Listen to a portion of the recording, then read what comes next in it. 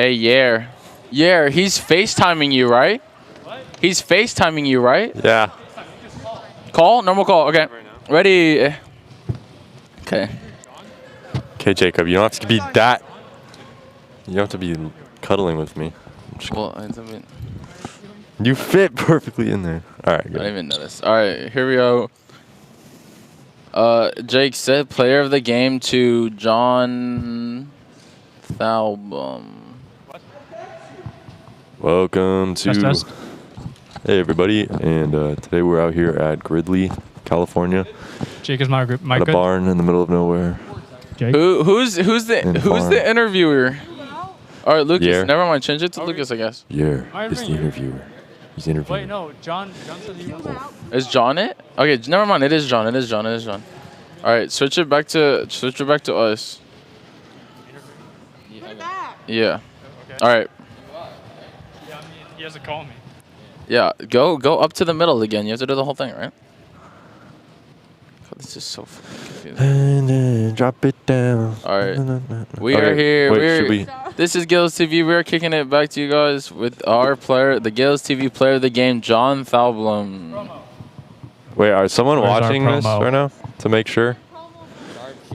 Who's watching this? To make sure. That's good. Gills TV promo. Nah, you finna break it. We're doing promo first.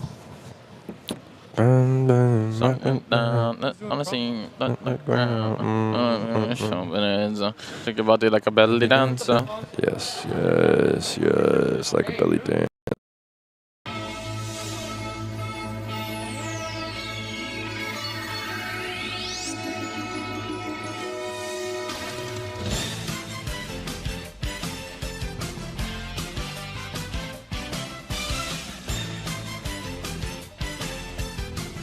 And deep three from Bell. Got it! Splash. Line drive, right field, base hit.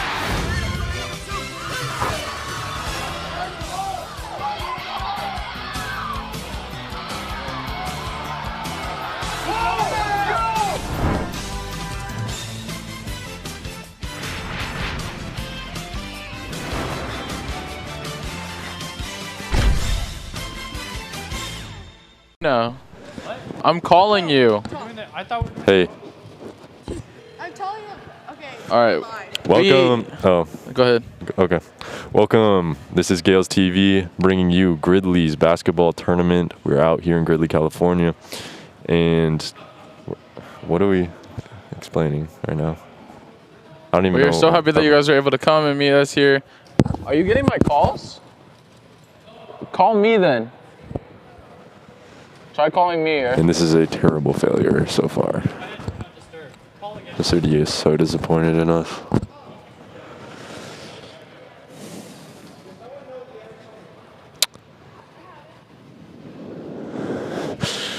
Did it go through? Oh my Yeah? God. You can hear? Okay. All right, we are back. We have just finished the game. It is the end of the third quarter. We are dropping back down to our Gales TV player of the game, Jonathan Thalblum. Yep, this is the player of the game. He played his butt off, and we are dropping it down to Yair, who's with John Thalblum right now. yes, he is. Hey, John, can you hear me? You gotta turn the mic on, John. Is the mic on? Oh yeah, it is. You're good. You're good. All right. Can you hear me, John? Yep. All right, great game today. You averaged about 20 points in 25 minutes. That's crazy stats. What were your keys to the game making it so easy for you to score? Coming from far out, I knew that I had to make those around me better, and my only goal of the game was to get the dub. I didn't really care about my points. I was just playing to play, and I'm grateful to have the team that I have, and let's keep going. Yeah, that's great. You did great out there, buddy. How do you feel about your teammates' performances? Where do you think you guys stand in this tournament? I think everybody played very well. I think this first game coming out, showing them the rest of the teams that we're strong and that we can pretty much play with anybody was very important. And I think we did a fantastic job of defending on ball and off ball screens. And I think my teammates played all around great. Yeah, last question for you, John. You and TJ Costello ran the perfect pick and roll a total of 13 times tonight.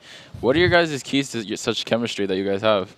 Oh, me and TJ have been playing together for a while. You know, it's nothing new. We both know who we are as players and who we are as people, and we just took what our chemistry and built off that in today's game, and that's why it led us to a dub. Awesome. Thank you so much, John. Great work tonight. Can't wait to see you guys play tomorrow. Good luck. Appreciate it. Boom. And then you put it back to us, right? What was that? None of us were, but yeah.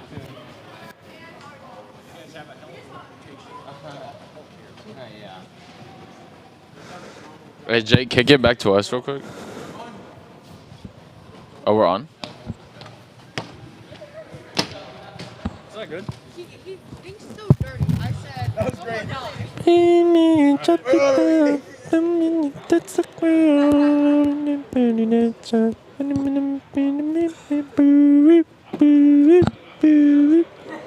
Huh?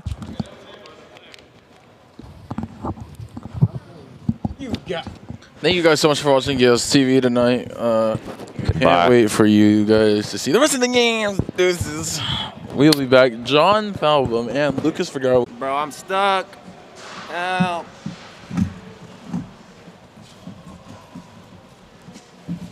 Oh. Oh my God.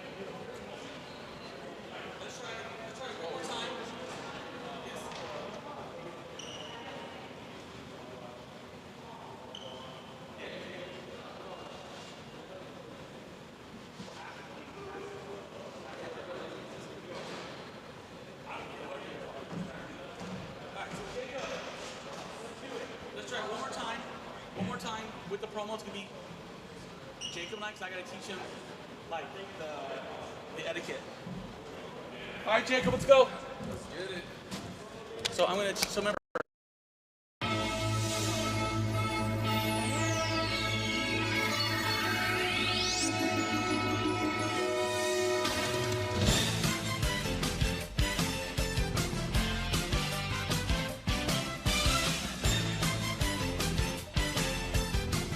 And deep three from Bell. Got it! Big splash. Line drive, right field, base hit.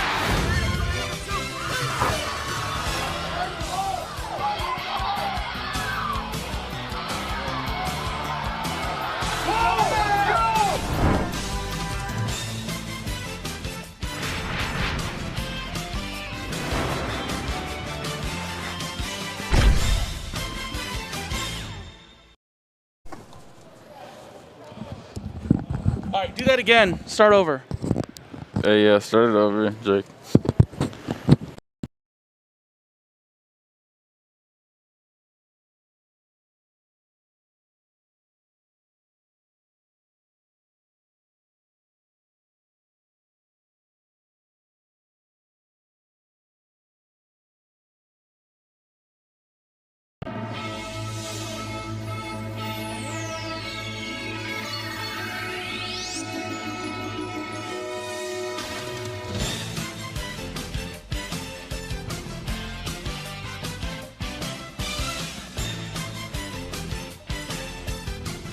And deep three from Bell. Got it! Big splash.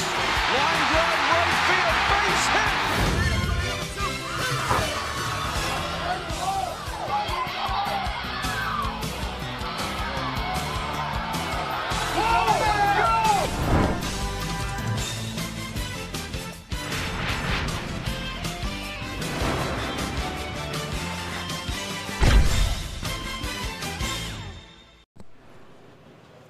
Good evening and welcome to tonight's matchup.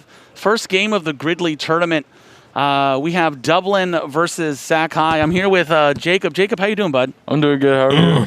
Yeah. So what's it like, you being a former player? Yeah. You've heard a lot about this tournament. So here you are now on the other side being a commentator.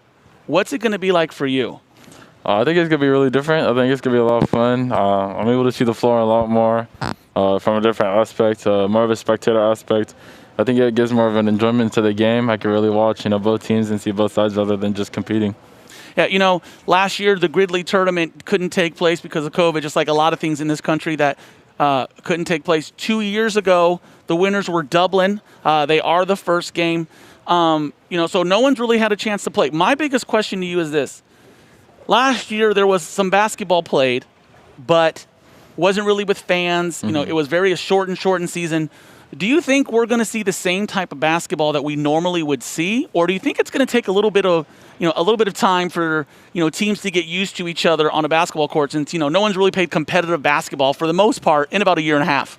I think this team has been working since the summer.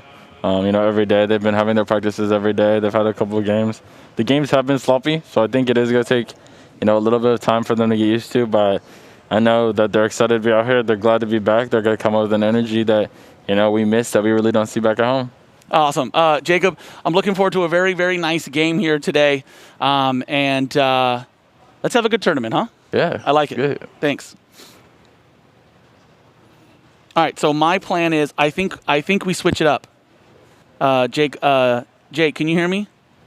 All right, let's. Yes. Okay, so here's what I'm thinking. I think you start with us and then go to the promo, or else it's super awkward. You know what I'm saying? So I think start with us, let us know when we're on, then we go to the promo, then we'll be on a wide shot of the whole court. Okay, so I'm going to start the live stream, and then it's going to go to you guys, and then you'll say like promo time, whatever. Yeah, and then I'll play the promo. And then we'll say, you're watching Gales TV. Yeah, and say we have Dublin, Sacramento on Gales TV next.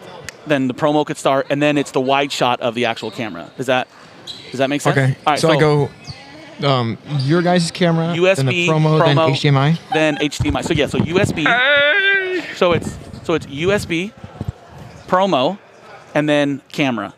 Does that make sense? Yes. Okay, so let's try it one more time. Okay. And then we'll go from there. Okay? All right, I'm adding the SD card via back. Yep. Does someone have we don't have any outlets over here. This is going to die at some point. Okay, so. Yeah, my phone's Right, low. I let's need to just charge say- it in again, so I can call you. Let's just be like, you're live right now. Okay, so all right, so you're going to have to give a countdown. Actually, you know what? There's an image overlay that's a countdown that's built into that. On the. Yeah, on the source, there's because we almost need like a please stand by or something. Oh, actually, I do see it. Do you see it? It's like a countdown. It's It's like 10 seconds or something, because then I'll know. You know what I'm saying? countdown timer. I can do. Can you This one change says it? 10 minutes, but I'm going to edit it. Yeah, just edit to like 10 seconds. And obviously we'll do 1 minute. And so then we know, then that's our countdown to know when we're going to be on. You know what I'm saying? So We you could want me to also make it go 1 live at like 3:30 and put like a 30-minute timer, so that's when they know the first. Yeah, game's but supposed then to like when you go watch it back, it's going to be like a 30 minutes. You're going to sit there forever. Oh yeah, you're right. You know what I'm Never saying? mind. All right, so let's do 1 minute. What's that? It's the minute right now. Okay, so start it. Go live, obviously. Start it. Okay. And then you're coming straight to us, and then we'll try it one more time, okay? But Sounds this good. time, remember, you're the main dude, Okay. right? And so I'm just kind of like your co-host. Okay. It's Okay, your- so I'm gonna turn off the audio and just leave it. So you can see the screen, right? Yeah, I can see what's on your screen. So I'm gonna just make it the screen. I'm gonna turn off the audio, and then when it's like 5 seconds left, I'll turn it back on. You mean Yeah. So, like- our mics are going to be hot. Meaning, right? So at 5 Yeah. seconds, saying people are going to be able to hear us, right? Once that countdown's at 5 seconds, you're telling me people are going to be able to hear us, correct? Yes. Okay. So that's how we know whether that our mics are hot, okay? Mic's hot means we're live. Okay. Okay. Am I on? Turn it off.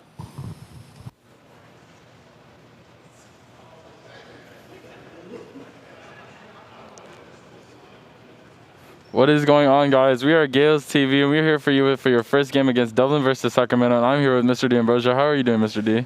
You know, Jacob, it's really exciting. You know, last year we didn't get to have this tournament. I'm so grateful to be back. You know, one of the things I love about Gales TV, it's all student run, right? It's you and 8 of your closest friends who are in video production to put on 12 games in 3 days. It's a lot of time. I'm excited. Yeah, now we're back. We're finally after COVID was shut down. We didn't have this tournament last year. 2 years ago, Dublin took it all. They took home the championship trophy. Do you think there's going to be a repeat again this year, back to back? You know, that's one of the hardest things to do in any sport, right? Is everybody knows who the last champion is because this is one of the biggest tournaments in NorCal, and so it's going to be tough for Dublin. You know, that team 2 years ago, no one's back, right? I mean, because there were no games. I can tell you that Dublin is talented, but every team here is talented, right? That's why they're invited to this tournament. Yeah, man, looking at other teams like Campo Lindo, De La Salle, Sheldon, all of those past teams that we played in the past have also been very good. Looking at somebody that's current at Campo Lindo, Aiden Mahaney. Yeah. You know, we could also see him in the finals. Dublin lost to Campo Lindo last Friday. Do you think we're going to see a different level of play here since now we're at a bigger tournament? You know, I mean, look, whenever you're like, how can I say this? Whenever the lights are on, people tend to kind of, the stars come out, right? And so, I think you're going to see some really, really top-notch talent. And I'm excited to see, not only what Dublin does, but I'm excited to see, Salesian and Sac High and, Archbishop Reard. I mean, there's some solid teams here. And so, I mean, I think we're going to see some, I think we're going to see guys shooting threes from all over the court. I think we're going to see some dudes dunking all over the place. I mean, speaking of which, tomorrow, right, we have the slam dunk three-point contest that we get to cover, which is super exciting. Yeah, I'm excited for that. Excited to see what comes out this weekend, see who comes out on top. Yeah, all right, we're going to bring you guys. The game is coming up here in just a couple of minutes. We offer you this Gales TV intro.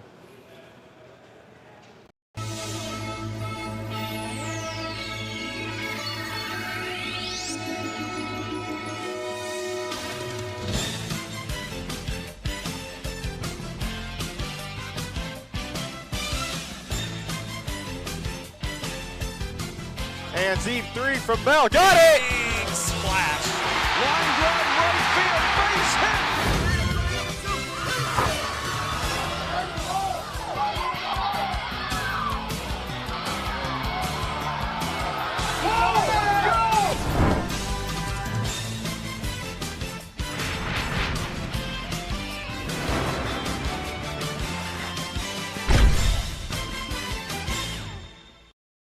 Yellow light charging right now? It shows charging. But does it show that it's charging? Okay. So I gotta charge this other one at some point because the new one doesn't come with a button. Here. You know what? Can you do me a favor? Here.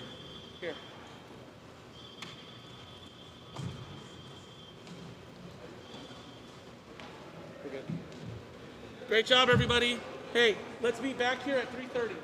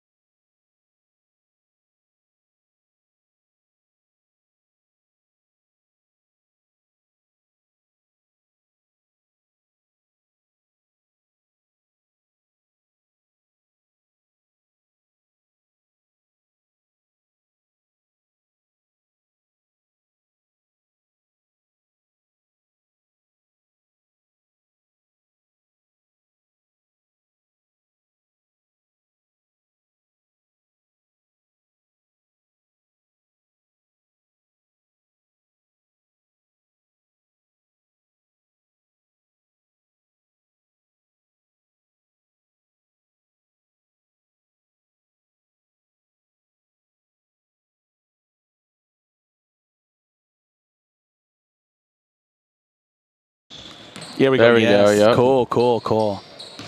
Love it. I got it at Ross. Yeah, we're good.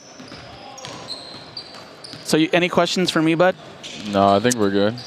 Do you know the way to San Jose? All right, thank you. Let's garbage these bad boys for me, because I still want things to spill, you feel me? Dun, dun, dun, dun, dun, dun. Aiden Mahaney, number 20. Aiden. Mahaney. Hey, what? That's fine. Yeah. We're not De La gonna- Salle Spartans. We're not going to say anything crazy. Sheldon got a big dude now. They got some more people. No, for sure. Number 5 is... They didn't want to put their eye. That works. Cool. Cool. Bing, chicka bum bum bum. There we go. 2019 Dublin. Yep. Hey, Jake, can you hear me? Jake from State Farm. Yes. Jake. Okay, you can hear me. Hey, so remember, like every now and then, put up the Instagram vid prod thing. You know what I'm saying? So we like, and so we'll say, hey, you know, if you want us to do a shout out back to someone from home, blah blah blah blah blah blah blah blah. Okay.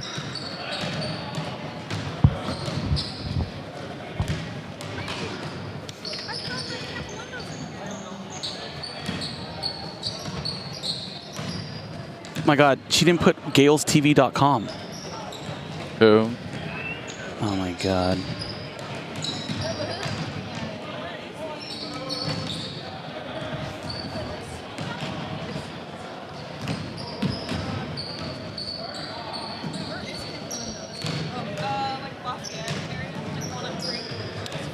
Okay.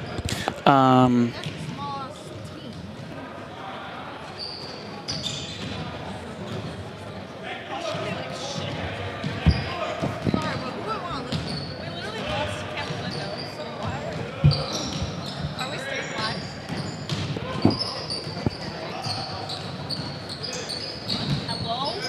Are we staying live?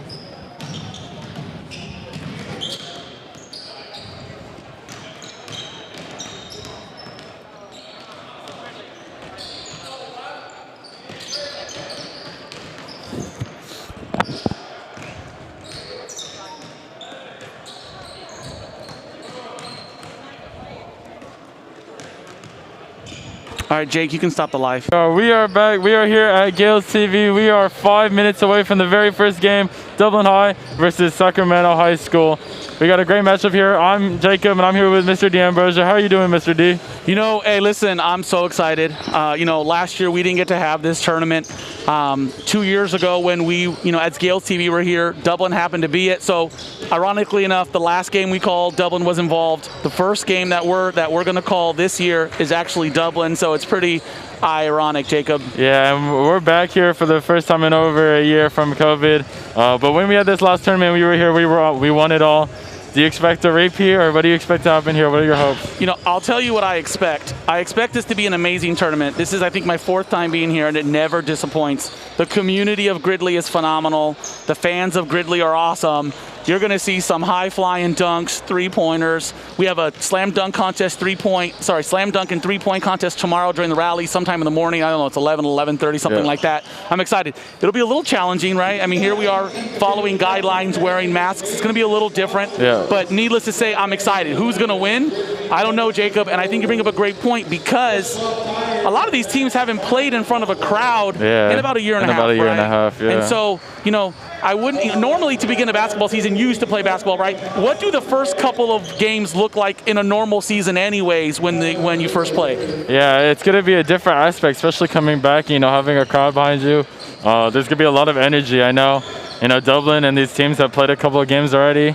Their records are, you know, coming into place, but I think there's going to be a different energy. I think a lot of these teams are really happy to be back, and I think they're going to come out with a different energy that we still have yet to see. Something a little more than we were able to see 2 years ago. So, is there anyone, you know, here we have Sac High playing. Is there anyone that you're excited about seeing? Yeah, number 24 for Sacramento High, Benjamin Roseboro. He has a couple offers. I've seen him play. I've played against him. Really? He's really good. Yeah, looking at him and, everyone, all our viewers are going to get a good look at him. It's a big boy. Yeah. Just looking at his, 6'4" guard, that's, NBA size type athlete you have out there. So I'm sure that's the main focal point for Sakai. I've heard a lot of his names. I've heard, Arizona and USF. And now I'm hearing rumors of Kansas. So, but those are the type of guys you're going to see in this, in this tournament. Dublin has a couple of guys too, right? Courtney Anderson Jr. and Donovan Cooks. I know they're getting recruited, So, we've had, Stanford come down to Dublin and, check out these, kids. So, I think it's going to be interesting. What are you looking for? What do you think is going to be the biggest thing in this game that's going to tell the difference? I think team chemistry. These teams have been with each other, for the past couple months, every single day, working in. I think it's going to be different. Dublin High has the new freshman coming in. Jalen Stokes, 6'4" forward, coming in as a freshman, playing on varsity his very first year. I think he's going to bring a different energy. And, Sacramento High, they play a really rough and tough physical basketball similar to, like the Memphis Grizzlies. So I think it's going to be a really physical and athletic game. Awesome. Well, sit back, relax. 12 games over the next 3 days here on Gales TV. Sac High, Dublin on Gales TV next.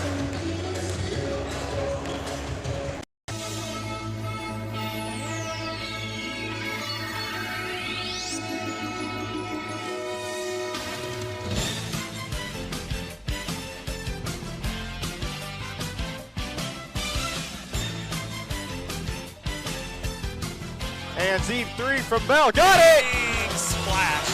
Line drive, right field, base hit.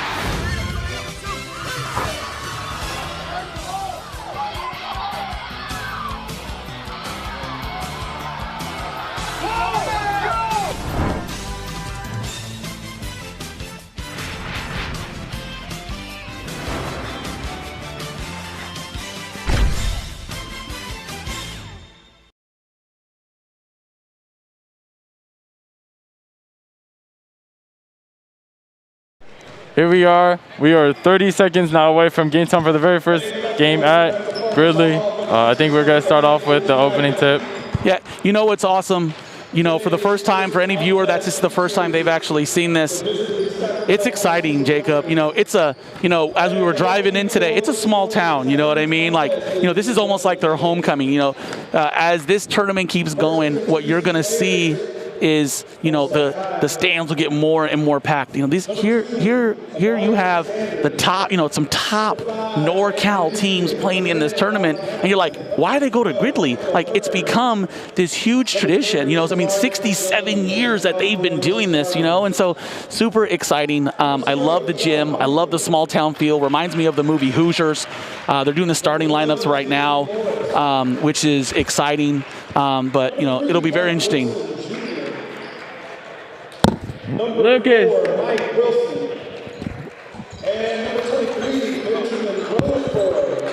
There he is, Benjamin Roseboro, starting off. What I'm going to be looking forward to is who from Dublin is going to get the call to guard him. I was talking to Coach Costello. There were a couple names out there. I know that Carmelo Clark-Tarver was one of the guys that they were talking about. But even if you look at the center for Sac High, Keon Buford. 6'7". Big boy. You know what I'm saying? And so I'm definitely excited. It'll be interesting to see what style of play they play here, right? Yeah. Dublin High starting off with TJ Costello instead of going with the freshman Jalen Stokes from what we've seen from previous games against people like Ken Belindo. Thomas LeBois, he's coming out here. 6'6". Melo Tarver, Courtney Anderson Jr., and Donovan Cooks all coming out here for Dublin High. Yeah, I think the reason why Coach Costello goes with TJ is because a little more experience, right? Whenever you're in a tournament like this, you always want to make sure that, you can't come out and, you can't start slow. Whenever you play a high-powered team like Sac High, you can't get down 10, 15 points. It's going to be impossible to get back. So, having that experience could allow to have, a little more veteran-type leadership there. So I'm excited. Yeah, and Coach Costello has recently added a new coach, Jason Rockwell, to his lineup. You know, came from a head coach from other schools coming to coach for Dublin High, and we also have the other coaches, Coach Woolman and Coach McKayan for Sacramento High. It's two really good coaching staffs that we still have yet to see. So we're going to see how these matchups play. Jacob, are you ready? I'm ready. I'm ready, bud. I'm excited. I'm excited to have you guys up here. What I love about Gales TV, if you guys don't know, it's all student run. So I'm just the advisor. I get the chance to come in and do some play-by-play, but you're going to do play-by-play. This is your little baby here, and I'm just going to do some color commentating. So have a good show. Appreciate it. Here we go. Starting out with the tip-off. It is 8-minute quarters, in case you're wondering. It is 8-minute quarters.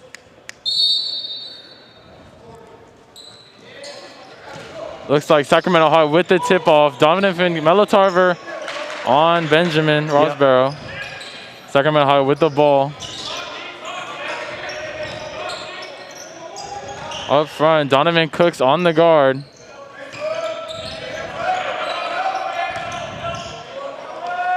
Good take by Benjamin Rosborough. We're going to see a lot of this tonight, I expect. Yeah, you know, one of the things that I like there by Ben was he wasn't scared there, you know, had no problem making the move. Sac High coming down a quick 4 points.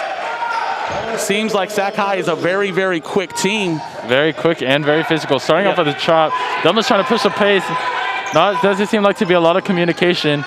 Early shot first, a three-pointer by Mello Tarver, rebounded by number 3, Mark Wilson Jr. Into the corner for 3, Sacramento High hits the 3. Quick 7-0 lead for Sacramento High. Yeah, definitely not the way that, you know, Dublin wanted to start here, obviously. I think it's going to be important for them to get a basket. It's going to be very important. Mello Tarver, another 3. Pass from Donovan Cooks. No rebound from Dublin High. That was number 4 with the rebound, Mike Wilson, 6'3" guard. I think it's going to be a lot about communication on defense for both teams. Yeah, you can see they love, one of the things that I have noticed already, they're setting screens away from the ball, right? A lot of times in the NBA, you see the guy with the ball, someone setting a screen for them, but they're setting back screens, you know, by the elbow. Reminds me of a lot of what the Golden State Warriors do, right? You know, Steph Curry, you see off the ball all the time, coming off 2 or 3 multiple screens. So it's going to be important that, you're right, Dublin High communicates, switches, whatever they got to do. And it looks like this number 1 guard, Jaden Morris, 5'9". He plays like a little Patrick Beverly. Yeah, right? Pounding Donovan Cooks all the way down the floor. TJ Costello with the take, passed off to Thomas Labat, blocked by Sacramento High. Foul called on Dublin High.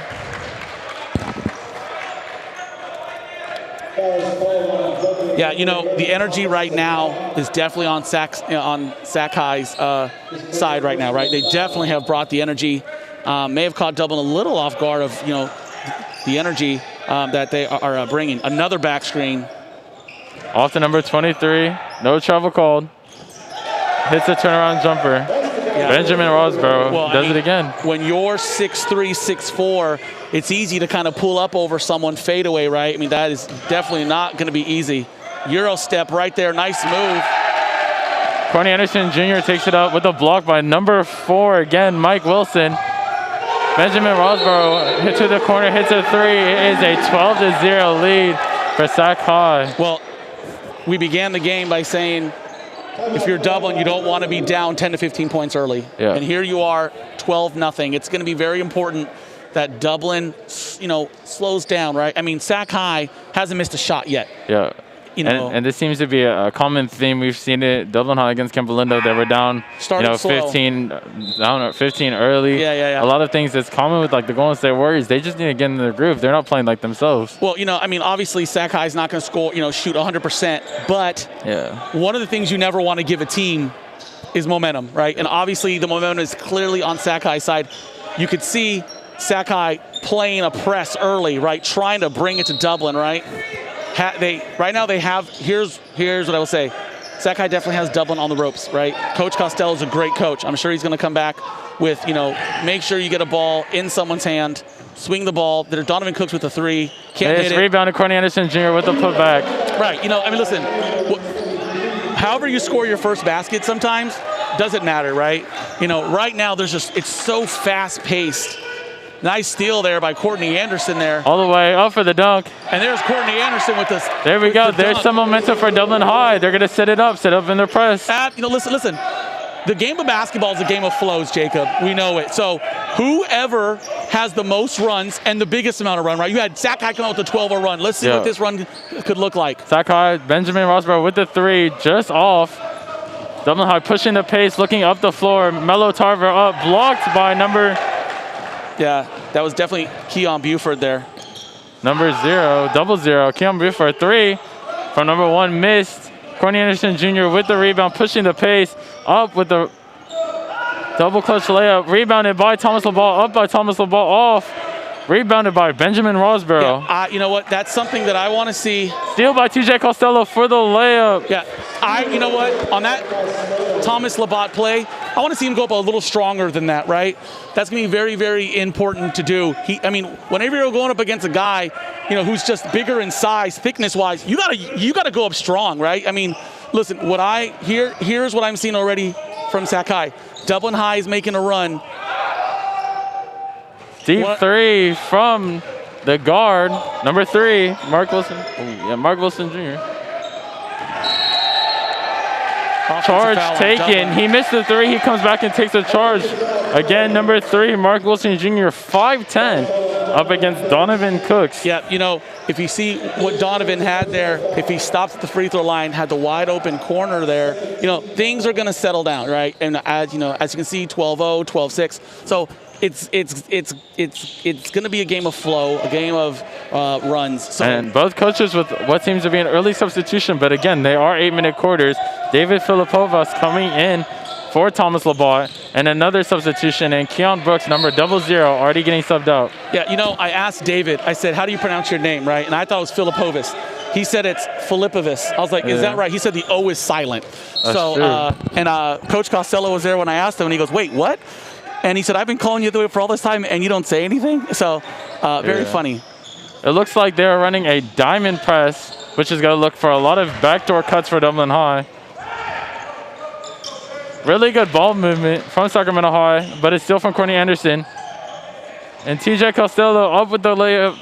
Courtney Anderson off with the offensive rebound. Yeah, so these are those nerves, right? You're the first game. You haven't played in front of a crowd in a year and a half. You're seeing some long shots, some tough shots. David Filipovas on Benjamin Rosborough. Great ball movement from Sacramento High for the 3 from number 1, Jaden Morris. And here it is, Sacramento High in their press again. How is Dublin High going to play this? Looks like they're throwing it over to the tall man. Here's what I'm going to tell you. At some point, Dublin, nice little tough shot there by Courtney Anderson. Dublin's going to have to live with, one of those players from Sac. That's a travel.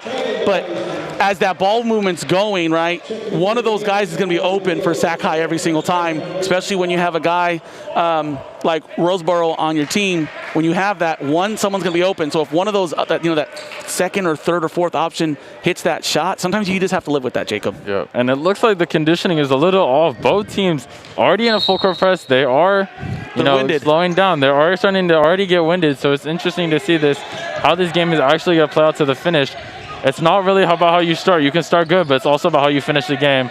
Great take by TJ Costello. Just a little off, rolls off. Yeah, and those are shots that I think, later in the tournament, later in this game, later in the season, TJ is going to hit, right? It's third game of the year for Dublin. I mean, remember, these guys are excited. You know what I mean? Like, this is a big-time tournament. So, I mean, the nerves are flowing, the energy's going. Right now, the first quarter, you're running all off adrenaline. So it's going to be important that Dublin closes out this quarter strong and stay in this game. Yeah, it's going to be super interesting to see how these teams continue to play out and what changes they will make. TJ Costello with the pump fake, misses the first shot, gets his own rebound, puts it in. There it is, Dublin up. You got the 3 up. You got Kahan Knight up with Donovan Cooks and Courtney Anderson. No guard substitution yet from Sacramento High. Kahan did come in for Melo Tarver in that last stoppage. You're going to see a lot of active hands from Dublin High and a lot of nice passes from Sacramento High. So there's those back screens, right? And I love the back screens. I really, really do. It's going to be important for Sac High. Whoever that back screen is, they're setting it for you. you got to turn your head around, right? I mean, he catches that ball, most likely going to be a layup or a guy wide open, in the corner there. And if you look at it, Sacramento High is super jumpy. They like going for those highlight plays. They like going for those blocks. So those use of those pump fakes from Dublin High, TJ Costello, master of that, keeps using them. Jacob, you brought up a great point. You saw what happened when you don't pump fake, right? I mean, you saw, 2 or 3 blocks, one on Courtney, one on Thomas, one on Donovan, right? So it's going to be important that, I know, but those are the things that you learn, right? I'm sure Coach Woolman, Coach Costello, one of the things you constantly do is make adjustments during the game. So it'll be interesting to see, like you said it's, you don't win the game in the first 4 or 5 or 6 minutes of the game. It's how you adjust, right? What lineups work, what press works, what kind of doesn't work. And you can already see, look, you can see both coaches making adjustments already. Yeah, number 30, Marvell Smith coming in for number 3, Mark Wilson Jr., who's already picked up a few stats in this game. And it's important, like you were saying, Mr. D, all about these fundamentals that the teams need to have. They have to be willing to use them. That's what they're practiced for. It's not just something that you can overlook. Yeah, TJ Costello might be a little, on the shorter side compared to other centers, but he plays big, right? Football player, that kind of, that fullback, tight end type stuff. That's the kind of stuff that, he's not, scared to, bang down low, and obviously that's important. He's got, 5 points already, so it's going to be important. Right now the only people that have scored for Dublin is Courtney and TJ. Yeah. So I'm sorry, or shall I say Costello and Anderson, excuse me. TJ Costello hitting 1 of 2 free throws, but the offensive rebound from Kehan. Pass to Donovan Cooks for the 3, just off.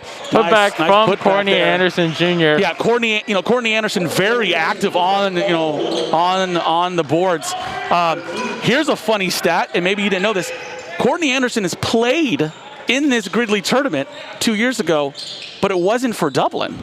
Yes, 2 years ago he number 4 with the bucket. Courtney played for Salesian.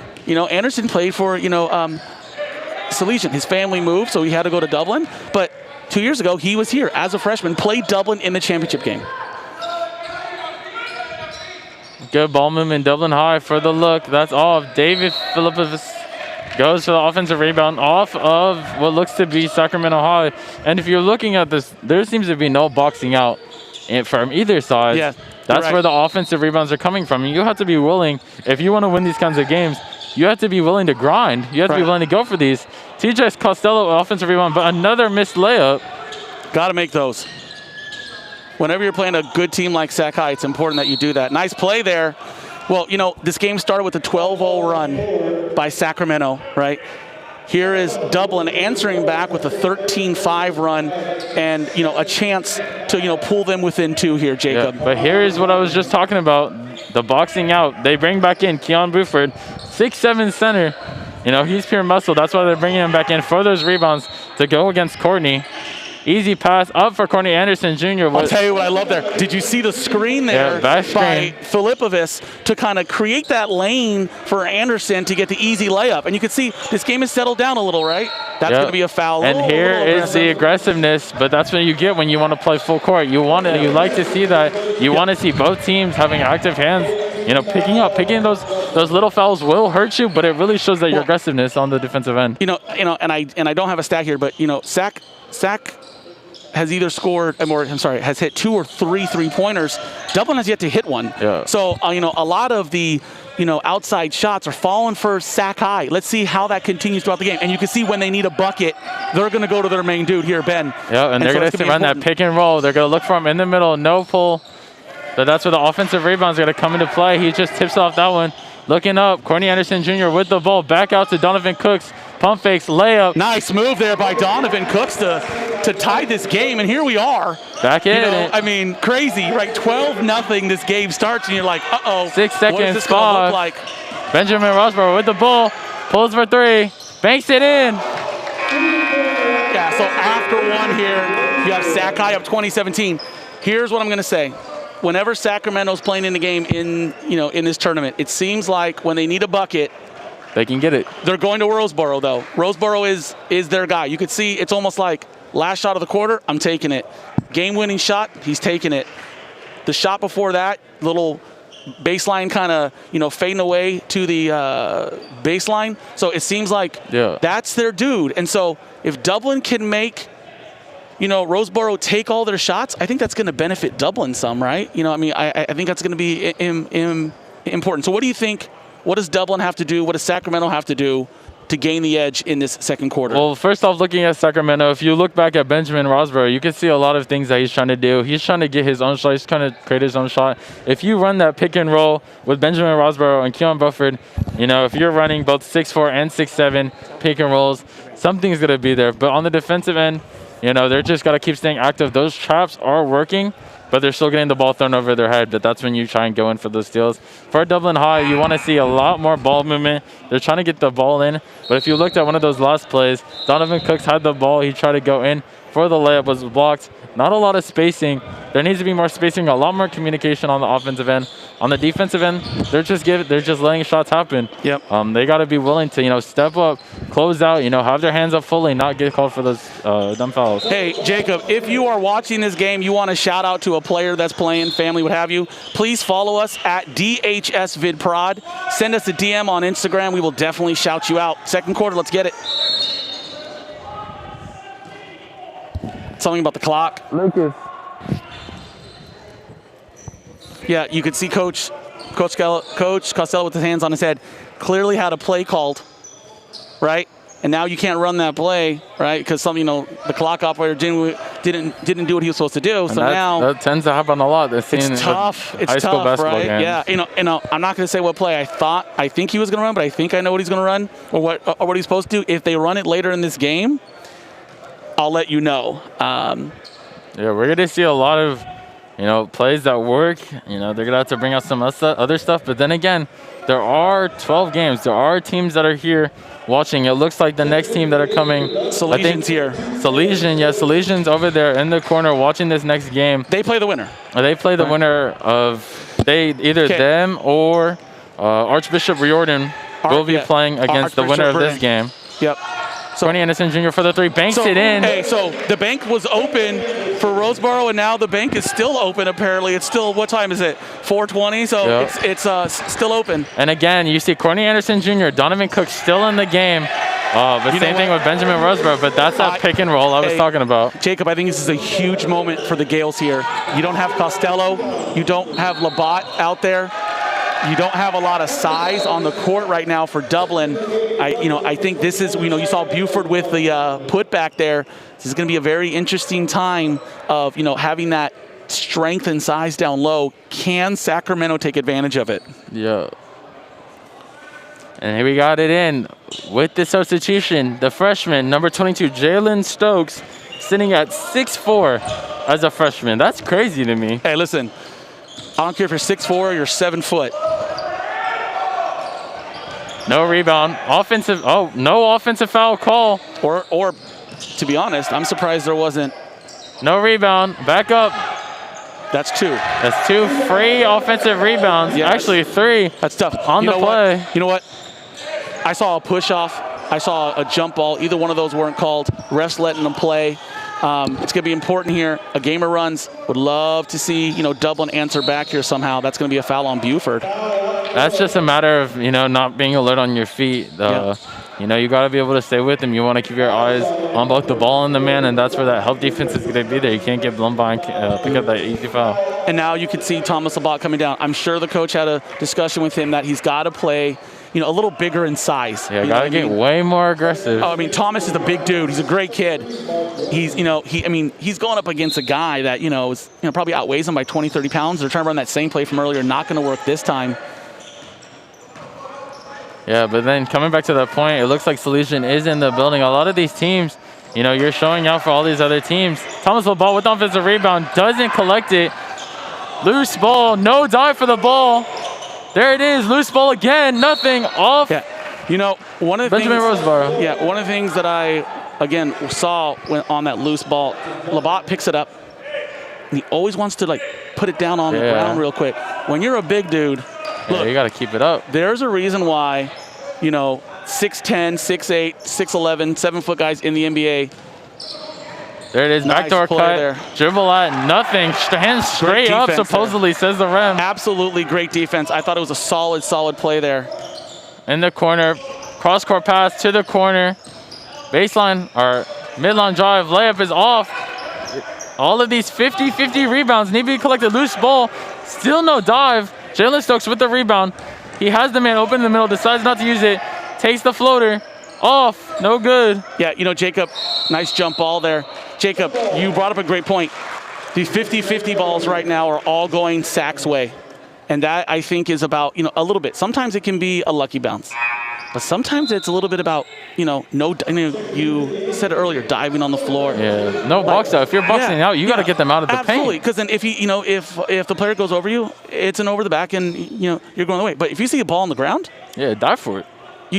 So it's that, it's that hunger. And I think as the season goes on, that kind of builds, right? And again, you're that first game. If you're Salesian watching, you're like, man, that's, next game, 50-50 ball, because now you're watching, we better dive on that court. So when you're the first game, you don't even know that's almost a carry. When you're the first game, you almost don't know. Air ball, a 50-50 ball again. It's laziness. That's all it is right now, what I see. Nice play by Cooks there. Can't finish.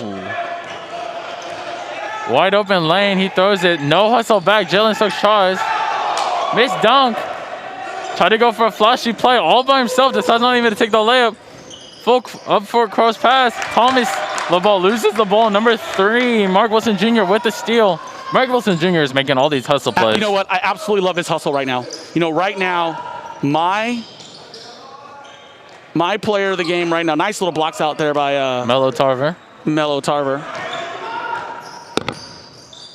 Now, if you're thinking about it, if you're a young kid watching, you want to look at this number 3 player from Sacramento High. He's really going for those hustle plays. If you want to play basketball, if you want to get minutes, if you want to make those high school teams, those AAU teams, those travel teams, it's all about the hustle. It's all about those small things that, players don't want to do. As a Melo Tarver hits a 3. Yep. But, you have to be willing to do all the little things. That's what coaches love. That's what gets you on the floor. Think about it. Wilson Jr. is 5'10". Is he playing like he's 5'10"? No, he's playing like he's 6'4", 6'5", right? Yeah, he's bullying these 6'5", 6'4" kids. Absolutely love his hustle. Absolutely love his hustle. If it were me, the MVP of Sac High right now is Wilson. 100%. Melo Tarver with the rebound. Number 4, Mike Wilson with the off 3. Melo Tarver up the floor. Great pass to Thomas LeBall. Thomas goes up with the foul. I think he could have finished that if he wanted to actually try and do it. I don't think he thought the ball was coming his way, right? And so this is a great example. Labatt 2 years ago played JV basketball. Last year shortened season, didn't have that much kind of play. This is real, first high flying game. It's a lot. Yeah, so playing with Thomas, for him, it's all about, getting it where he likes it and getting his own kind of thing. But, over time, and he's still getting better at it, as the senior season is starting, keeping that ball up, getting actually big, as tall as he is. I look forward to keep seeing him try to get big. I'll tell you what I love about Wilson Jr. Even on rebounds, that's going to be a timeout there by Sac High. Wilson Jr., even on rebounds, he's always trying to, steal it or, he has his hands in there. Just like, did you say earlier he reminds you of Patrick Beverly? Yeah. Yeah, that is a great example, is that Patrick Beverly, when you watch the game, you have no clue how many points he scored. Yeah. You have no clue, but he's involved in everything that's happening in the game. You know what I mean? Like, he's in your face, he's getting rebounds, he's pumping in his every team up. single play, yeah. Right. We're back. We have 4 minutes and 7 seconds here back in the second quarter. Again, I'm here with Mr. D'Ambrosio. We are your guys' play-by-plays for Gales TV for this game, Dublin High against Sacramento High. Our next game is Archbishop Riordan versus Salesian. Hey, first shout out here. Vismod Singh, you know who he is, one of a Dublin High students, says, shout out to my man Courtney Anderson Jr., number 23. Again, if you have a shout out, you can DM us on Instagram at DHSVidProd. We'll say hi to you. We'll say hi to your mom, your dad, your uncle, your cat, your dog. Yeah, whoever your goldfish. Well, goldfish, whatever you got, whatever you want. Here, 24-23. we said it earlier, right? I mean, it's going to be sloppy. There's going to be turnovers. There's going to be bad shots. There's going to be missed free throws. We've seen all of it. Yeah. You know what I mean? And we just started the second quarter of the. We're halfway through the second quarter of the first game here at the Gridley tournament. But as the tournament goes on, things will get a little very interesting. Yeah. Here he is, Courtney Anderson Jr. on the ball. Number 4, Mike Wilson. Nice. Illegal screen. 5-second violation. Oh, 5-second violation. Never mind. Well, did you see on that play who was guarding Buford? I did not. It was the freshman Jalen Stokes. So that's interesting. And you can see Coach Costello going back to Costello, just wanting that bigger size there, which is very important. Yeah, taking out what seems to be Thomas Labat, taken out of the game. Donovan Cooks shoots a 3 short, just short. Smart play. Absolutely smart play by Jaden Morris there. You see it a lot in the NBA these days. You see it with James Harden. You see it with like Jalen Suggs. Cole Anthony does it a lot for the Magic. You know, you get to the three-pointer, you know someone's on your back and you just stop. They run right into your back. You pick up that foul, you know, and all of a sudden you have a chance to New substitution again for Dublin. Corbin McMillan coming into the game to guard number 1. Donovan Cooks getting a quick rest. He should be back in the next minute or so. TJ Costello got blown by number 3. And that's an interesting move. Keon Buford decides that he wants to turn the opposite way. Yeah. Goes into the defender, but still banks it in. Melo Tarver to the pass. Number 22, Jalen Stokes takes it in. Takes the layup, blocked. Looks like a substitution coming in for the freshman. Still has kind of a freshman mentality. But there he is, trying to get the ball back. But gives it away. Corbin McMillan with the steal for the layup. Looks back. Takes the layup. Nice. Hey. Hey, you know, one of the things that I was talking about, McMillan, I think, is that spark. You know, Costello always likes the guy to come off the bench and be that spark, yep. The energy. You know, a couple years ago, to be honest, one of the kids who was their spark and they're kind of like gritty was his son, Nick Costello. Yeah. And so you can see they're trying to do a lot of the same. And that's going to be all day. Seems like Buford might have hurt himself just a little bit. It was on the spin play. Corbin McMillan barely catches the ball, throws the ball away, doesn't turn to Courtney Anderson Jr. Number 3. Good foul by TJ Costello. Number 3, Mark Wilson Jr. had the free lane. Got fouled. Yeah, Buford looks like it might be a foot, an ankle. He's tired. Something. And here he is coming off. Benjamin Rosborough coming back in the game, as well as number 30, Marvell Smith. Hey, you know what? Some great minutes for the freshmen to come in for Dublin there. Dublin having a tough time coming over this hump, right? They've been down 1 with the ball, I think, 3 times and haven't been able to execute. This whole quarter, the last 2 quarters, they have been down. Also wanted to give a quick shout out to Coach Jess and the freshmen as was that Rosborough? I believe Ben Rosborough hit the 3, but real quick, want to give a quick shout out to Coach Jess. Was one of the varsity assistant head coaches, was promoted to the freshman head coach.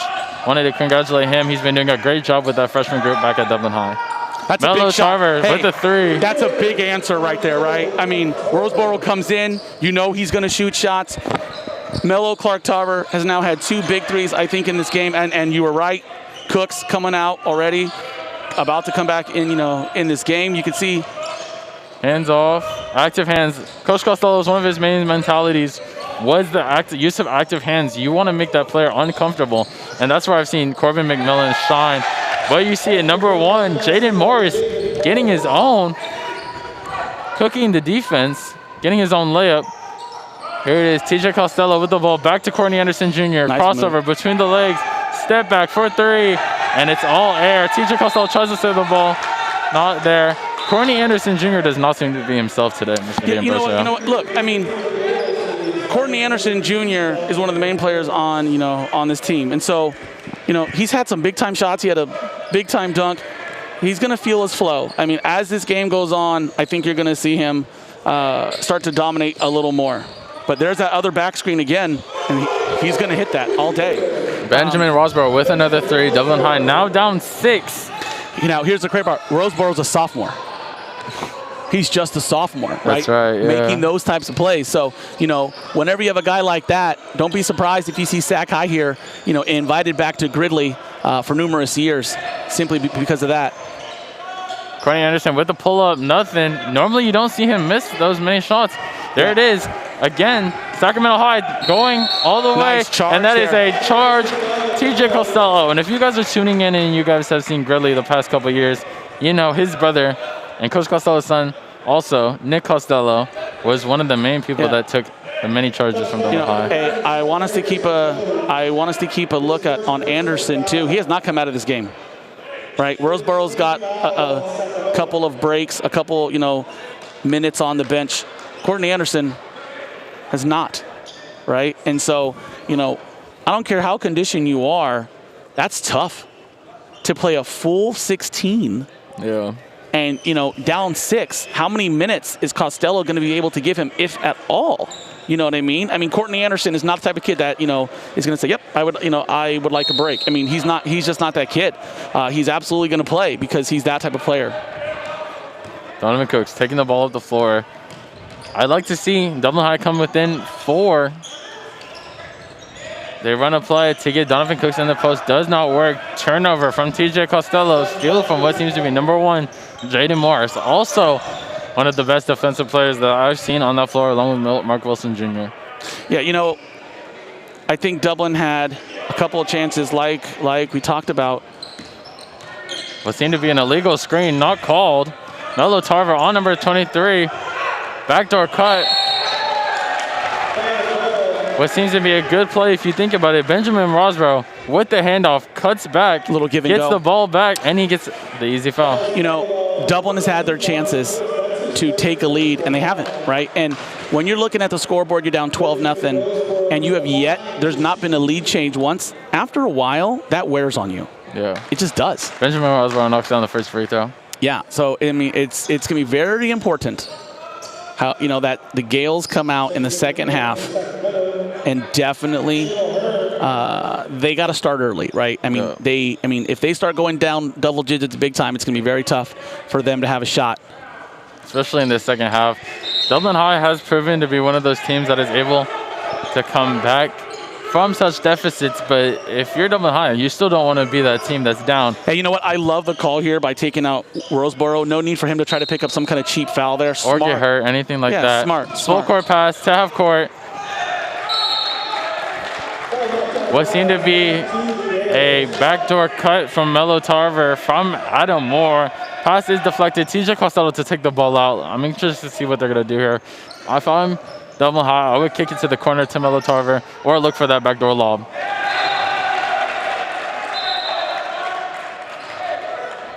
Well, you know what's weird? There's been 2 seconds off the clock, and now the Gales have 2 inbounds. Only 0.4 off the clock was a little interesting. Oh, that's going to go off Dublin. Okay. Nope. Timeout Gales here, I think. Yeah. So interesting that, Coach Costello basically has had 2 seconds come off the clock, and now he gets an inbound from underneath the hoop.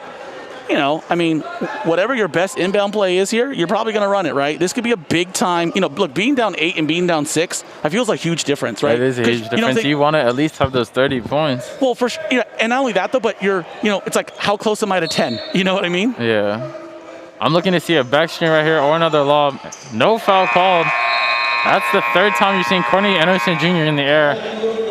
Seems to be a little bit frustrated. I think he's tired. And I think he's also tired. I think that's going to be important. So we're going to take a little break. We'll take a 2-minute break. We're going to stay live, of course. We're just going to give you a view of the court. But we're going to mute ourselves. We're going to take a swig of water here, and we'll be right back.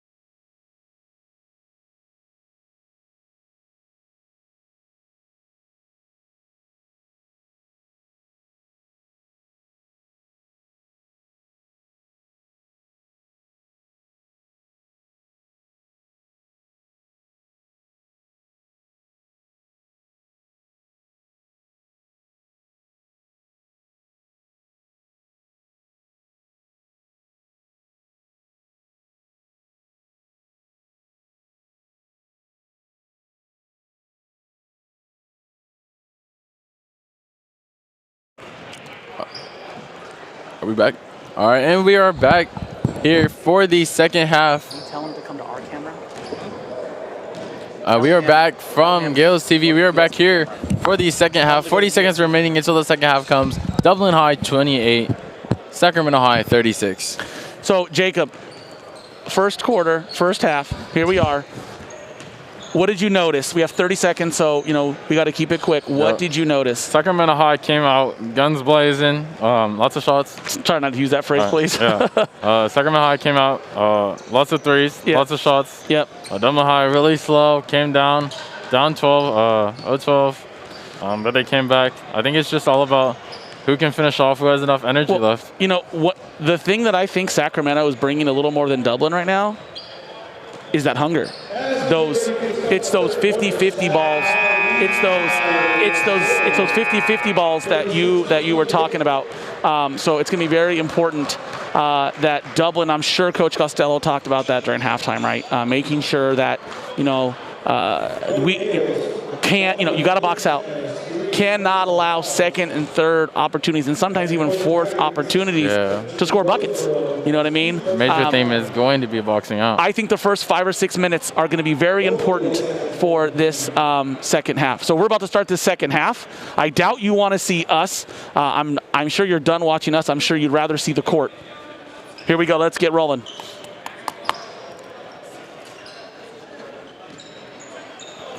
Looks like Dublin to start the half off with the ball. Again, your score, Dublin High 28, Sacramento High 36. 8 minutes. We got 16 minutes left in this game. Here we go. Donovan Cook takes the ball off the floor. Number 1 guarding him. Your same starters that started off the game originally. Looks like Dublin High is going to their classic play. Goes up for the layup off. Something must be up with these rims, Mr. D. You know what? Every rim is different, right? And every time someone brings up the rim, I always have a great story. 1999 NBA Finals. You weren't alive.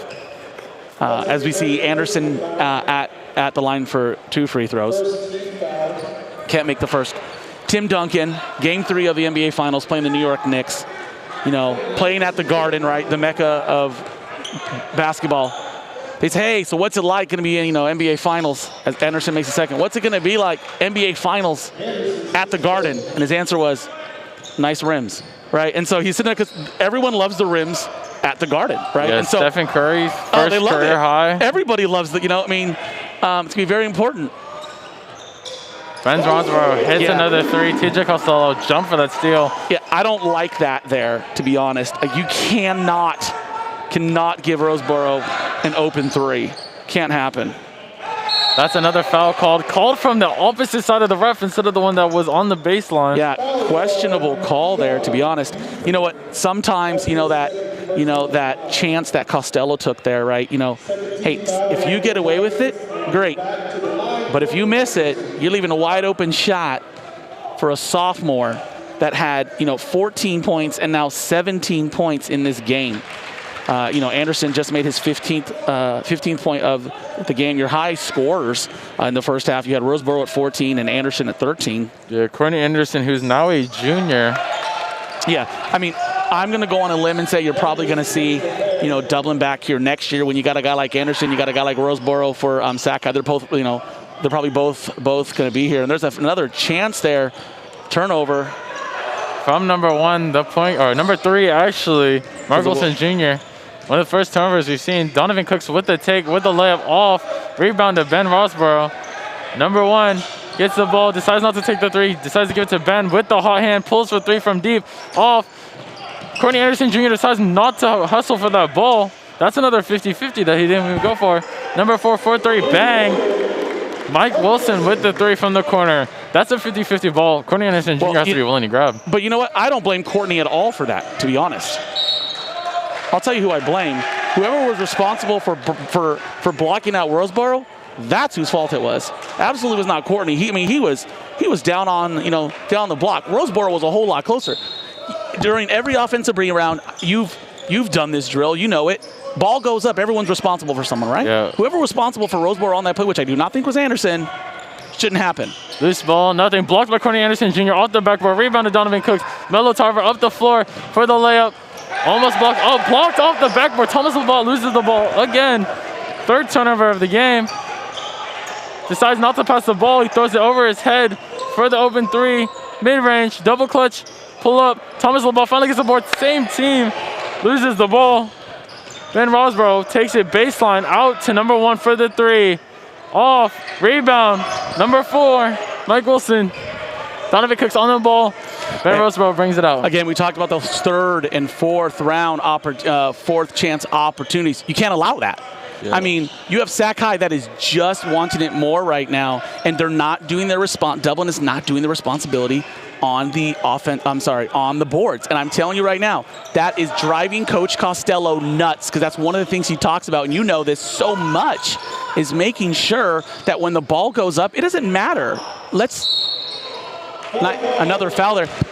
You know, Jacob, you know very well that it doesn't matter how big you are to get a rebound, right? If you box someone out and you do it the way you're supposed to, the board is yours, period. But if you're not blocking out your guy, this is what happens. 50-50 balls happen. Those shouldn't even happen. Yeah. And so here we are, 42-31, right? 6 minutes left, or 5.5 minutes left. Dublin down 11. If, you know, they could easily be down 16 or 17, right? And so Dublin's gotta, they have to step it up just a little bit, just on the boards. You know what I mean? And when you get the rebound, it creates transitions. It creates the go. But if you're allowing offense rebound after offense rebound, you're having to waste a lot of energy on defense. Ben Roseborough, deep three. Barely rims out. Ball off. Sacramento High, 32-42. Can I ask you a question? Yes. How many guys were there for Sac High for the rebound? 4. Okay. And there were 2 guys on that rebound. And 1. And here you look, even the bench, right? That energy is there right now. I think Dublin's a little surprised. I think there's a little surprise about the aggressiveness, the speed, the energy that, you know, that's there. There's a long rebound. Can't finish. Short. Offensive rebound. TJ Costello out to Melo Tarver. Blocked by Keon Buford.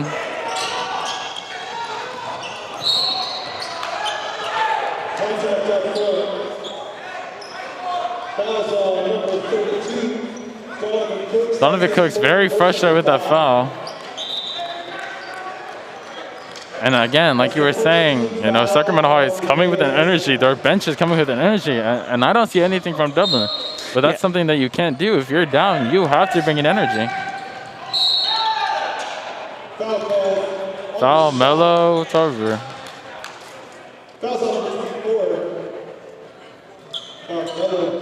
These ticky-tack fouls can't be getting picked up from Dublin High. That's 2 now in a row.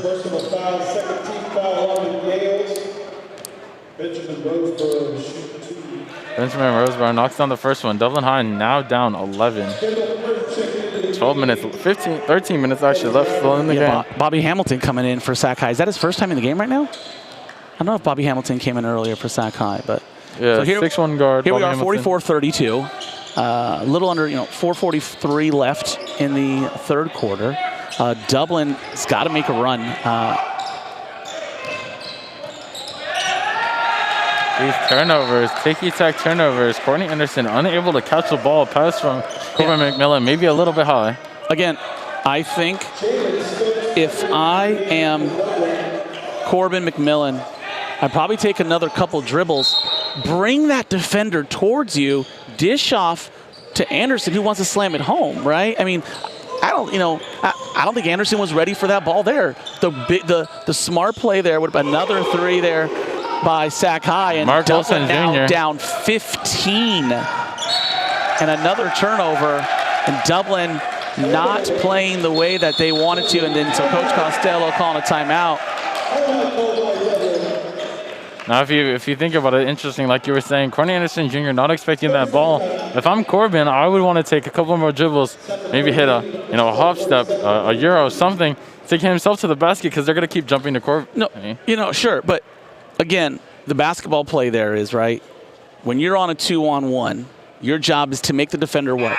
Yeah, draw. Commit. Yeah. Right? You make that defender commit, dish it off, layup, slam, whatever that is going to be.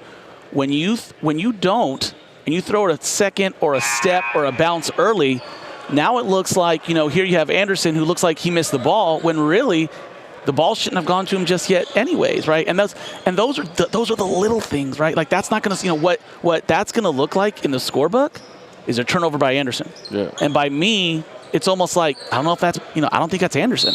I think at that, turnover, I'm giving to McMillan because he didn't make the basketball play there, right? And so I like Coach Costello bringing McMillan in to try to, create some energy right now. Obviously, Sakai has Dublin frustrated.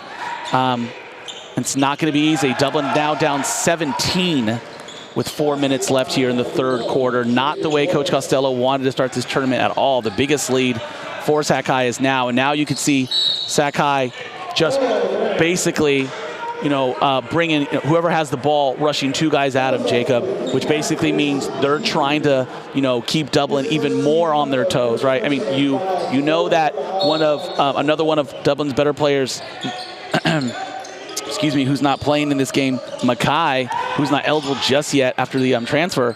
They're waiting for that, right? And there's Costello. Those ones you cannot miss. And there you have Courtney Anderson for a rebound to bring the Gales within 15. But how much time do the Gales really have? Ben Roseborough with the ball. 17 points for the game. Him and Roseborough both. And you can see it, right? When Roseborough has the ball, that is just pure effort. That can't happen. That can't happen. No rebound again. Can't happen. That absolutely cannot happen, and you could see it. Coach Costello's face right now is says it all. Yeah. Says it all. Now, if I'm Dublin High and I catch a ball and I'm rebounding, I'm chinning just like TJ Costello just did. Right. You're dribbling the ball right away and you're losing it. Corbin McMillan pulls up for 3. No good. Rims off. Melo Tarver hustles for the ball. That should be Dublin. Oh, it is not. One of the things that Dublin's trying to do, which, again, it's the little things in basketball that you've done your whole life, right? You get a rebound, you don't automatically start dribbling. It seems like no matter who gets the rebound, they're trying to dribble, right? And that's how you know they're trying to do too much. It's like in baseball, you're trying to hit a 5-run homer. That doesn't exist. Yeah. You know what I mean? Get a ball, look for your outlet, and make a play. Another 3 short. Number 3, Mike Wilson. And again, Mark Wilson's do here. you see what I'm saying? That's what's happening. You're getting a rebound, and you're dribbling. Relax. We gotta relax, right? If you're a player, and there's the 3. Number 4, Mike Wilson hits the 3. I don't think it's the fun. That's gonna be a foul on Roseborough. Blocking foul. Yeah, but those are the little things that when you look back on film, when you get a rebound, right? Your job is to look for the outlet, right? I mean, you know that, right? Your job is to look for the outlet and you run. The only person that should ever get a ball and dribble off a rebound is your point guard or your 2 guard, at best, right? Unless you have a Kevin Durant on your team who's going to push it. For the most part, get a rebound, look for your outlet, and let's get in our offense. Whoever that offense is. Ball out to Jalen Stokes, pass to TJ Costello. They're trying to get something going here. Haven't scored in the last 3 minutes. Courtney Anderson Jr. in the paint. Tries to go up for the floater. Foul call, number 4, Mike Wilson. It's tough because the first game of the tournament, depending on what happens here, if you lose this first game, it's hard because then you can't play for the championship anymore, right? So now your whole trip is just different, right? You plan on, not getting home until late Saturday night, right? So now you realize, depending on what happens in your second game, if Dublin can't pull this out, you might be home by 6. The game's at 2. You're done by 3:30. 2.5-hour drive. You're home by 6. And so instead of playing at 8:30 that night or 6 o'clock at night or whatever time that is. Now, I do believe that Dublin High can pull this back, but Absolutely. It's going to have to be 10 minutes of great defense. Absolutely. Boxing out and nothing else. They cannot let anyone score. Agreed. This is right now. What I'm seeing right now is this play, this drive, this possession is probably the best defense I've seen Dublin play all game. And look, and again, when Stokes, and he's a freshman, when he picks it up, what do you do? He dribbled. For what?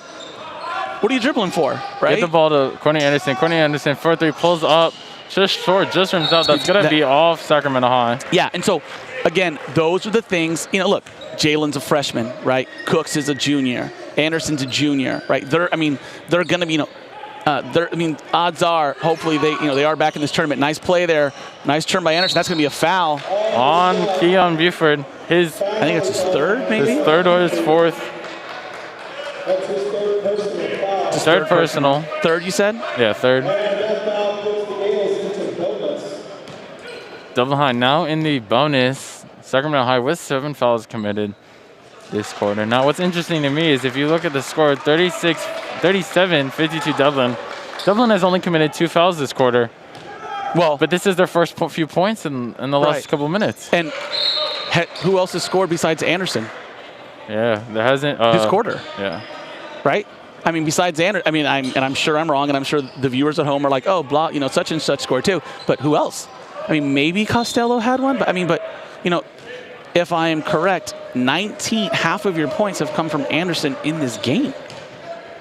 Yeah, and it's gonna have to be a team effort. Absolutely. You're gonna see a lot more. You need to see a lot more active hands. There's one. TJ Costello gets the ball. He decides not to pass it up. Pulls it back out. Short jumper, complete air. Offensive rebound. Same team. That's a travel. No communication between either teammates. And you know what? That's going to come as the season goes on, right? Sometimes when you're overly aggressive, you're not looking who's around you, right? You know what I mean? And so it's that, now if Dublin was up 14, I guarantee you that isn't happening right there, right? It's a nervousness thing. Absolutely. Wide open 3 from the corner. All air, off Dublin, off his head on an attempt to box him out. Number 12 with a good box out there, Bobby Hamilton. Yeah, I will tell you this. Coach Woolman has these boys playing hard. Yeah. And that is what, I'm sure has Sacramento. Yeah, they have, a guy, and speaking of, it's a second bank shot. Another bank 30. Ironically enough, the bank is still open. It's only 5:03, right? Bank usually closes at, 5:30, so he has 27 more minutes. But, it's 20 points for Worldsboro. Backdoor cut, Adam Moore tries to take the layup. Airballs that one. All the way down the court, number 30, down the floor. Off Sacramento High, number 3, Mark Wilson Jr. decided not to touch the ball, neither did Dublin High, so that's going to be off Dublin, or that's going to be off Sacramento High, excuse me. If I'm Dublin, I want this to be a 15, 14-point game to end this third. At least they'll be in it. Defensive foul on number 3. Mark Wilson Jr. as he attempts to guard Courtney Anderson Jr. Courtney appeared to have knocked him down during the play. He was on the floor holding his face, but now he's up.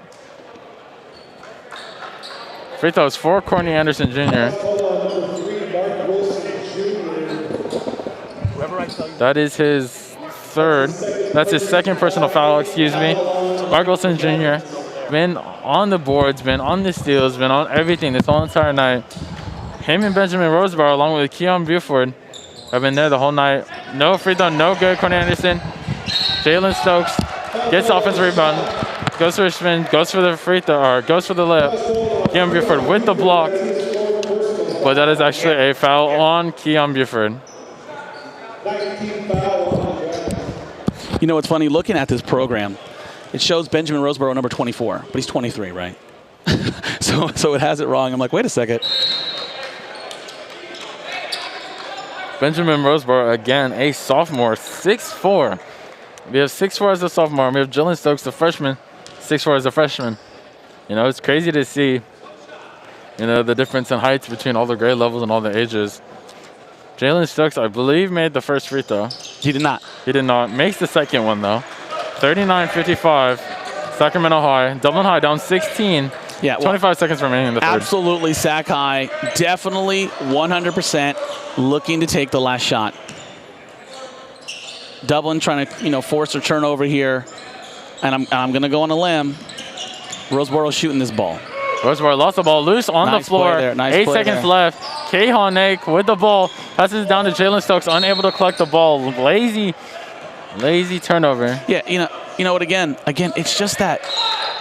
And I know what you mean by lazy. You're not talking about effort. It's just unforced. Yeah. Right. Unenforced. And so it's just that making the the right decision, and that's what it is. And that's what comes to season. That almost went in. So after 3 quarters, you have Sakai 55, Dublin 38. Hey, Dublin is absolutely going to have a quarter that they remember, right? Down 16, 55-39. 8 minutes left. Yeah, and Sakai starts. So it'd be interesting to see what Dublin does here on defense. Do they continue to run to? Here am I. This is what I'm doing. Okay. I'm running 2 guys at Roseboro at all times, right? Hopefully he makes a bad pass, or he, trips and falls, get a couple turnovers, try to get right back in this game, try to get Sakai, to call a timeout early, whatever. If you let them get in their offense and do their thing, they're going to get an open shot. They're going to get an offensive rebound. The weird part is if the way Dublin has not been able to get rebounds today or defensive rebounds, you almost can't let Sacramento get a shot off, because if you do, you're not getting the rebound anyway. So you almost have to switch it up a little bit. So we're interested to see what Coach Costello does. I think a game like this, regardless of what happens, is huge for the Gales going forward. They are going to learn, win or lose. They're going to learn so much from this game about what is expected. Because let's not forget, we talked about this when we began our broadcast, Jacob.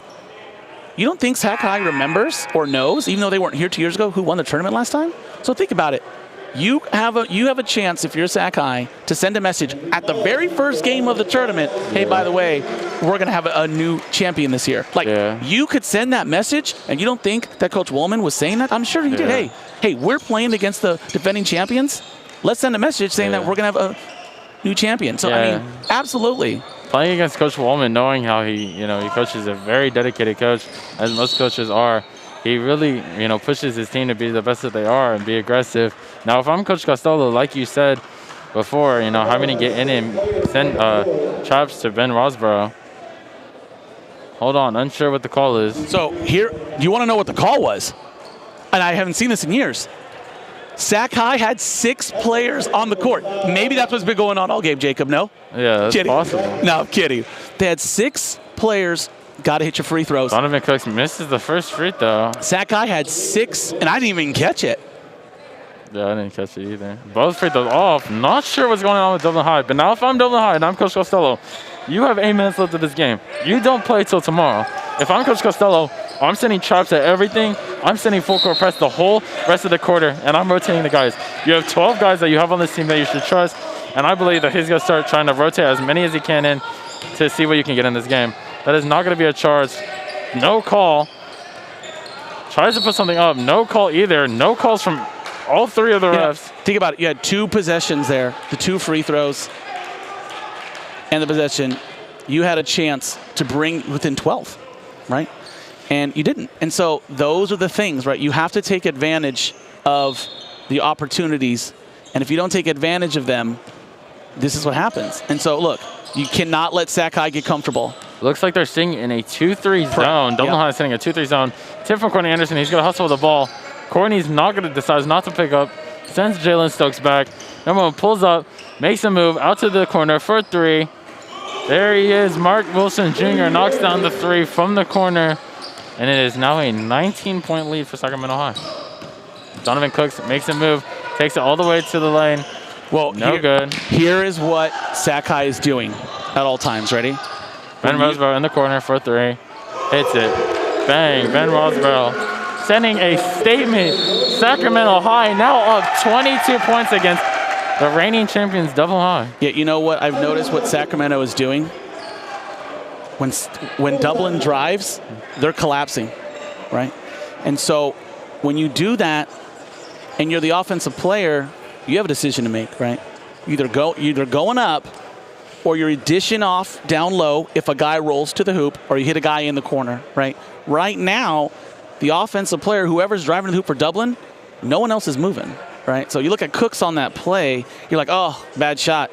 He didn't have a choice. Right? Because normally, if Cooks is driving and someone's rolling to the hoop, dish it, lay up easy. A guy, flashes to the corner, you hit him, he shoots it. But someone's driving, everyone's just standing and watching. And so those are the things, moving without the ball. And how much do you see? Remember on the air ball that Sacramento had earlier in the game, someone was right there underneath the hoop, right?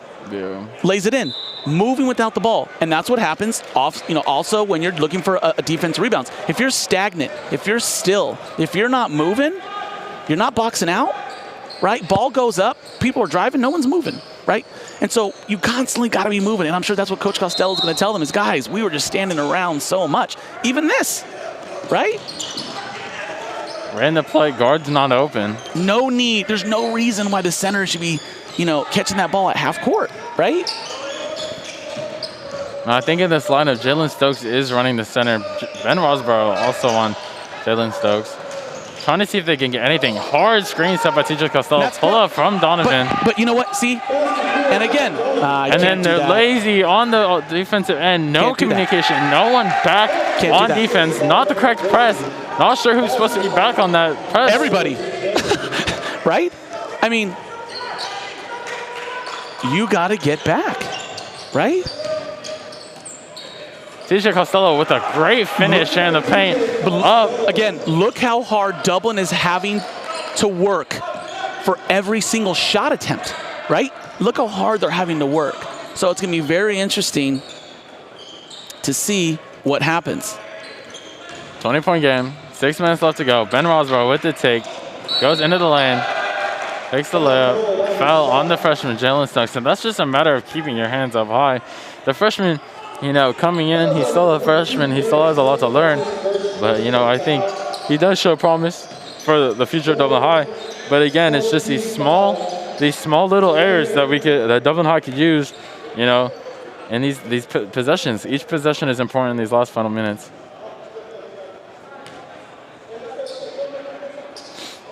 Roseboro can't make the first. Rare miss for him tonight. Hasn't missed many.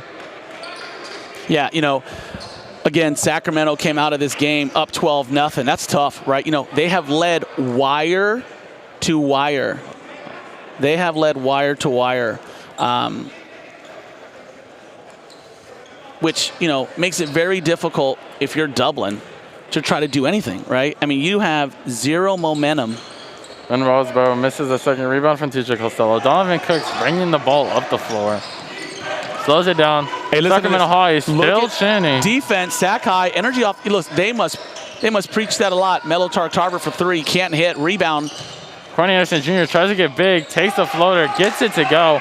Good move by Corny Anderson Jr. Again, not looking down the floor, number 30. Corny Anderson Jr. tries to get up, floats it over number 30, Marvell Smith. 6'4" guard, turnover. Not sure that was on. Ben Roswell pulls up another three. That is 20-something points for him. Foul, light foul. Tiki-tack foul, number 1. Jaden Morris on Donovan Cooks. Again, Sacramento High is still in the penalty. The interesting is Sac High's hitting their shots tonight, for sure. But I think if you're Coach Costello, what I'm telling him is we lost because of one reason and one reason only. And I think it's something that you mentioned earlier, right? Those 50-50 balls. It's that energy. It's the boxing out. It's the stuff that all these, kids have been doing for years, right? It's one of the first things you learn in basketball on defense is, active hands and boxing out. And it didn't happen, right? And you saw it so frequently. And one of the things we talked about during the first time out was you don't ever want to give a team momentum. And here you are. Momentum started with Sacramento and never left them. Dublin pulled within 1, and they just couldn't get over the hump. Donovan Cooks misses the free throw again. Loose ball. Melo Tarver doesn't get on the floor. But who is that? Again, number 3, Mark Wilson Jr. So getting on the floor. Listen, again, up 22 points, and the first player on the floor is a Sac High player. Right? So that tells me Sac High has every idea of winning this tournament, right? Yeah. And right, if you look at this team, they only have 3 seniors.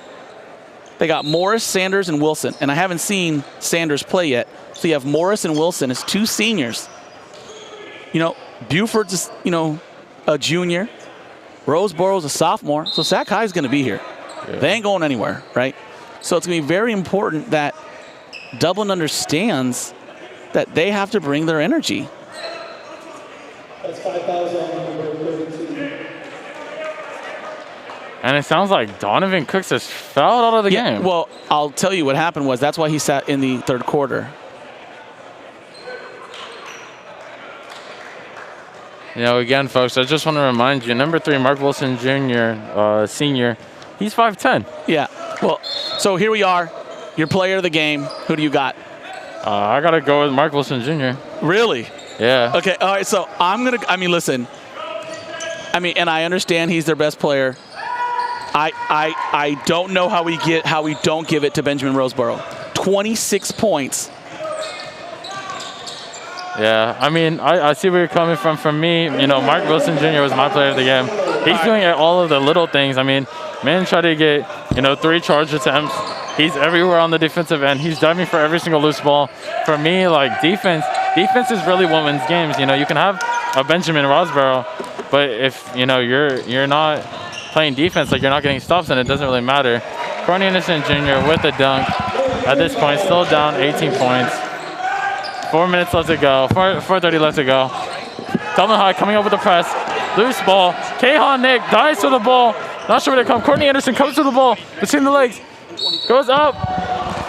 Is unable to finish the layup, but Courtney Anderson Jr. and Dublin High. Kahan Nick being willing to get on the floor. Gets the loose ball, and it's resulting in some free throws. Dublin High is making a late run push with 4 minutes left, but I'm not really sure if it's enough. Courtney Anderson Jr. does need to knock down these next few free throws. He has 17 points for the game. Make that 18. There we go. Courtney Anderson Jr. makes his first free throw. And it looks like Coach Wallman from Sacramento High is making new substitutions again, putting back in the defensive guard, Mark Wilson Jr., and putting back in number 4, Mike Wilson. I do not think they're related. I don't know. Could be. Courtney Anderson finishes the second free throw, giving him 19 points for the night. Wilson is a very common name. Or 21 points for the night. Not sure if that's correct. TJ Costello jumps up. I'll tell you what I like, though. Do you see the energy difference? Do you see the energy difference by Dublin right now? TJ Costello just picked up a technical foul, completely blocked the ball, but then the ref automatically gave him a technical as soon as he blocked it and landed on the floor. Not sure what was said or what was happened, but all I know is that TJ Costello just received a technical foul off that block. It was a clean block. The ref did call it clean, but that allowed for Benjamin Roseboro to get 2 points back, completely eliminating Courtney Anderson Jr.'s 2 free throws. You know what I think? I don't think it was on the block. I think it was his reaction after the ball went out of bounds and he slammed the ball. I think it was that. I think the slam from the ball, Mr. D, was actually his block. Okay. 3 from number 3, Mark Wilson Jr., my player of the game, getting some buckets. Corbin McMillan gets the reverse layup to go. Excellent use of a pump fake, as seen mostly from TJ Costello. Dublin High's back in it. Mark Wilson Jr. dives for the ball, unable to keep it. 19-point game, 3:45 left. Dublin High making a small run. Let's see if it is enough. They need to keep getting the points back going on. And Melo Tarver takes the ball, passes it off to Corbin McMillan. Courtney Anderson Jr. gets the layup to roll. Yeah, you know what? It's going to be Dublin. It's going to be very hard for Dublin to come back in this game. I think that this energy that they're playing with right now is what they need to bring tomorrow. And I think that'll Kahan with the steal. Left-hand layup. Dublin High is now down only 15. 3:20 left to go in the quarter. Dublin High is making a run for it, Mr. D. Here is what I love. Tell me, can you see the energy difference? Can you feel it? But to me, it's like, this is, if I'm Dublin High, I'm excited. But if I'm a fan and I'm sitting up here in the crowds just like us, I'm thinking, why couldn't I have this came earlier? Right. Where has this been all game? Where has this been all game? But again, it goes back to what we talked about to begin this whole thing. You have students, you have players that have not played yes, last year, there were games played. How meaningful were they, right? Because, the whole, COVID, there was, some basketball, shortened season, just trying to get a season in. For a lot of these, players, this is their first real high school basketball game in quite some time. Yeah. And so it takes a while to adjust. And when you're playing a team like Sacramento who just, listen, here's what Sacramento, I bet you said. Hey, listen, we don't know if we're going to make one basket all day. But here's what we do know. We're going to bring energy. We're going to fight for every loose ball. And with those, we're going to get some rebounds and we're going to get some easy baskets. If we get some easy baskets, the other ones will fall. That needs to come off. Hey. You got it. Okay. Tell her not to. Here we go. Sacramento High back inbounding the ball. Ben Rosborough passes it back. Mark Wilson Jr. throws it over his head. Dublin High with a new press. But still the corner is wide open where all of their shots have been hit. Another 3 hit from number 4, Mike Wilson.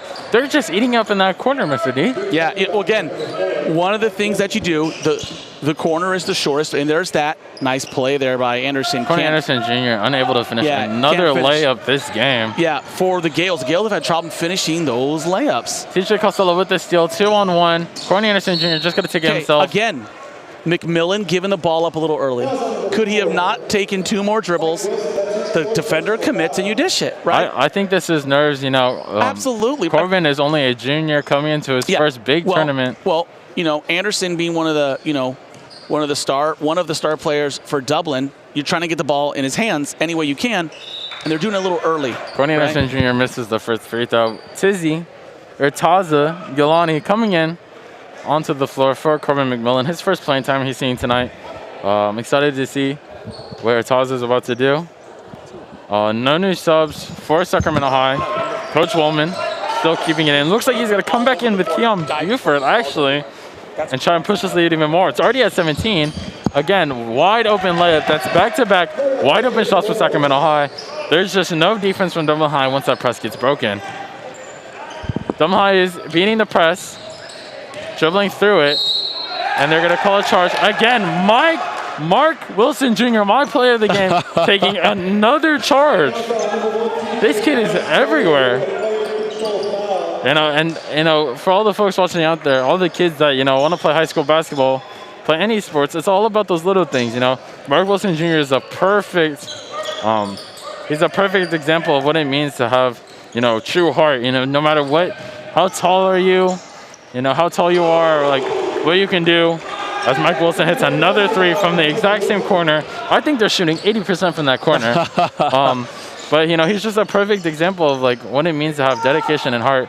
Not really, just showing out. Yeah, if you're Dublin. Number 4, again from the corner, just short this time. By the way, am I wrong? It seems like he's hitting the glass on every single one of those threes, too. Melo Tarver passed a little high. Here's what I'm telling you. If you're Dublin, right? If you're Dublin, you're sitting here, you're like, okay, what's next for us, right? If you're a Dublin fan, you're like, when do we play again? Yeah, Arjun Johal coming into the game, coming out for TJ Costello. If you're Dublin High, I believe that they play. We are pulling it up. Dublin High, after tonight's loss, they will end up playing tomorrow at 4 o'clock again. And against the loser. It's against the loser of Archbishop and Salesian. Two very tough teams. Number Zuri Franklin, number 22, gets the easy layup to go. And if you're Sacramento High and you guys want to tune into that game, we'll also be covering that tomorrow at 7 as they play the winner of Archbishop or Salesian. Yeah, you know what? I know we're going to have one of our producers try to get Benjamin Roseborough and Mark Wilson Jr., the players of the game. We're going to try to interview them. We've never done it. We're going to try to do the player of the game interview, so bear with us. We're going to give it a shot. Corbin McMillan makes his free throw, knocks down his 3rd point of the game. Here he is, Corbin McMillan, again with the free throw. Rolls in, 4 points for Corbin. Dublin High decides to go away from the press. Actually still up. Arjun, Johal, Taza Galani. Keon with the steal. No backcourt call, which should have been. Corbin with a layup blocked by number 12, Bobby Hamilton, as they go in for the layup, and they're going to call foul and 1. Foul on Dublin High. Hands were straight up, but still a call came from the refs. Foul on number 35, Arjun Johal.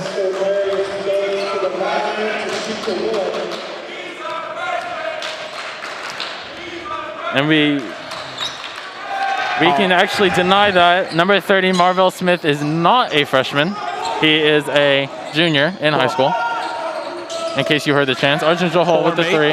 Or maybe he is. Or maybe he is. He maybe is, and they have it wrong in the book. According to our book, he is a junior. But according to the students themselves, he may be a freshman, which actually may be true. I think I'm going to believe the students, right? Unless they're trying to play a joke on the kid. But he looks young. He's, whose number is he wearing? 30. Which is? Steph Curry. Correct.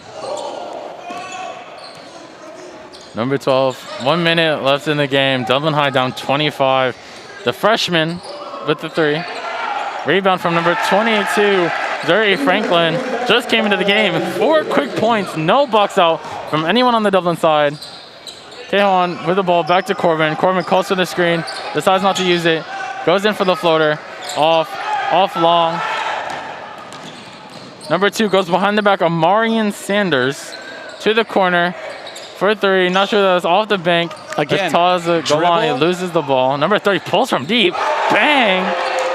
Marvel Smith, the freshman, again, pulls it from nearly the logo. Switches that down. 30-point game. Dublin High down. Not sure if they're going to play or use the ball. Seems like Coach Costello is calling for Arjun Johal for 3. Just off. No putback. Foul call. Not sure why he didn't put the first one back up. But I'm looking forward to this interview at the end of this game. We're going to go ahead and get Benjamin Rosborough and Mark Wilson Jr. for your Gales TV's players of the game. Now we have 2 because we believe both of them truly deserve it. We are going to try to get both. Yes. We're going to try to interview both. We've never done sideline player of the game stuff. We're going to try it out and see how it works. Jalen Stokes with the free throw. Made the first one. Banks in the second one. Number 2 for the 3, almost gets it.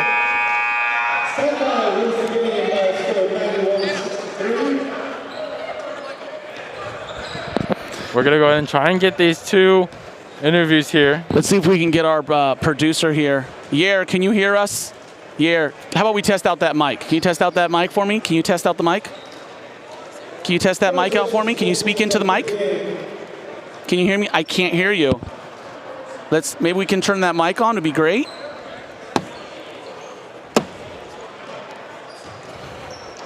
Our players are walking away. Our players are walking away. We are gonna try. Don't do it. It's mic. I don't know if the mic's gonna work. Hannah, can we get that mic going? Can we get that mic going? Is the mic working? Check it out. Can you check the mic out? Sorry, folks, you're having some technical difficulties. Can you check out the mic to make sure it's on, please?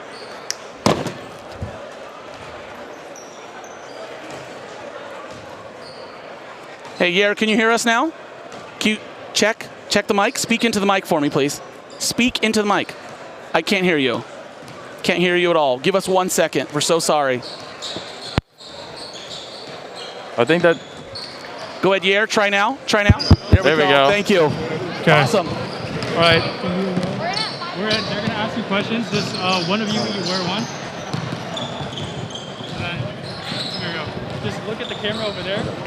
Hey, guys. Hey, guys. Hey, great game. Mark, Ben. Ben, you had 28 points tonight. Can you talk a little bit about what was your motivation coming into the Gridley tournament? Just my teammates, we just had a good practice before this. Him right here, he locked me up, so he's the one that got me prepared for this moment, so it's just good. All right, I have a question for you, Mark. I love the hustle out there. I love the defensive. I loved everything you did this game. You were everywhere. What are the main things you try to focus on the defensive end, and what really gets you going that you want, to dive all those balls and be willing to do everything that you do? Well, me, I like to guard the best players, so I study them. I for surely studied them and just forced them to their offhand, know all their combos and all that. And I love to take charges, as you can see. Yeah. Hey, nice. So you guys both can answer this one by one. Final question. If there's anything you could say back at home to your fellow students, your family, your friends, is there anything you want to say? Ben, first. Go ahead, Ben. We doing this for the city, One of a big Sacramento legend just died. We just doing it for the city. Okay. So that's all we got. Mark, how about you, buddy?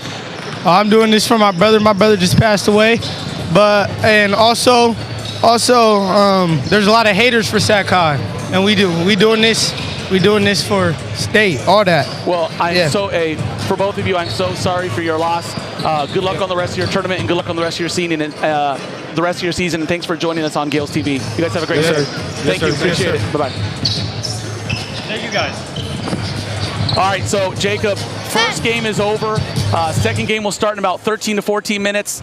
I'm going to hand this over. I know you're going to call the second game. Who are you calling the second game with? I'm going to be having Lucas join me here in a couple minutes. I'm excited for this one. You know, this is going to be another good game. You get to see Archbishop Riordan versus Salesian College Preparatory out of Richmond. Yep. This is going to be a very good game. If you look at like the height differences from the first game to this next game, you see a lot of dudes over 6 foot. You don't really see from Archbishop Riordan. There's only one guy. He's 5'9". That is the shortest on their team. They all have people over 6 foot. Same thing. The shortest actually from Salesian is 5'11", and he's the senior. So I'm excited. These are two really high-level teams that have a lot of energy. They're really good. You know, Salesian has won a lot of the Gridley tournaments before. They've been to the finals a lot. You know, in Salesian, I believe you were saying was Corny Anderson Jr.'s old school. Old school, yeah. So I think this is going to be really interesting. And then looking back from a recap from the last game, you know, Dublin High has, a lot of work to do. A lot of work to do. Yeah. So once again, your final score: Dublin coming on the short end of a big loss. They look to rebound tomorrow against the loser of your next game, Salesian and Archbishop Riordan. We will be back shortly with your second game of the night. Again, thank you for tuning in to Gales TV. We'll be back in just a bit. Thanks.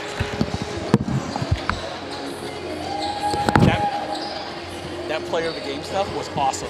Bro, that player of the game stuff was sick. That was so fun. Dad beat you guys, right? That player of the game stuff was sick. That's okay, so listen. You got to tell Yair, we got to test that mic out. way before. Right. So what happened was the little connector box. Okay, but what? Okay, so we're all good? Yeah, we're all good. Awesome. That was good. Hey, I'm so glad both those dudes were like, listen, they knew. Mark Wilson guards Roseboro in practice, which is kind of cool. So awesome job. Awesome job. It's all yours. Come on, Lucas. Mr. D. Wait, Mr. D. What? Mr. D, how am I supposed to know when everything switches back and forth? Are you just going to tell me? He's going to have to tell you. Yeah, but like, I don't know much. Is this going to turn on? Give you a check? Not dead. Is there no way we can charge it right now? It's a USB-C, but his computer's not strong enough. Shit. So how are we going to see when we're on and when we're not? Calissa, you want to be our community? Hey, we're not muted. Hey, tell him to mute us. Tell him to mute us.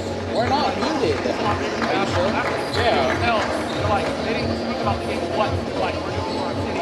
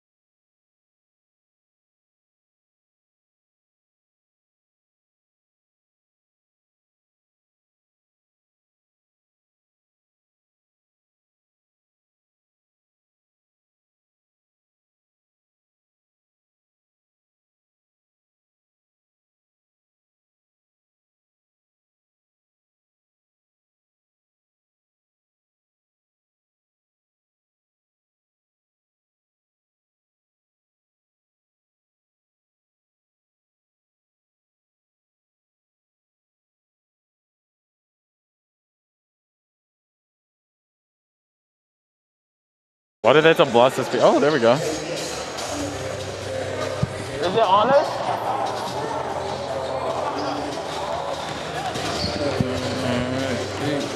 All right.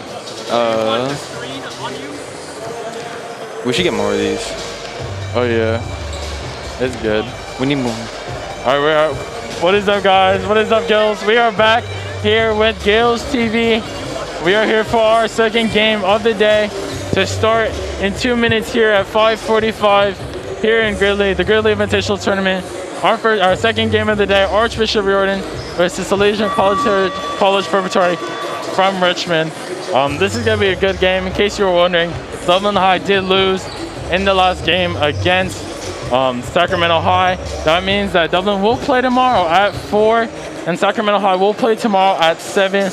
Dublin High will play the loser of this game, and Sacramento High will play the winner of this game as well. Lucas, what are you looking forward to, for this game after Dublin just lost?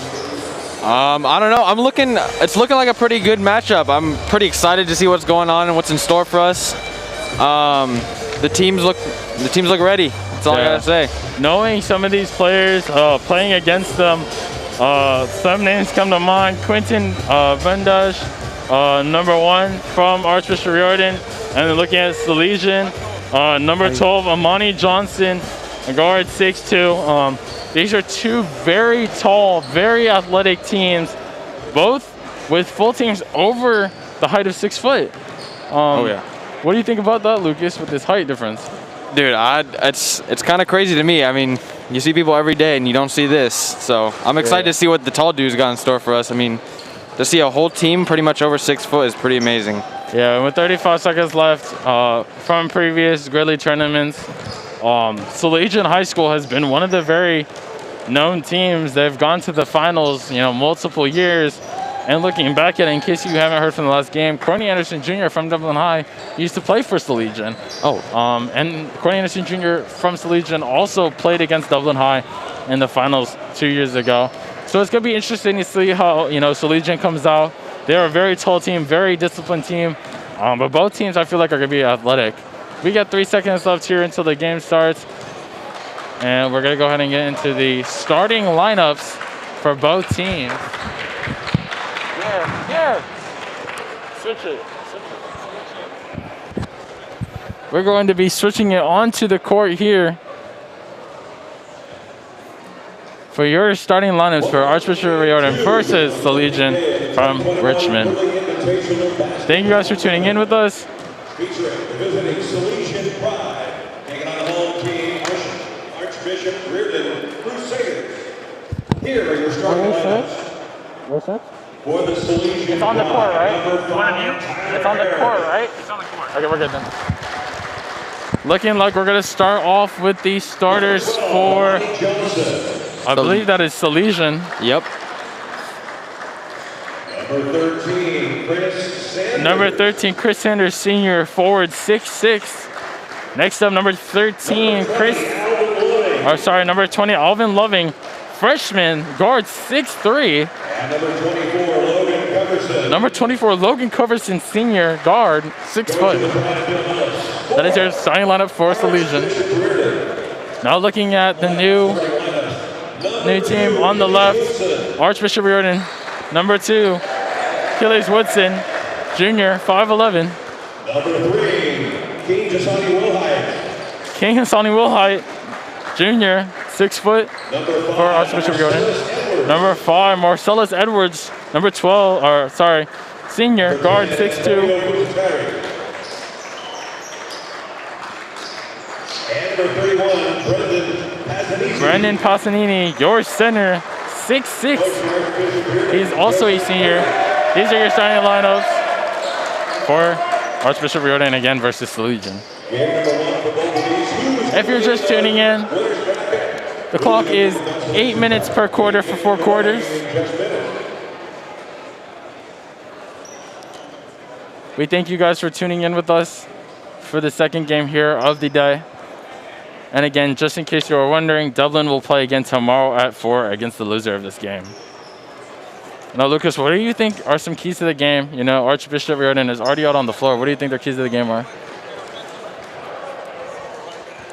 For today, I think the key, judging off of last game, is a lot of communication and keeping calm. Seeing from last game, Dublin seemed pretty panicked with the press from early on from Sacramento High. So I think if we're going off of the last game, I think that's the key right here is communication and keeping calm. Making sure to play your own game. Yeah, I think pacing is also going to be a big one here.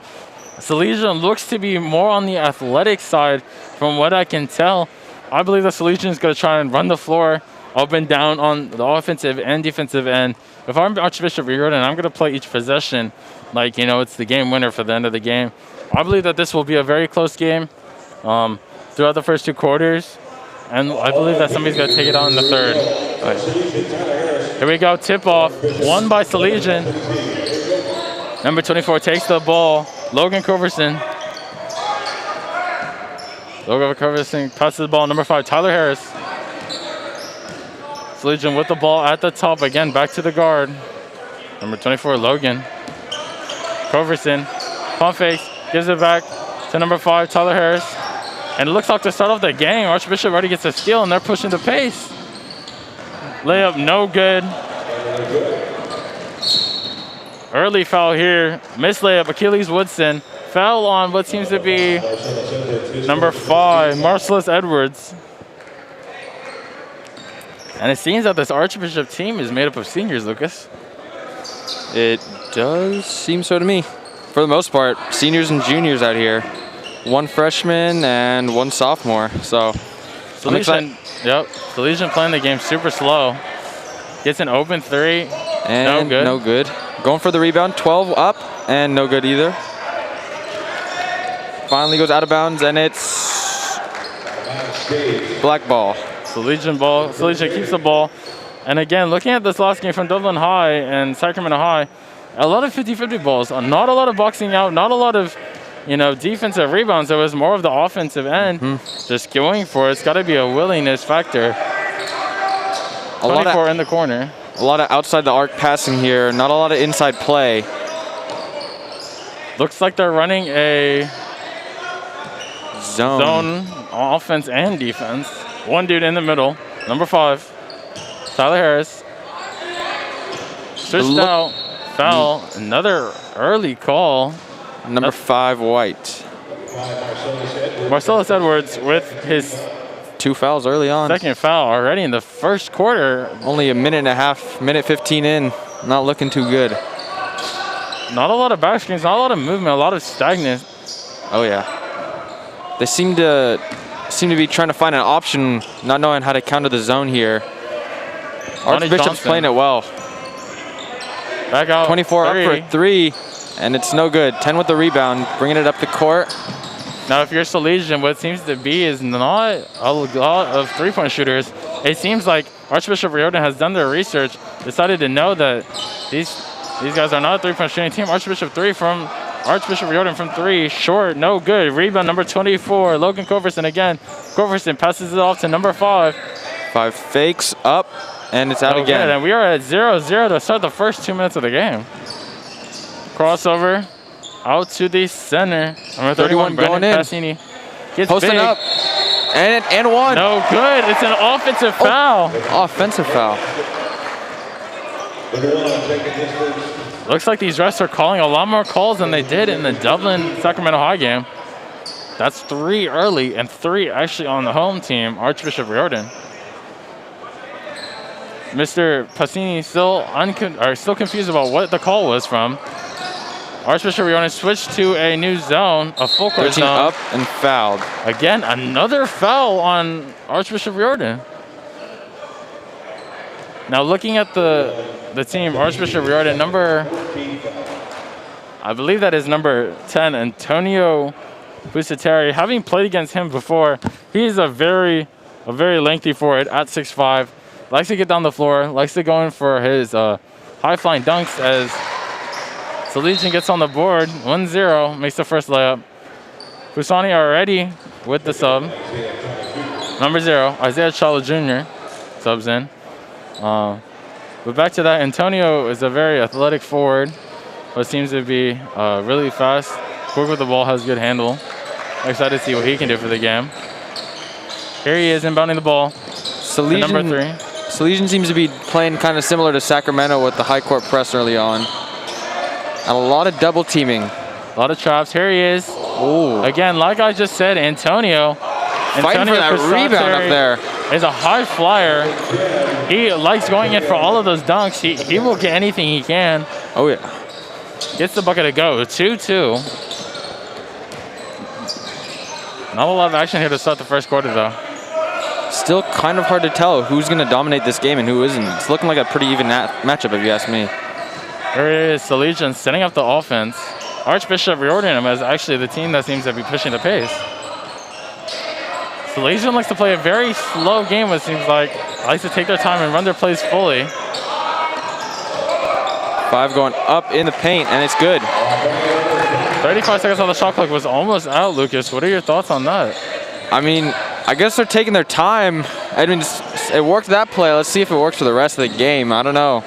Archbishop seems to play a pretty fast-paced game. As you can see, they just went in right there and took it in pretty quickly compared to Salesian. Number 2, Achilles Woodson with the bucket. Antonio with the steal.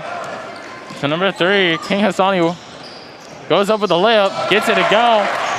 Archbishop Riordan with an early lead now, 6-4 after being down 2-0. First lead of the game. Number 24 passes out to corner. Number 5, wide open Harris, on the 3. wide open. Hits the shot clock. That is going to be an out-of-bounds call. Again, like I said, Antonio Terry, someone to watch out for. This is going to be interesting to see who the winner of this game is as they'll play Dublin. Now, it's very interesting to me, Lucas, thinking about it. As I said before, Courtney Anderson Jr. playing for Salesian before, going from a what seems to be slow pace to a Dublin high pace. What do you think on that? Honestly, I think it's pretty hard coming in as a transfer and playing for a whole different program, playing at a different pace. But Courtney seemed to have adjusted well, and he started playing pretty well in the past game. There he is, number 3 with the and 1, King Hassani Wallhite. Yeah, I agree. I mean, he seems to be playing well and adjusting well. He dropped 30 points almost the last game. Not lots of substitutions early, though. 4 minutes down. Free throw's good. 8-4, Archbishop Riordan. 13, Quentin Kennedy coming in, junior at 6'4". Taking out Antonio. It's interesting the way that Archbishop plays their defense off the inbound, having 4 people press up pretty high, 2 people at the half and 2 people on the other side. Isaiah Cholo tried to take a charge there. It looks like the substitution that just came in tried to shoot a 3. Off long. Bad pass. Too far ahead to number 5, Tyler Harris. 4 minutes, 4:30 down, 9-4. Archbishop Riordan with the lead. Pretty low scoring game compared to the last one. Not a lot of pressure really. I think it's just a lot of fast pace from Archbishop and Salesian playing kind of slow, trying to figure it out. Now Salesian's doing a great job trying to get Archbishop to run their pace, slowing the ball there, forcing him to take it out. Off Salesian though here. Will remain Archbishop Riordan ball on the baseline. Now, if you look at a lot of these baseline plays, a lot of these baseline inbound plays, they really start with the back door. Something you see now more in high school basketball. It's interesting to see how easy it is able to get open with a backdoor screen and these fundamentals that these kids have been teaching. Steal here by Salesian. 3 takes it in. Floater the ball down. Now, if I'm Salesian there, I'm trying to run the pace. There was no need to slow the ball, get a floater. I feel like you could have taken that all the way. Now, Lucas, you played basketball. What do you feel like, is the key to having really good fundamentals? I say putting in work and just putting in work in yourself is a good way to learn the fundamentals. It doesn't matter where you learn it from a coach, a friend, online. You know the fundamentals and you teach it to yourself and you practice and practice. You put in the work, it'll pay off for you eventually, I think. Number 0 off on the 3, and yeah, I believe the fundamentals are very important. It establishes a good foundation that you see. That was Sacramento High's, key to the game was their fundamentals, being able and willing to make those extra passes and get those extra shots. A lot of ball movement from Archbishop Riordan and Salesian both. Salesian again running a zone offense against Archbishop Riordan's zone defense. New sub, number 4, Jasir Rencher coming in for number 0, Isaiah Chalda. Oh, never mind. Isaiah Chalda is still in the game. Coming in for somebody else. Number 21 as well, Zachary Jones also came in. Don't know for who. Number 20 coming out, Alvin Loving. Number 15 coming into the game, Zunder Jimenez, 6'1" guard. Legion teams have gone deep into their bench already, but still keeping in number 5, Tyler Harris. Early 3 in from number 12. Just barely short. Now we got number 1 taking up the ball. Number 1, Quentin Bundage. With the ball, passes it out to number 13. Just short, rolls out. Loose ball, steal. Number 0. Oh, pass number off 1 of his foot. Yeah. Kick ball.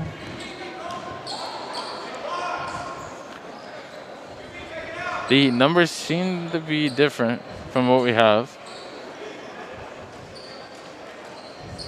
That is number 21 with the steal, Zachary Jones. Looks like we had 15 with the foul here. That is the second foul on Legion. 9-4 is your score. Archbishop Riordan has the lead. New sub in already. Number 3, King Hassani Wilhite comes in for number 1, Quentin Bundage. Number 3 with the ball. Screen set by Zalachaw. Good hard screen. Takes it in. Charge taken, no call. Loose ball. 15 unable. Yeah, he's out to the head of his own teammate, number 3 on the fast pace, trying to get that break in. 15 unable to keep hold of the ball. 21 with the crossover all the way to the lane. Left-hand layup, no good. Not sure why he didn't take it with his right. Loose ball, pass up ahead. Number 3 crosses over, finds him in the corner, mid-range. 11 good with the jumper. Number 0, Alex Quick. Oh, sorry. Number 11, Emerson Jones. Oh, Emerson Jones. Layup, no good. Number 13, Quentin Kennedy. Legion starting to push the pace now. Slows it down. Good corner pass. Pocket pass. Takes it baseline. Loses the ball. Number 12, Monty Jones. 15 on the break with 3. 3 lays it up, and it's no good. It's going to be no good. Foul is going to be called on the floor. I'm surprised that wasn't a call to travel there. Surprised they didn't give him the... It kind of looked like he got it in almost. But I'm surprised they didn't almost give him the N1. 3 new subs coming in for Archbishop Riordan.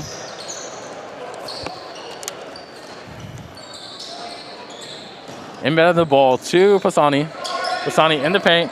Makes a spin. Goes up. Left hand floater. Good. 11-6 Archbishop Riordan. Low scoring game. 40 seconds left in the quarter. I'm surprised Legion isn't taking advantage of this high court press from Archbishop right now. Tyler, bad pass. Blocked. Pasani gets the board, rips. Antonio back in the game as well. Number 3, King Hassani Wilhite gets the ball. Antonio takes it in for the layup. No good. That's going to be a charge.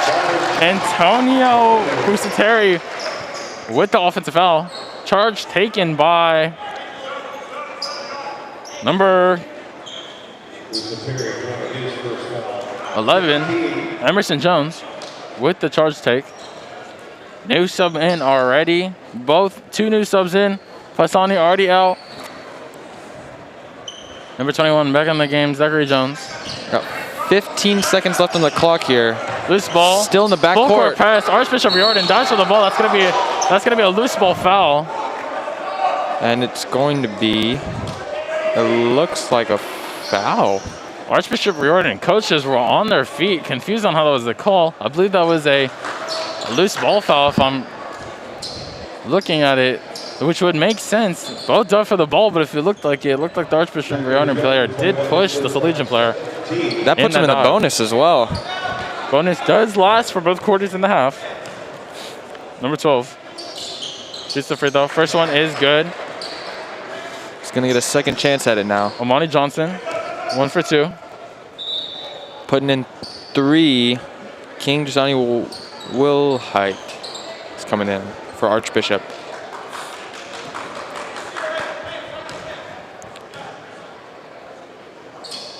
Second free throw is good. 10 seconds left in the game. Let's see what Archbishop can do. 11-8, Archbishop Riordan. Archbishop Riordan goes in. Corner, kicks out of the corner. That's short. Short. Zero tosses it up last second, and it is no good. If I'm looking at it, it looks like on that last play on that 3, number 5, Tyler Harris did block that shot. What an incredible play. Here we are at the end of the first quarter, 11-8, Archbishop Riordan up. And I think we got a close game like it was expected. What are your thoughts on this from this first quarter, Lucas? It looks like Archbishop's coming out a little aggressive with the 6 fouls already, giving them the bonus early on.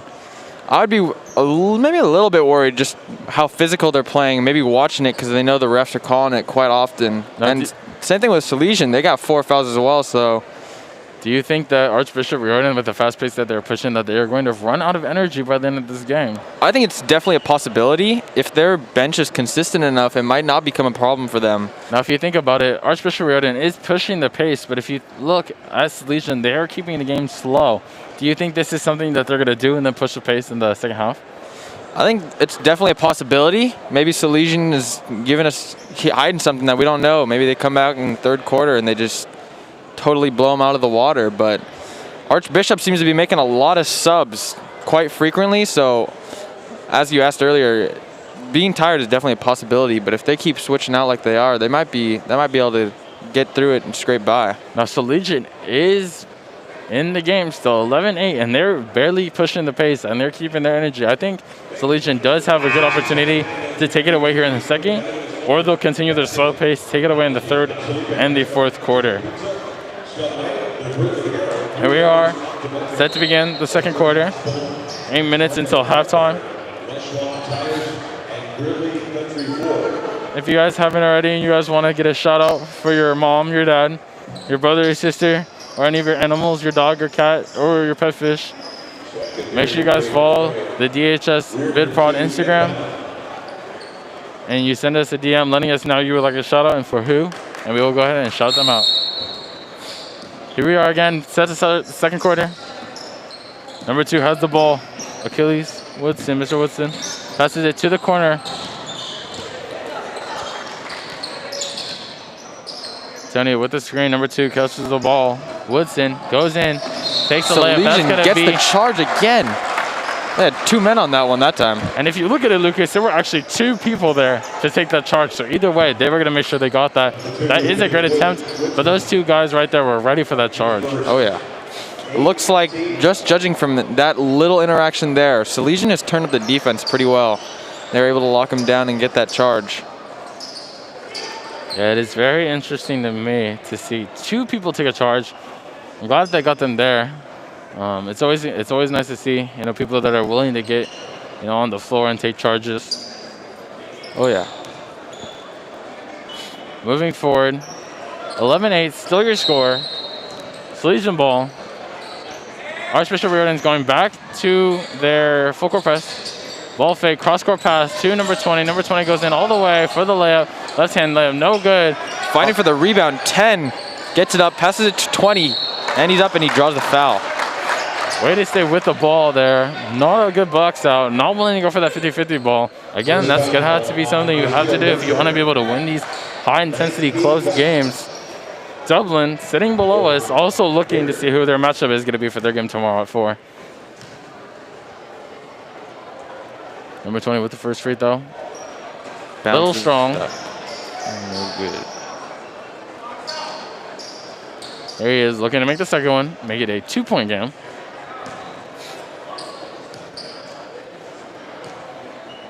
Here they are. 20, first free throw. Second free throw, good. 2-point game, 11-9. Archbishop Riordan up. No press, just a man press, man full court press. Number 24, up on the ball. Logan Coverson. Hands off, playing good defense. Looks like they're trying to get a lot of hands off from Archbishop Riordan. Trying to get it to Antonio. Loses the ball a little bit, picks the ball up. Salesian all over the defensive end. Lots of switching, lots of rotations. Steps up again. three from the corner, good. But number 0, Isaiah Chala Jr. Isaiah Chala Jr. has hit that three, sitting at 6'5", their center.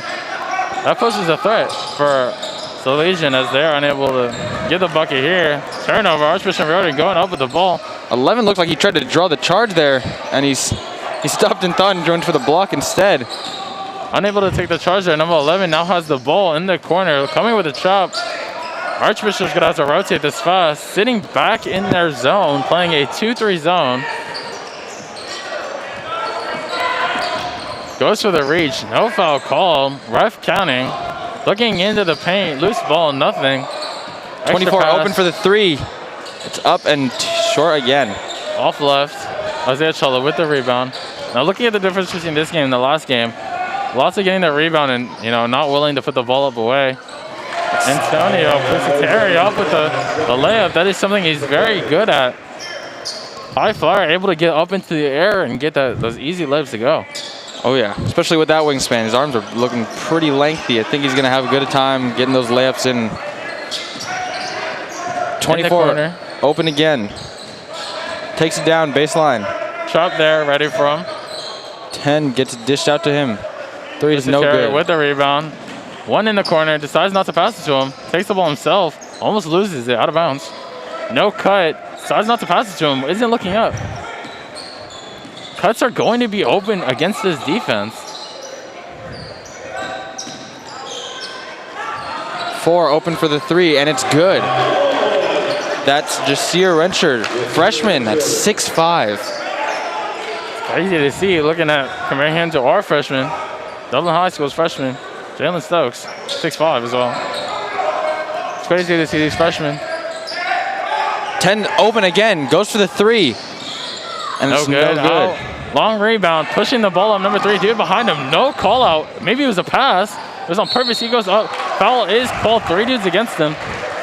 Good take. 3 people ready to summon for Salesian. Looks like some guys may need a break. Archbishop's got the 10-point lead now.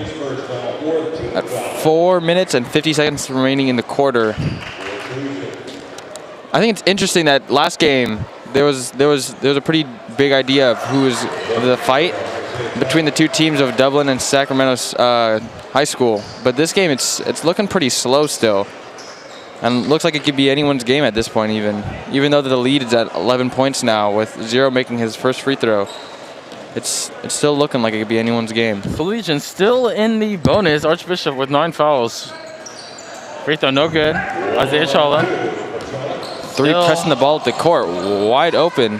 Go driving it in and no foul called. Oh, behind the back for Terry all the way to the layup. And it's good. It's good. No charge, no blocking call there from the refs. That's the second one I've seen tonight that was a no call. He's so high in the air, I'm surprised they're not calling it.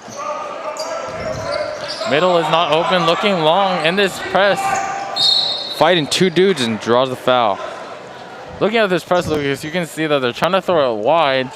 They're chopping, Archbishop Riordan is chopping into the middle, so they got to look to throw over them if they want to get that press back through. Yeah, I know. Salesian's got some pretty tall guys on their team. I think they should take advantage of that with the high course press and just put their tall dudes in maybe and get them over them. Yeah, I agree. If I'm Salesian, I'm deciding that I want to put all the lengthy guys in.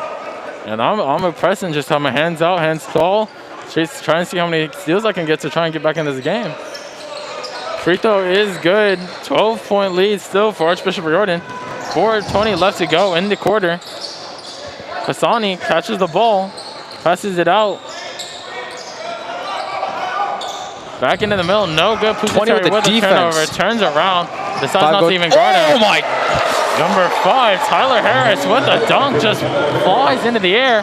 Archbishop Riordan tries to take a charge. And they get the response. Comes back up with the layup. Doesn't matter. It's still a 12-point game. Backcourt violation. Not paying attention where he's going. Caught the ball still behind the court. Number 3, Austin Johnson. Not happy with the call. Believe that his teammate did not go out or backcourt. Pushes Harry, passing the ball in. Number 3, King Hassani Wilhite tells his team, slow down the pace. Run something. You're up 12. Foul on 12. Amani Johnson Lots of ticky-tack fouls here. Again, Collegian with its 5th team foul. Still at half of what Archbishop has at 10. We see them get the ball in at the top. Archbishop running it in. One dishes it out to 10. Travel, Pussy Terry. You see this a lot in high school games. You catch a ball on the wing, you step first before you actually take that dribble. Those charge calls are seen a lot. Pasani already getting subbed out again. Isaiah Chala Jr. back in the game. Along with Zachary Jones and Quentin Kennedy are back in as well. 12-point game here for Archbishop Riordan. Got it to the middle, looking for what they want to do. Gonna set their offense now. Number 3 catches the ball, Austin Johnson. Number 12. Dishing it out around, trying to find an option here. 2's open in. Takes a jumper, and it's good. Eric Watson, number 2, kind of reminds me of Sharif Cooper. If you look down at your screen right now, team that just came in is, I believe, Gridley High. Actually, no. Sheldon, I think. It is Sheldon High School coming in early. That will be our last game for the day. Sheldon versus De La Salle. And our next game, Kempalindo versus Gridley High School. So stay tuned for that. 2:54 left until halftime. Isaiah Chala at the free throw line. Free throw is good. First one good for Isaiah Chala.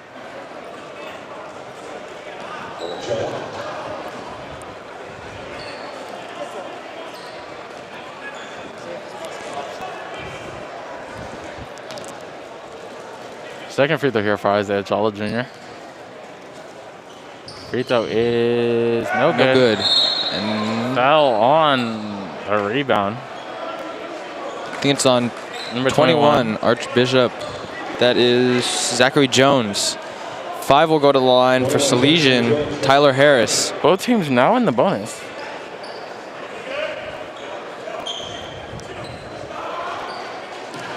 Double bonus to come up for Salesian. Actually, it is the double bonus.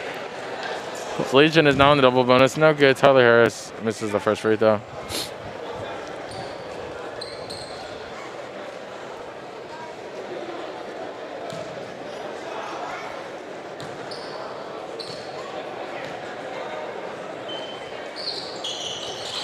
Second free throw is good.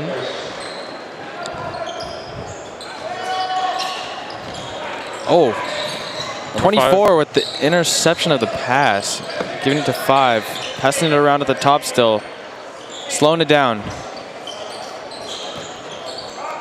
Tyler Harris with the ball. 24, 2. 2 for the 3. And it's no good. Fighting for the rebound again. Isaiah Chala Jr. fights for it and gets it. Secures it for Archbishop. Off number 2, Eric Watson going for the ball.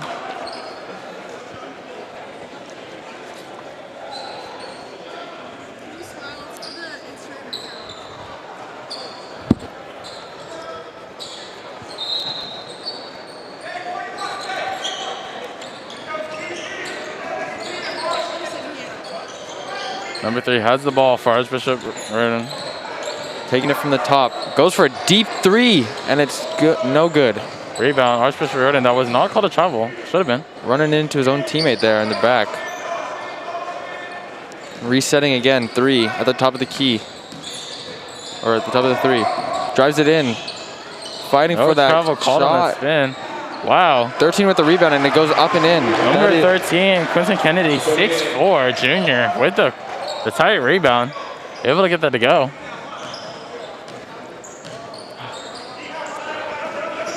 Number 5, in the corner of the court, trap coming. 24 gets the ball. 3 men having to recover on the defense here. And if 3 knocks it out. Oh, 11 gets a save. 5 loses control, passes out to his teammate. 24, 12 open at the 3, and it's no good. And that is a 6-3 this quarter or this game that hasn't been able to get. Oh, good pull.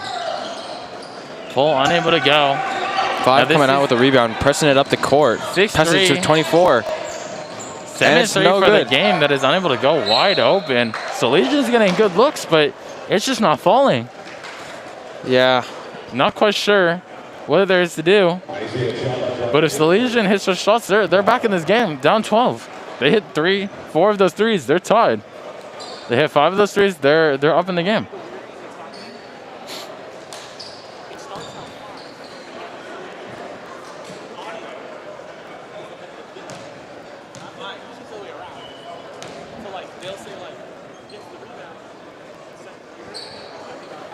Free throw, no good. Number 13, Chris Sanders.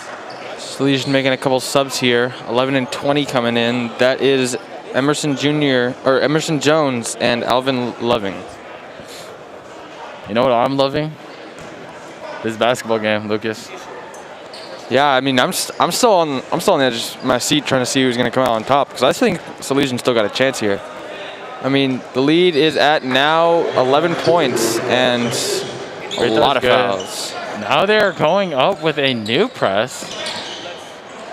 Deciding not to actually get close to the ball, just trying to scare him. If I'm Legion here, I'm having somebody send up. Again, if you chop in that corner, I'm sending 2 guys to chop for the next dude. That should be an easy steal there. Going in for the drive, goes up and draws the foul with 50 seconds left in the half. No offensive foul called there. So it looks like he sent the person flying. Confused on what that was called. I don't think he had his feet quite set yet.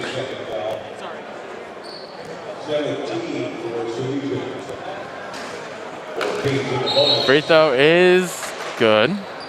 Now I'm interested to see if that Archbishop and Legion still come out with high fouls in the next half, or if they're going to tone it down a bit. Sorry, free throw was no good. Number 3, King Hassani White. Will Height. Second free throw also no good. Rebound is number 5, Tyler Harris.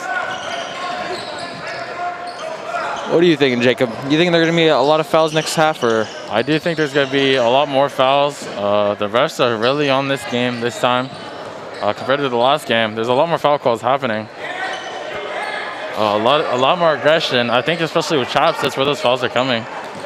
10 looks like they're running down the clock almost, even though they're down by 11, looking like they need some points. 7 seconds left on the shot. 6 seconds left on the shot clock. 5 looking for an option, goes up for the floater and it's short. Goes up for the rebound and it's good. Now, if I'm Archbishop Riordan, I'm loving the defense, but you gotta complete the play with a defensive rebound there. 7 seconds left on the clock, to the corner, wide open for 3. And it's good. Quincy Kennedy, great pass. Looking for the quick inbound, Number 3. Shot. And it's just barely short. No good. Number 3. Had that pass, King Hassani Wilhite. King Hassani Wilhite with that pass full court. Hit it all the way to number 13 in the corner, Quincy Kennedy.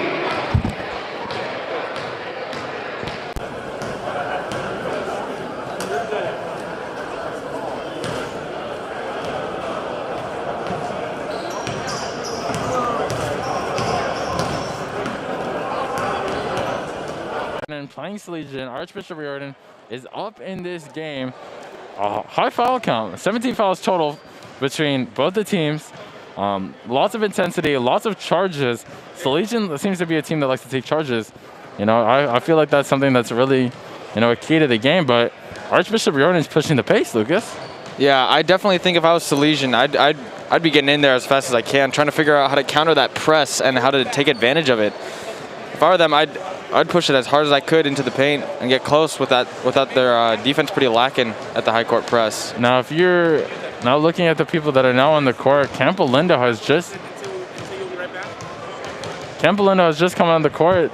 They're preparing for our next game, Campolindo Gridley High School. But we're going to be right back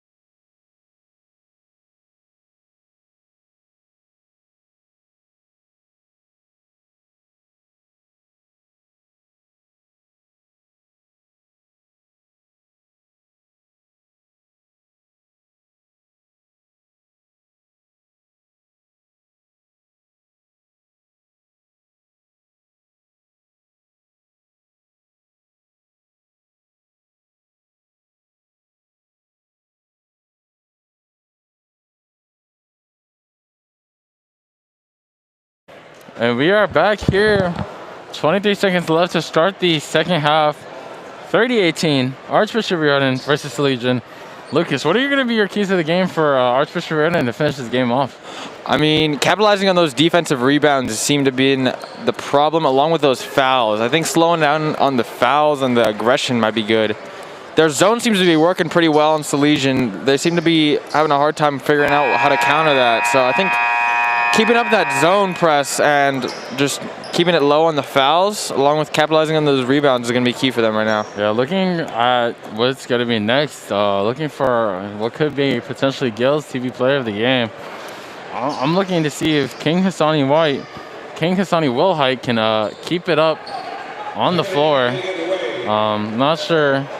And then if Salesian can come up top, Tyler Harris is going to have to play major minutes here in this the second half.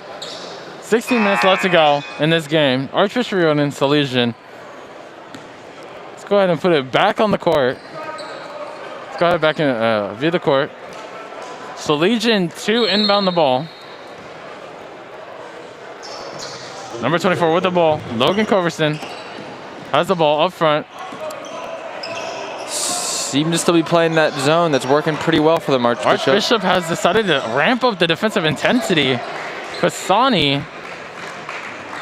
Pasanisi with a steal. Sets the screen, fake screen. Number 3 takes it out, passes out. 2 is wide open for 3, and it's no good. 5 with the rebound. Off the front rim. Number 5, Tyler Harris again with another rebound for the game.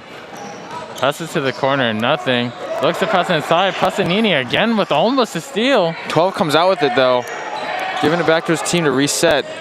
13 in, but dishes it out to 24. See what they do here. 12 on the corner. Driving, dishes back out to 20. Passes it deep into the corner. 5 seconds left on the shot clock. 5. Gets the ball, goes in, dishes out to 20. 20 for 3, and it's blocked. 12 back up, and it's no good. That's going to be a 35-second shot clock violation. Salesian decided not to ramp up the intensity. They're taking their time still yet again. And it proves to show why they're down 30-18. Yeah, it's not too common you find that there's a shot clock violation with that big of a shot clock. It just shows that, like you said, Archbishop's defense is doing pretty well for them. 10 with the bank in 3. Bruce Terry with a bank in 3. His 5th bucket of the game. 33-18 is your score. Archbishop Riordan. Bruce Terry with a steal. Just hit a 3. Now has a steal. They're bringing up the court at the top. Tries to go in, dishes out to 10. Number 3, Pussy Terry. In his, oh, it's just a little shy over. King Sonny Wilhite with the pass. Number 5, Tyler has the ball. Goes up with it, able to finish. Score is now 33-20 here. Archbishop still in the lead. Number 3. Driving it all the way, and it's just short, blocked by the rim. To go. Pusinini with the rebound. Doesn't decide to go up with it. Presses it out. They got a reset here, along with the shot clock reset. 28 seconds left in the shot clock. Oh, no illegal screen called. Pusinini with a shoulder. No screen set. Slap of the arm. Again, no illegal screen called there. What seemed to be almost a push off.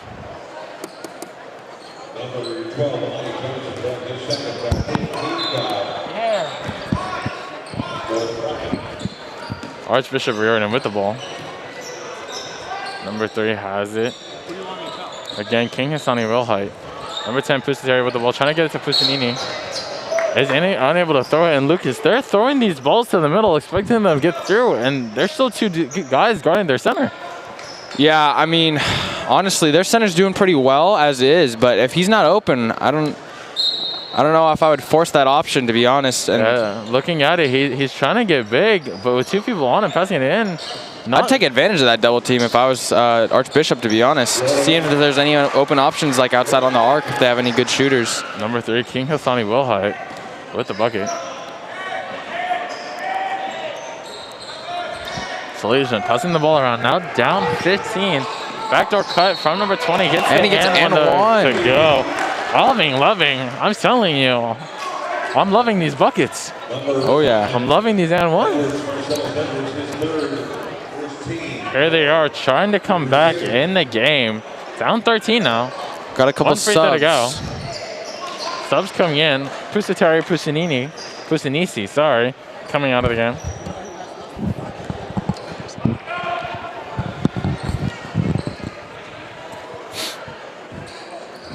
Free throw is good. Number 20, Alvin Loving.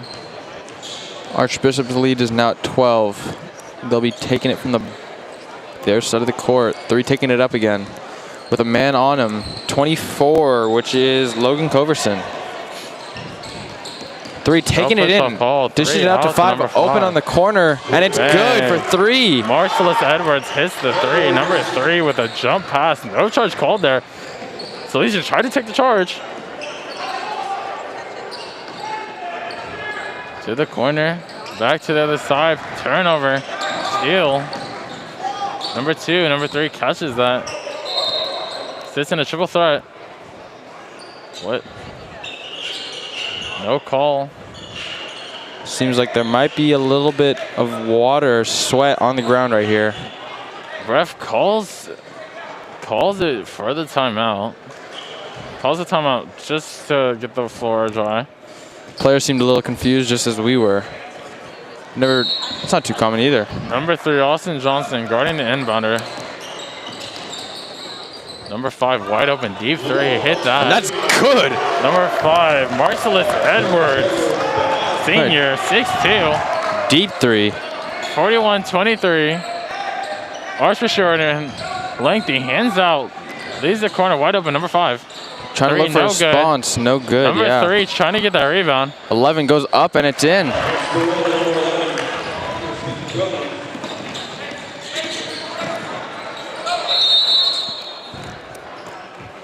Timeout called. Archbishop Arden wants to talk things over. Up 41-25. 3:48 left to go in the third quarter. 60-second timeout. Not sure what the timeout was called for. Maybe wants to let them know what's going on.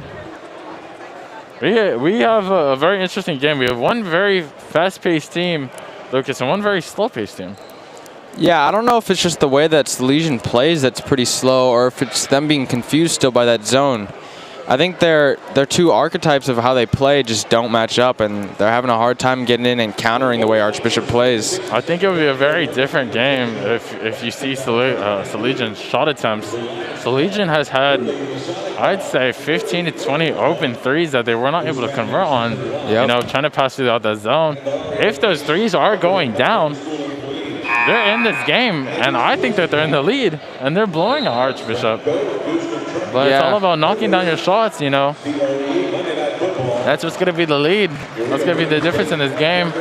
Down 16, Salesian down 16. 12 minutes left in this game. We see a pretty low on fouls compared to last half, with 1 foul for each team. I think they definitely learned their lesson from the last half and just turned to slow it down on the physicality maybe. It may seem like the refs are being a little bit lighter on the calls this half. That too. 3 with the inbounds and number 2. Number 2 has the ball back to number 3. Going in. Let's see if he dishes it out again. Throws it out. This time it's a turnover.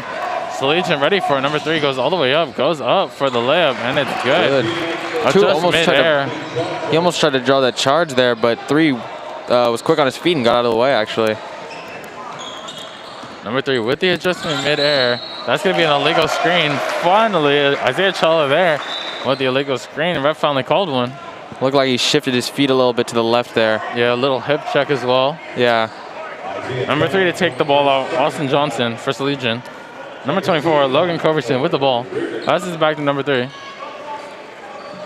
Back to number 24. Back to number 3. Riordan sitting in their zone. They've sat in the whole game. Salesian is flashing to the corner, but that's going to be out of bounds. Now, the bad thing about this press, or the good thing about this zone, is that it really confuses the offense because you guys are getting wide open But then the defense is right there because of rotations. If you are unable to rotate on this, Lucas, that's when you're going to be really open. Yeah. I think it's quite interesting how well Archbishop plays their zone defense. Honestly, you don't see that too often. A good zone defense that's able to counter a man-to-man. And there is Isaiah Chala Jr. getting back what he got called for the last time, showing off a great pump fake. Gets the defender flying over him, and he's able to draw the foul. That's a great use of fundamentals there, Lucas. You know, going back to the younger ages, teaching the pump fake. You know, things like the jab step and holding a good triple threat. Things that are very important in the higher levels that you really don't get to see a lot of. And we got Isaiah Chala Jr. missing his first free throw here. We got coming in for Legion. Yep, 3 subs, 13, 20, and 15. Chris Sanders, Alvin Loving, and Xander Jimenez coming in for Legion. We'll see if Isaiah Chala Jr. lands his second free throw here. Second free throw is good. Bringing Archbishop's lead to 15 points again. We look like Archbishop's kind of toned down on the high press zone defense here, playing their zone back in their home side, keeping it calm. Playing the double team, 5's looking for an option, 20's open for him. Number 3 passes the ball off. Number 5 gets the ball, goes up with it, gets the foul to go. Bucket, no good though. Archbishop's doing a good job of collapsing there, although they are drawing, Salesian's able to draw a bit of fouls. The zone defense is still working here. We got 5. Tyler Harris going for the free throws here. Well, looking at both teams, Archbishop Riordan in the West Catholic League and Salesian in the Tri-County Rock League, 2 very different leagues, one from Central Coast and one from North Coast. Both Division III schools, both very good Division III schools. So it's very interesting to see how these guys play compared to Dublin High School, who's the Division I in the North Coast section, and San Joaquin section from Sacramento High as Division II.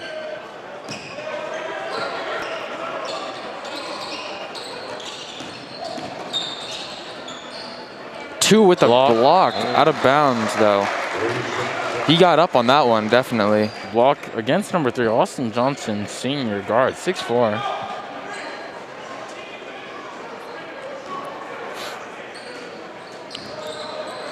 That's Salesian with the mishap on that inbound pass right there. Almost knocking 15 backcourt, and the foul is called on number 2, White, Archbishop. You see these fouls a lot. That's going to be referred to as a blocking foul. Just a quick little body bump. That's all it needs to knock the defender out. Almost backcourt as if. But that's just how it's going to be. Salesian with the ball, down 14. Lost the ball, turnover to number 5. Number 5, unaware of who's behind him. 3 going flying into the wall over here. That's where communication is going to have to come. That's where it's going to be key. You got to let your teammates know that there's a guy running behind you coming to get the steal. Yeah, luckily for him, he was able to catch a break when he went out of bounds with the ball there, keeping Archbishop with the ball on offense. Isaiah Chala Jr. takes one dribble, immediately passes the ball, picks it up. 3 playing some solid defense on 2 here, keeping him out while he's going in, and it's up and in. 2 with a hard drive around the left side. That was 28. Achilles Woodson. Achilles Woodson, that's a cool name. 3 up for number 3. Fades away on that one, not sure. Number 3 is able to go for the layup, doesn't get it to go. Seem to be blocked. Salesian now pushing the pace. Passes it out for 3, number 20. Oh. Deep 3, got just hit barely in the face. short. No call. Number 3 with the ball taken off the floor. Pulls it back out, slows it on the pace. Let's his teammate catch up 16. Here. Driving again, he's up and in for the layup number again. 3. And that's 3, King Jasani Willite.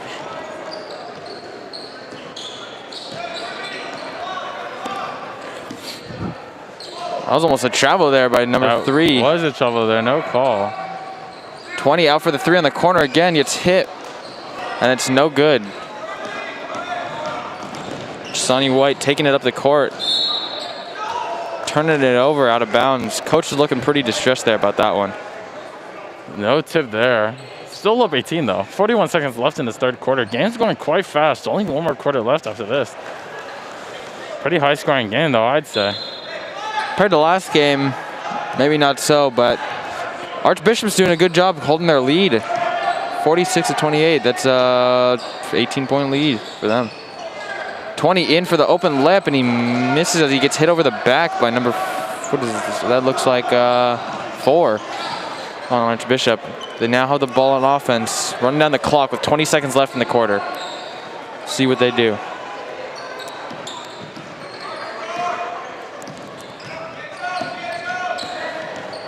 Ten seconds left here. 5 faking in and out of the no backdoor cut. Could have been there. Solid Junior gets the ball. No foul called. 3 for the full court shot. Bang. Oh. And that's no good. But it's the end of the third quarter. Your score 46-28. Archbishop Riordan with the lead.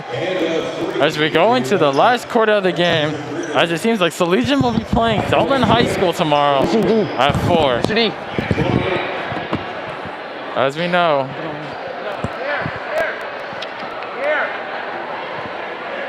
We just got him off there. We've been keeping track of who. We've been keeping track of who we keep. I mean, it's not off a score, but we're thinking who's playing the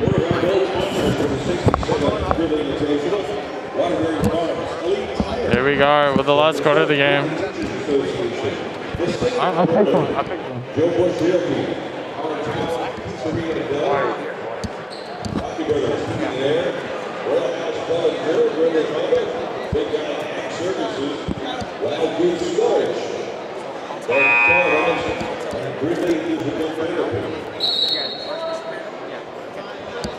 Here we are going into the last quarter, 46-28, 18-point lead for Archbishop Riordan. And I'm looking at this game, Lucas. Who do you think, is your guest player, TV player of this game? I'm looking at, a couple people off the game. Number 3, King Hassani Will Height. Number 5, Marcellus Edwards. Number 10, Antonio Pusateri. Both 3 good players that have been really proving to show as a scorer for. Here we go, 11 on the fast break. He's going up, and it's just laid up and in. Simple right there. Sometimes it's about fundamentals. You don't have to dunk everything. Yeah. Don't want to risk it. Turnover to start the quarter, though. Last quarter. Salesian down 16. Looking to get it into Pasanisi. 4. Almost slips there. Yep. Number 4 has the Kobe's on. Foul called on, I'm not sure who.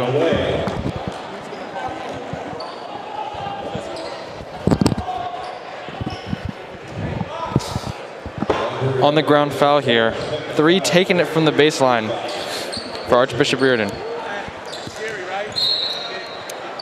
Archbishop Riordan passing the ball in. Looking for that inbound to their center, Brendan Pisani. Looks like they just want to get it into the Posting center, it up. clear out, and then just post up. Brendan Pisani with Pasanisi. Yeah, Pasanisi with the layup. Riordan goes back into their zone, hands out defense. Talking on D is very important in this game of basketball. Tossing it back and forth. Salesian's looking for an option here. Now, if I'm Salesian and I'm down 18, I'm not looking to get shots. I'm not trying to find that outside option. I'm trying to get in as quick as I can to get that lead down. Push off right there, nothing called. Another illegal screen, nothing called. Ball to Pasanisi. Taking it from the top, driving in, getting big. Goes through a pass. Thought that was a spin move, was not. Number 4 to number 33 does not want to do the backdoor cut. Passes it out to number 31. 31 has the ball, decides not to use it. Passes. 5 draws a foul, pumps fake.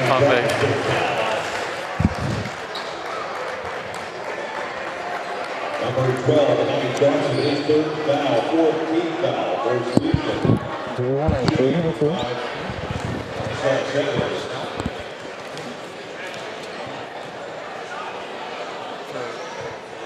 Because I feel like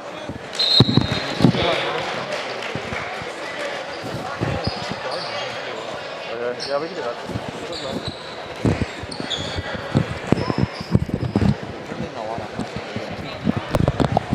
that. Number 13 coming into the game. That is Quentin Kennedy coming back in for Archbishop. Number 5 gets the free throw to go. Marcellus Edwards. Oh, Marcellus Edwards, sorry. Coming back out. 50-30.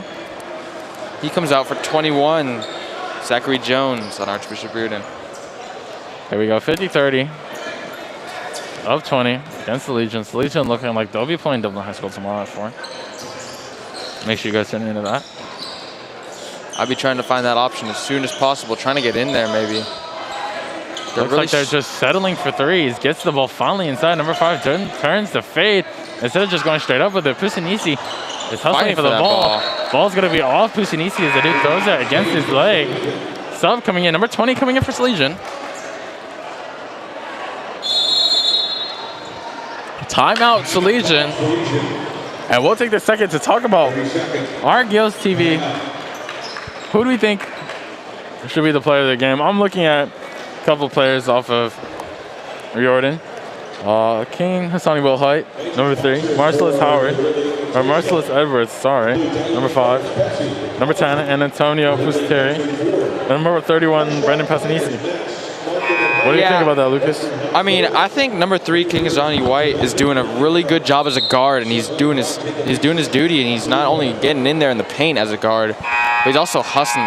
He's around the court everywhere, and he's doing a pretty good job. And we got Passanisi. He's playing he knows how to play his position right. He's posting up, getting big, fighting for those rebounds as he should as a center. Yeah. Marcellus Edwards also doing his job as a guard, playing his long range and taking his free throws, doing his duty to the team. Yeah, King Hassanisi White, Wilhite seems to be doing his job as a guard, as a defensive guard on both ends. Being a willing passer and a willing scorer and a willing defender at that. Legion almost called for the turnover. Gets the foul to go.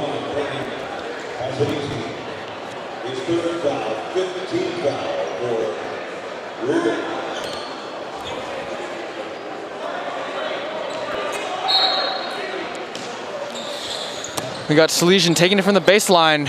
2 open pump fakes. Goes in for the mid-range jumper, and it's no good. Salesian's back with the rebound, and they get the foul call. Number 10. That's going to be Evan Goodwin at the free throw line here. Let's see if he can knock 2 down and cut that lead down to 18.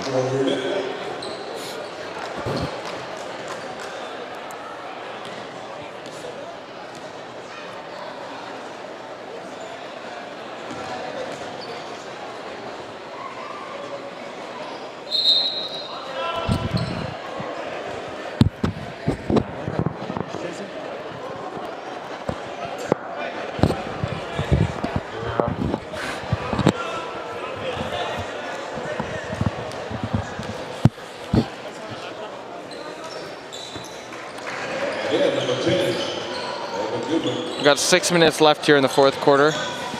Archbishop Reardon is up by 19 right now. Scores 50-31. 13 traveling in the paint.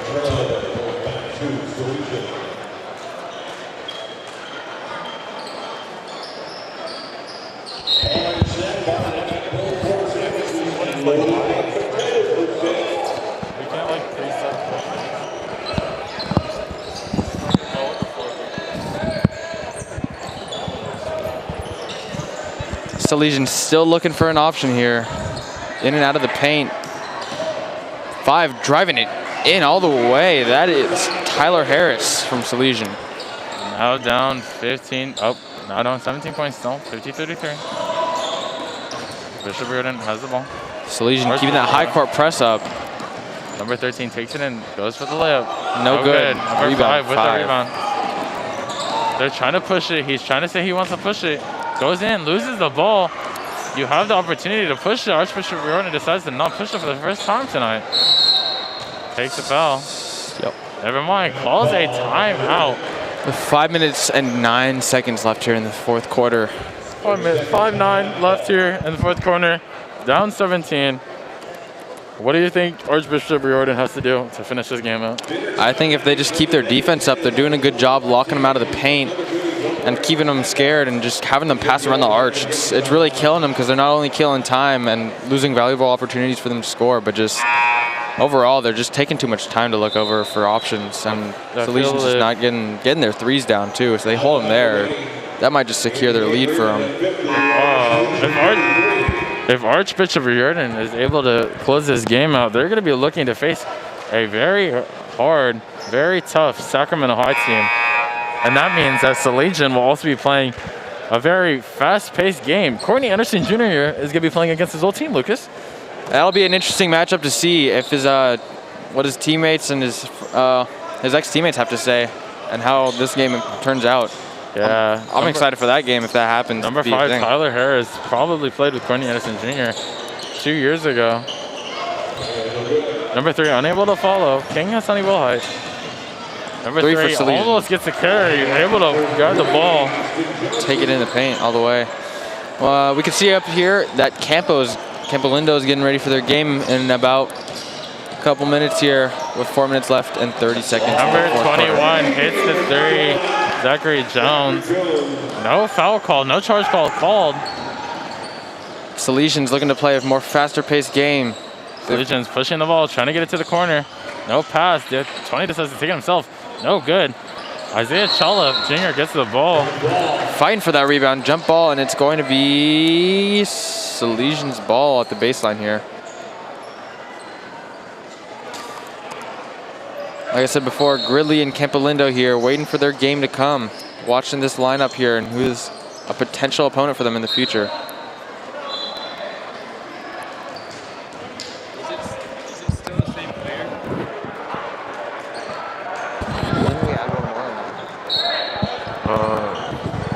Is it 3 and 2? 3 and 2 or 3 and 2.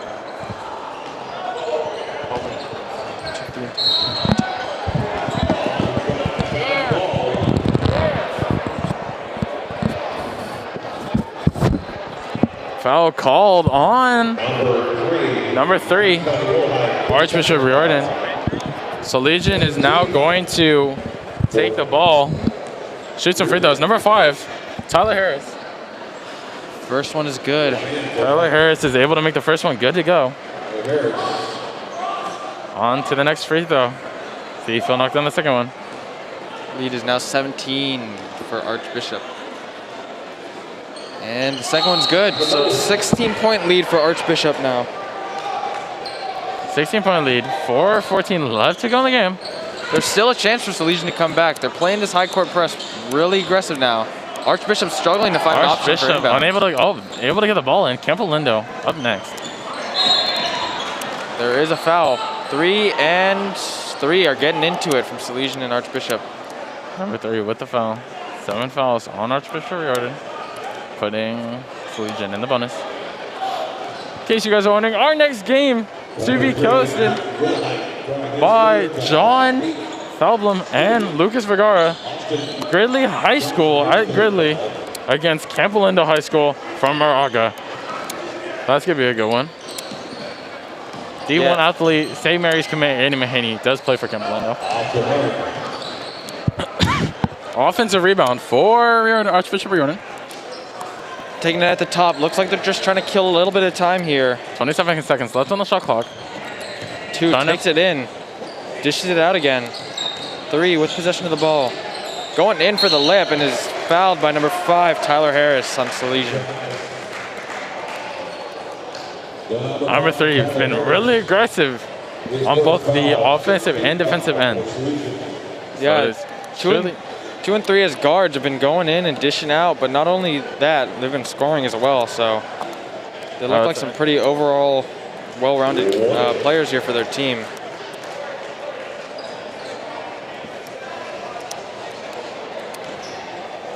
Let's see if he knocks on the second one after making the first one.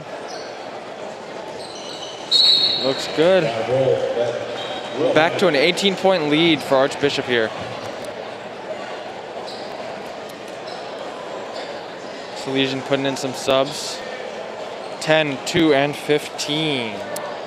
Eric Watson, Evan Goodwin, and Xander Jimenez.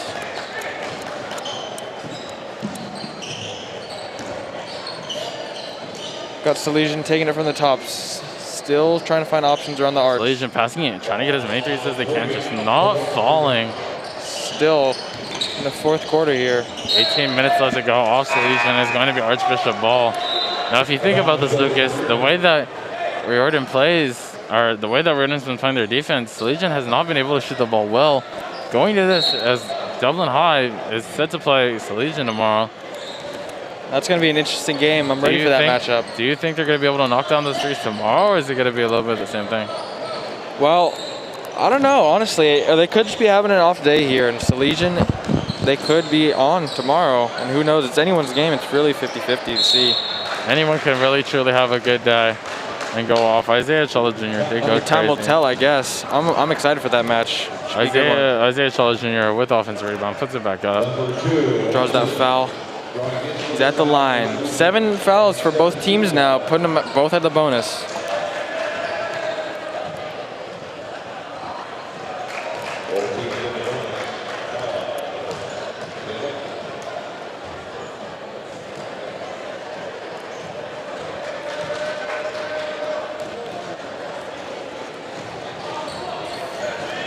Isaiah Chola Jr. good for 1 free throw. Number 22, 6'7", Tyrell Basari coming into the game.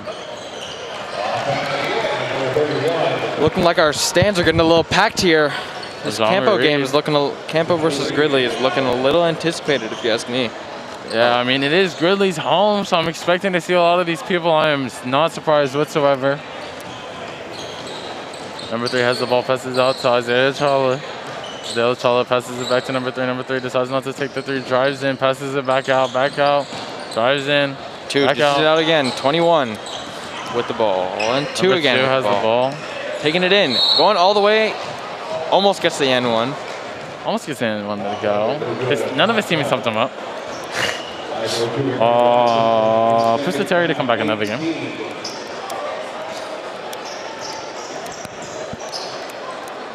$2:15 left to go. Looks like it may have been an offensive foul. Yeah, looks like it may have been an offensive foul or a travel. Not sure what the call was. Salesian ball though. Salesian now down. 17 left. 2:15 left in the game. We're going to have Alex Quick from Salesian in, taking up the ball on the court. It's a cool last name. Alex Quick. Let's see how quick he is. Pusateri with the skills. 56-39, 157 left to go. Archbishop just taking it slow now. Playing their game. Looking to run their plays. Passes out to 21, 24 for 3. It's long. No good. 10 has the rebound. To the corner. Pump fake. Decides not to take the mid-range. Passes it down to number 22. Number 22, Teo Basuri. And over. Looks like he's going to be out on number 10 from Archbishop, Antonio Pusateri. Yeah, it's really interesting to see how this game played out. Originally, I thought it was going to be the opposite way. Faster pace from Salesian. Looks like they decided to slow down. Archbishop Reardon came out, going fast, playing fast. Had some really solid defense from Archbishop here. Eric Watson hits the 3. 56-42. Still in it. Down 14 now. Got number 10 here from Archbishop looking for his option. Pusateri wants the ball. He's trying to come get it. He wants to blow by him. Little crossover. Back out to 3. Number 13, Kennedy. Unable to get the 3 to go. 21 with the rebound. Putting it up, fighting in the paint. And that's 21, Zachary Jones, standing at 5'9" in the paint, fighting. There you go. 5'9", grabbing that rebound over 3 people. No travel called there. 22 up for the layup over number 4. Yeah, standing at 6'7", senior. He was able to get that easy layup to go. As our game comes to a close, we want to go ahead and represent you with our Gales TV. We want to represent you with our Gales TV. Our Gales TV player of the game, players of the game. We have 2. Number 2 and number 3, Achilles Woodson and King Hassani Wilhite. We will have an interview to end the game. We will have an interview to end the game after this game, and then our next game, Camp Belinda versus Gridley. Hey, yeah. Here. 2 and 3. What? 2 and 3? Number 2, let's go. Here we are. Looks like Archbishop's just killing the clock over here. Archbishop Reardon's going to have the ball. 58-44 is your final score as Archbishop Reardon defeats Salesian College Preparatory from Richmond. Now we are going to have a quick interview, like Jacob said, with Archbishops Riordan, Achilles Woodson, and King Hassani White, or Will Height. Here we go. We're gonna go ahead and keep it back onto the court. We're gonna go ahead and keep it back onto the court. We're gonna go ahead and get Achilles Woodson and King Hassani Will Height onto the floor as Campolindo gets ready. Aiden Mahaney in his West Coast Elite gear on your bottom left of your screen, bottom left court. And here we have Yair Lay coming in with King Hassani Will Height and Achilles Woodson for the interview. Woodson, number 2 and number 3. For our players of the game.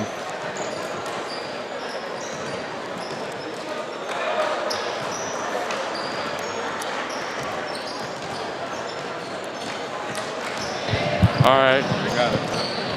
You can hear us good? You can hear us? Yeah. All right, great game, guys. Congratulations on your win. For both of you, I wanted to ask you, what were your guys' you guys both came out very aggressive on the defensive and also offensive end. What were your goals during this game, and what were your keys to the game as well? We just had a very specific game plan and what we wanted to accomplish and stuff like that. We just executed by the coaches, players, everybody just bought in, so it was a good team win. Everybody played well. Anything you want to add, Achilles? It's just we came out hot, aggressive. We knew that we were the more aggressive team, so we just came out, beat them on defense and offense. So yeah. All right. My second question is there any key background info or research that you guys did to playing your zone defense? Because I noticed that countered Salesian pretty well with their game and keeping them outside of the arch here.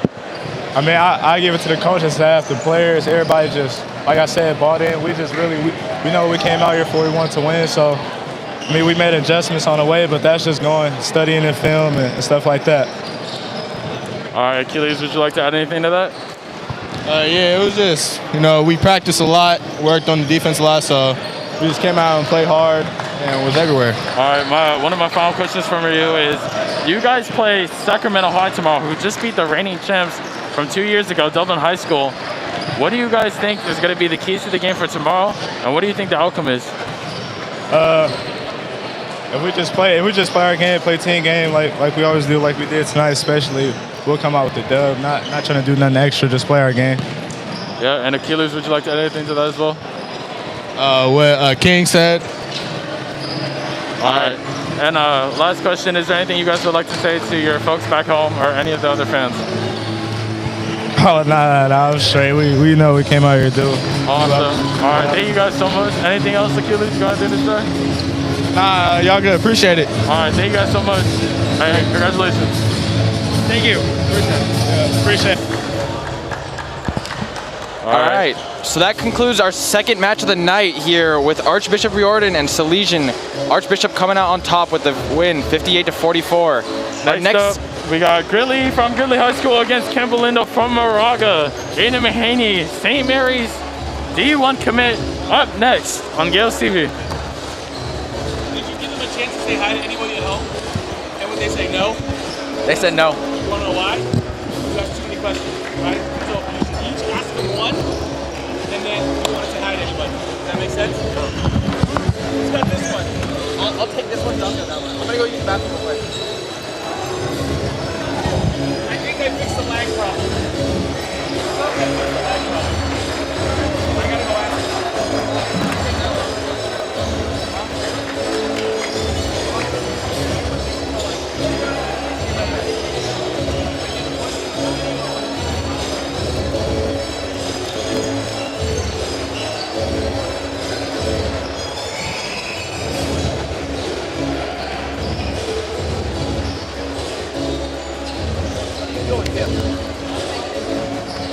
Check this in and all that. Bring our bag. I want to check in, bag, laptop. What is like a 25-minute drive? Down here. I still have 2 more games. I'm not getting home till 11. At the latest, earliest.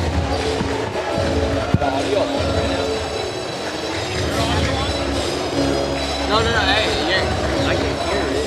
I'm saying it on the live right now. There's a live video on. Like, it's a live pause. It's a live video right now. Alright, I'm gonna go back. I need it for my laptop.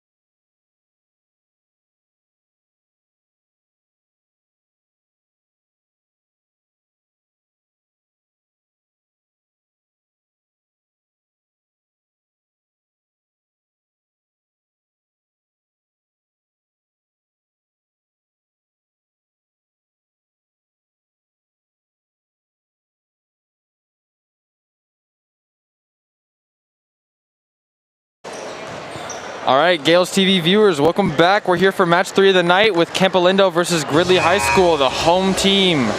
I'm joined by John Thalbum here. Thanks for having me. Yeah, I'm very excited for tonight's matchup. We got the hometown team, Gridley versus Campolindo. And man, I'm excited to watch this Campolindo basketball team. The star player I'm looking out for tonight is number 20, Aiden Mahaney. Recently committed to St. Mary's, recently off an injury. I'm excited to see what he can do tonight. Yeah, I think it'll be an interesting matchup. I haven't seen Gridley play yet, but I know that I've seen Campo play in the game against Dublin recently, and I think they just beat us by 8, or beat Dublin by 8. Yeah. Very nice of Gridley to put on this amazing tournament every year. Yeah, I think it's a great way for teams to come together and for them to support their team. It looks like Gridley's got a small lineup here today of around, what is it, like maybe like 13 players, 12 players. But I'm excited to see how they do. We're going to be starting here in 30 seconds now. Yeah, take it to the court.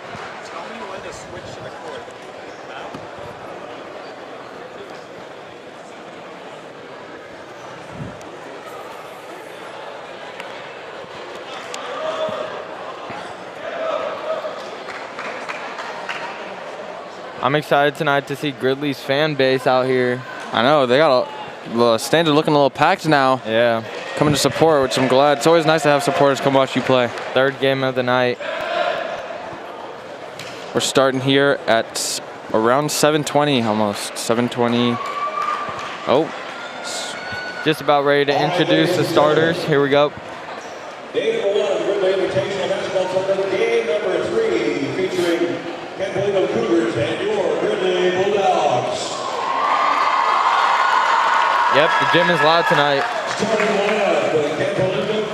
So it looks for Campolindo. Our starter is going to be number 1, Clay Nafzur.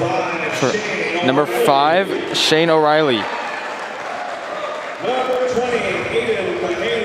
Number 20, Aiden Mahaney, starting at senior guard, number 6'3". 22, Cade Bennett, senior, 6'1". And number 44, Matt Riddell, senior, 6'6". Now moving on to Gridley's starting lineup. Number 5, Shane Carr, senior, at shooting guard, 6 foot. Number 10, Ashton Stokes, senior, 5'10", at shooting guard / point guard. Tyler Farr, number 21, senior, shooting guard at 6'1". 24, Michael Sanchez, senior, shooting guard and small forward, 6'4". At number 33, Fabian Garcia, senior, at shooting guard, 5'10".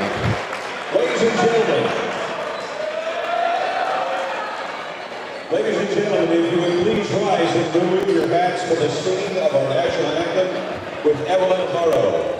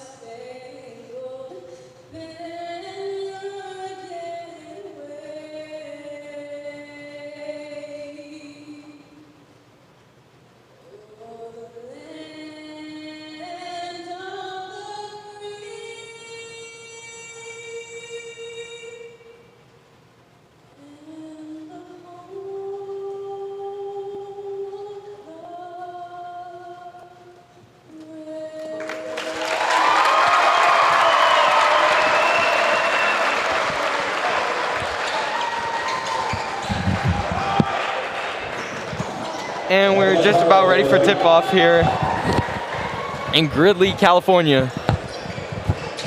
Our lineup tonight again is Campo Lindo High School and Gridley High.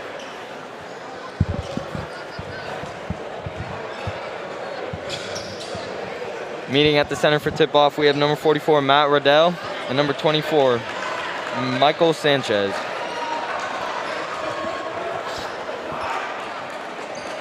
All right, the Campo Lindo Cougars and your Gridley Bulldogs on the tip-off, 44 Matt Riddell, and number 24 Michael Sanchez for the Bulldogs. And here we go. Ball is tipped back to the Campo Lindo Cougars as number 22 dribbles it up the floor, swings it over to number 5. In for the layup. No good. 44, Matt Riddell taking it out of the paint. Going posting up big on number 24. Also no good.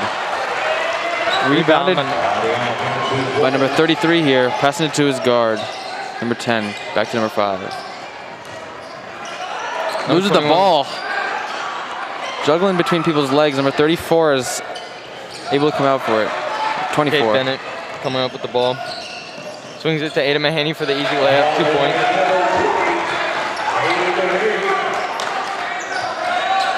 Really brings up the basketball on the left side of the court. Running into each other. Campo Lindo is looking taken by number 20, Ada Mahaney, for a dunk on the other end. Oh my gosh. Off the fast break. 4-0 lead already for Campo here. Gridley calls a timeout. Wow. That Campo Lindo bench is electric. Number 20, fresh off an injury, already has Campo Lindo's first 4 points of the game. So we see that Gridley's looking a little shaken up here by Campo's strong offense and defense coming off the bench. What do you think is going to be their key thing to come back? I mean, it's early. It's only 55 seconds in the game. You can't really tell much about a whole game by 55 seconds. But Gridley's game plan, they know what they're doing. I can't wait to see how they react. Number 5 inbounds the ball.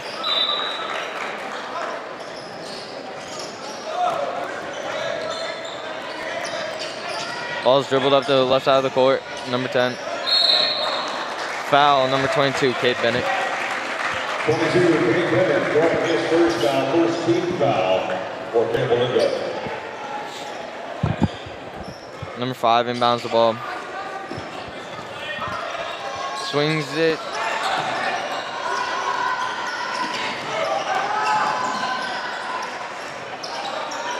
Number 5 in the right corner.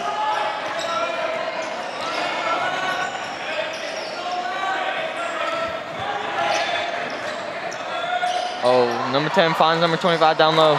No good. Fighting for that rebound. Number 22, Cade Bennett's able to come out, passing it to 1, who's drawing the foul, going up for the layup here. He will be shooting too. 21, Tyler Farmer, his first foul, first team foul for the Bulldogs. Number 1 at the free throw line shooting too.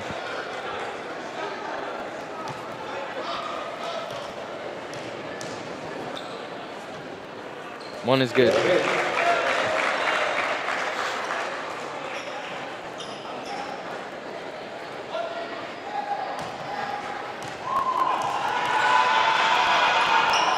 And the second free throw is good as well.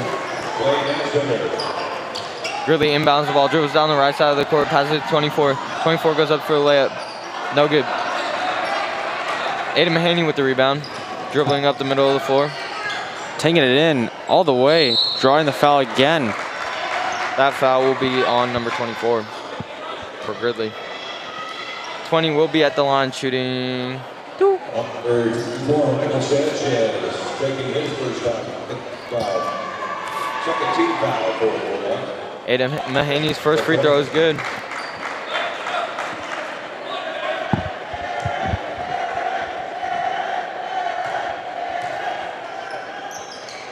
Second free throw is good. Campo with an early 8-0 lead on the hometown Gridley High School. Gridley knocking down their own player here, looking a little lost on Campo's high court man press. Similar to how Archbishop was playing last game with the high court zone press. Number 21, Tyler Fair, is the one who went down on that play. Looks like he will be subbed out of the game. Looks like the foul might have been on Gridley here. It was Campos taking out the ball. Number the 22, baseline. Cade Bennett, taking out the ball. Swings it to O'Reilly. Swings it to Aiden. Number 1 with the shot. 3-point basket is good. Campo keeping their press. And Gridley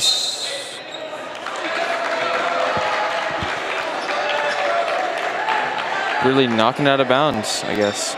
Struggling to find an option here. Aiden Mahaney inbounds. Taking it in, wide open for the layup. 2-point basket is good. Aiden Mahaney. Aiden Mahaney with the block here on the inbound. One getting the ball. Swings it out to Aiden Mahaney on the left side of the court. Swings back to number 1. Over to Cade Bennett. Cade Bennett drives. Passes it to his center, Matt Riddell. He passes it back into 5. 2-point conversion for O'Reilly is good. Gridley going for the half-court pass out here, finally getting across that line.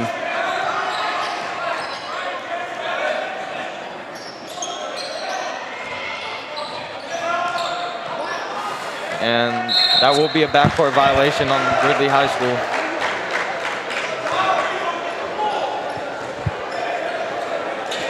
Campo with the early sub here for number 22, Cade Bennett. Going in is number 24, Logan Robinson. Robinson dribbles it up the floor. Swings it to O'Reilly. Takes it back out to Aiden Mahaney. Will drive into, dish it out to number 44 for the layup.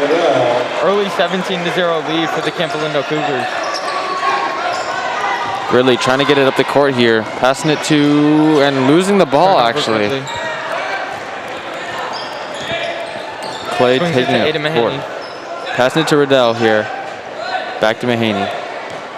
Mahaney dribbles it up at the top of the court. Passing it to Clay, who goes for 3. No good. No good. Fighting for that rebound is Riddell, who goes down on the ground here. And it's going to be Gridley's ball. Got number 10, Tyler Vineyard coming in here for Matt Riddell. And Gridley is struggling to get the ball over half court. Campo lets down their press here.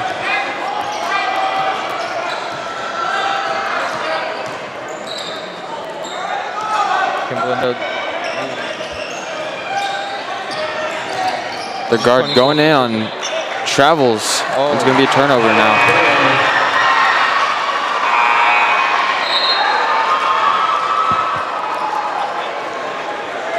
Aiden Mahaney will be taking the ball out for the Cougars. Giving it to number 24, dribbles it up the court.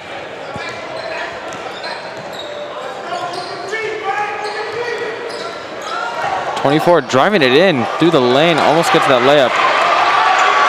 Got number 23 here with the rebound. That's going to be Aaron Kula for Gridley. Third through creating space. Open jump shot, no good. Campolindo with the rebound, dribbling it up the right side of the court. Aiden Mahaney swings it out. Back to Aiden. Gets a screen, goes in. No good. Aiden Mahaney pushes it back back out for the 3. No good. Fighting for the rebound. 24 comes out and goes up, and it's an and 1. Basket is good. For Logan Robeson. He will be shooting 1 at the line. Robeson is not a big guy. And yeah, he's still getting in the paint, which is pretty good. He's playing aggressive, and it's catching Gridley off guard, in my opinion. Gridley's still yet to get on the board with a 19-point lead for Campo.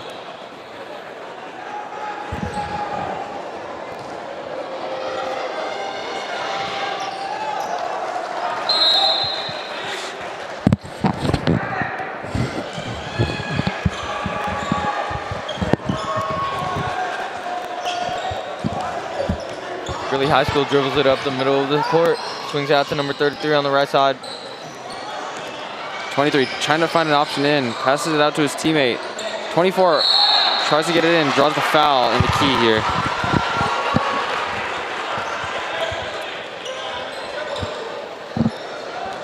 It'll be Gridley's ball under the basket. Trying to find that inbound. Passes it to 33. He gets tipped out of bounds. Out of bounds. And Gridley ball. Gridley ball.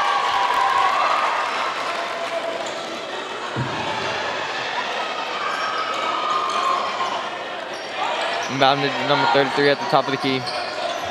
23 has the ball again on the arch. Picked up his dribble. Back to 33. Asked for the screen, but they read it. Passes to 33, and he... Great hedge by the Campolindo Cougars, forcing a turnover. Just about 3 minutes left here in the first quarter. Campo coming out strong with a 20-point lead. We have Logan here. Robeson dribbling up the court, passes it to his teammate, and finds him in the paint, and he goes up. Sneaky Robeson is. Finding his way in the paint. Getting those easy layups. 24 drops the ball in the pass. Robeson down the floor. Passes it to his teammate. Gets a 2-point bucket. Gridley trying to recover here. Presses up the court fast and still trying to find an option.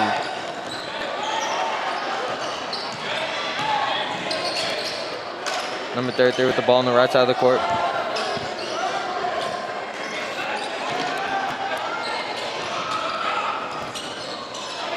Number 4 puts up the layup. 2-point conversion is good. That will put Gridley on the board for the first time tonight, 2-24. Campo leads with 2 minutes left in the quarter. That's number 4, Benson Tolman, with the first point and putting Gridley on the board here.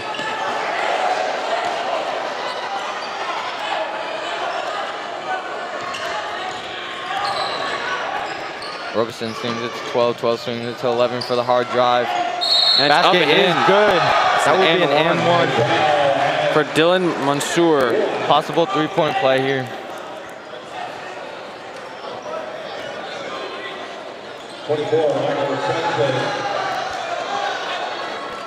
Third foul, fourth team foul for the Bulldogs.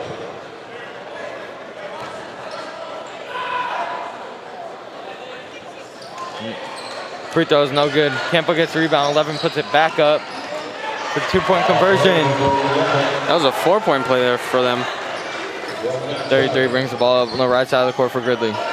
Swings it to number 4. Asking for help here, looking for an option. 13 takes the ball. Tries to drive it in. 33 with the ball again. Dishes back to 13. Back to 33 on the corner. In the right corner. 4 with the ball, trying to drive. Passes to his teammate. 23 goes for the shot. 3 is no good. 12 with the rebound for Campo. Aiden Mahaney dribbles it up the right side of the court. Swings it to number 12, who swings it to Robeson, who swings it out to number 11. Aiden Mahaney back up with the ball at the top of the half-court key.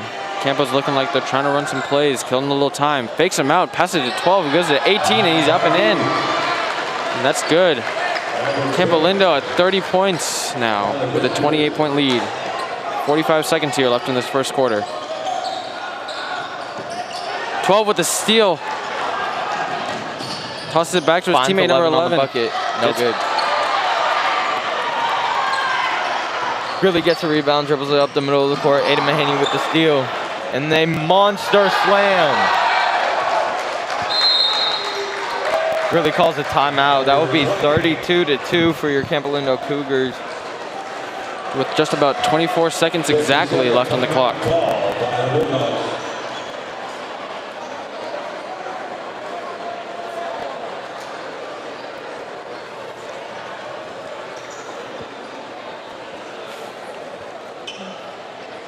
Major sponsors for the 67 GMT Gridley Country Portland, Sean Trainers, Thanks Market and Hardware, Orchard Hospital, Three Rivers Optometric, Gridley Hill, Subway, Round Table Pizza, Casa Lupe, Recology, Pepsi, and Dowlew's Motor.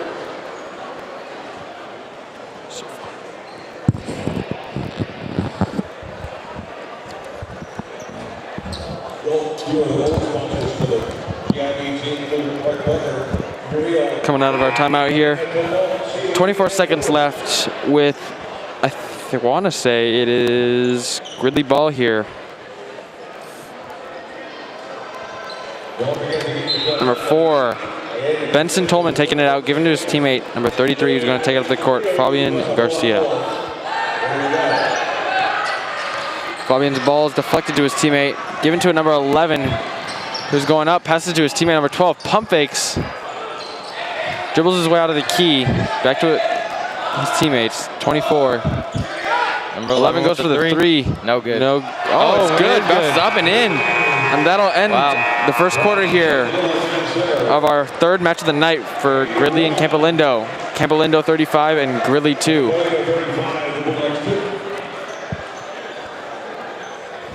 With Campo coming out so strong, what do you think Gridley has to do, and what's coach going to say to keep their heads in the game and keep their spirits high to hopefully come back? This Gridley team needs to communicate. Communication is key for a good team to win a game or at least come back. They need to be able to work well with one another, and that's something that's lacking right now in this game.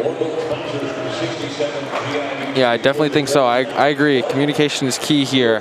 They're getting killed on the defense or on the offensive side, and they just need to communicate more. They're giving up a lot of opportunities, and they need to stay calm as well. I feel like they're not playing their game and they're rushing a bit, trying to keep up with Campolindo's pace. And I think if they were to play their own game, they might be able to cut down this lead by a lot.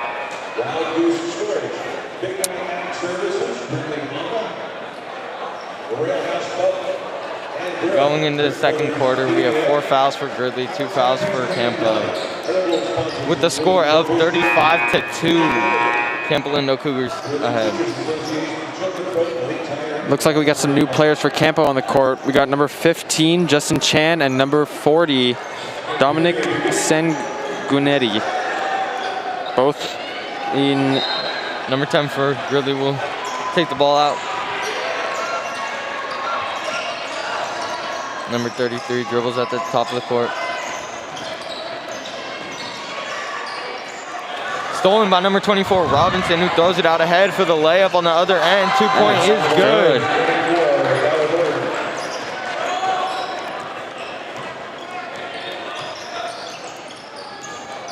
Got 10 here for Gridley, taking up the court. 23 has the ball at the top of the key.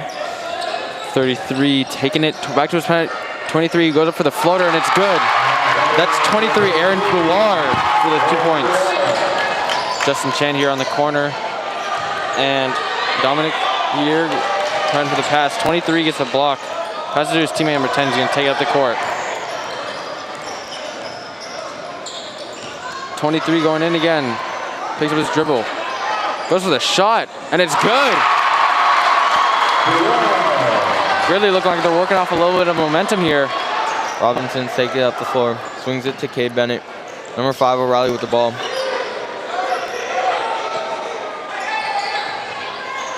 Robinson with the ball at the top of the key. Gives it to Bennett in the paint. Getting trapped. It looks like Gridley has switched from a man defense to a zone as well. Foul on number 22, Kendall Witt. Seems to be a bit more efficient for stopping those plays and stopping those easy buckets for Campo here. Hopefully Gridley's using this zone defense to their advantage and will keep it up the rest of the game. Steal here. It's going to be turned over back to Campo again. Campo pressing hard up the court. Swing out to Riley for the 3. And it's good. 3-point basket is good.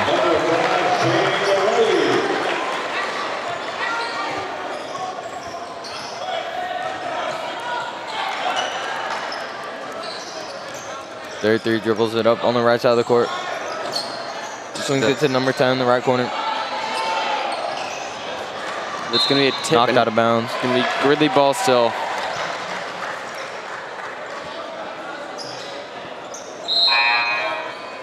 Got a few subs. Number 5 and 21 for Gridley. It's going to be Shea Carr and Tyler Farr.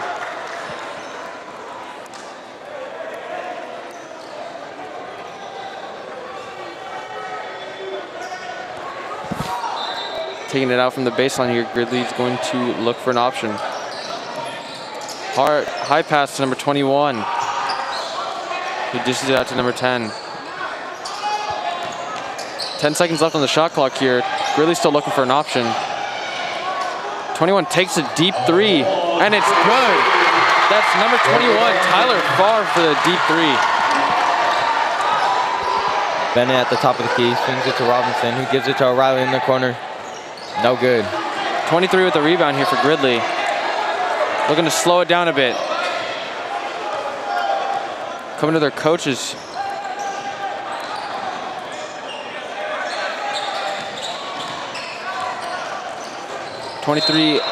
Loses the ball.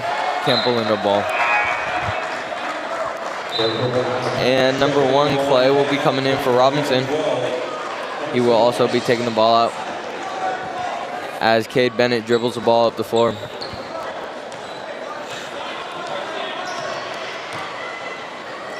Swings it to O'Reilly on the wing.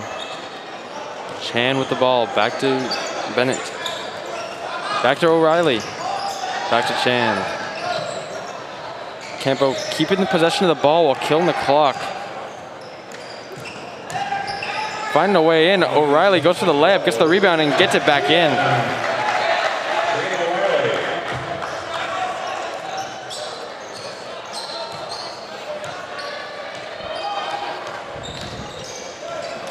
Gridley looking for another shot here. Tyler Farr taking it up. Dishes it to his teammate. It goes through his legs, back to him. Back to his teammate, number 5. Picks up his dribble, 23. 10 goes for the shot.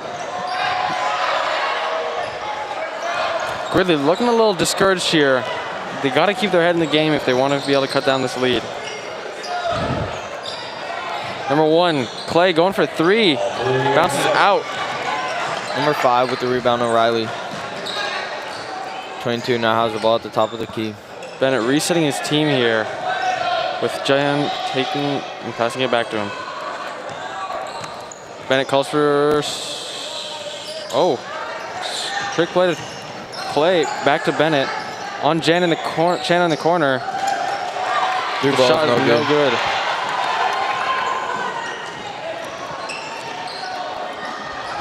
Gridley taking it in the paint. Almost gets a shot in and it's no good. 22 up to O'Reilly. O'Reilly driving in. Just gets the layup in. That brings the Campo Lindo Cougars to 44 points and Gridley to 9.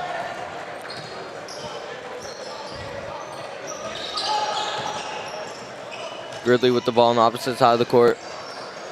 Dishing it back out to Tyler Farr. Stops in his tracks. Goes for the shot. No good. No good. Bennett taking it up the court again. Killing a little bit of time again with 3 minutes left in this half. You got Clay here with the ball. Back to Bennett. Out to Chan. Looking at 40 in the paint. O'Reilly comes in. Layup goes out and in. Or in and out. 12 with the layup.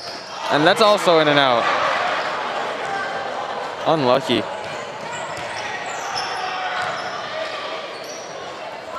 Cade Bennett swings it to O'Reilly, who swings it to number 1, Clay, in the middle of the key. Swings it back to O'Reilly. Bennett at the top of the key with the ball. To Chan for 3. And that's good. Basket is good.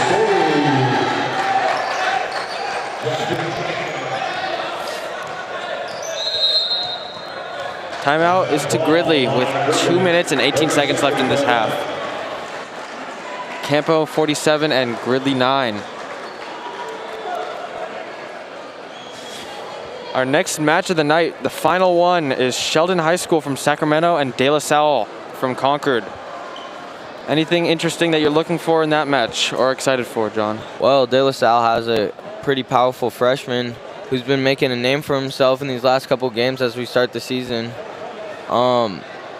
Sheldon, I know these guys have played with each other for a while now. They all play together on the same AAU team.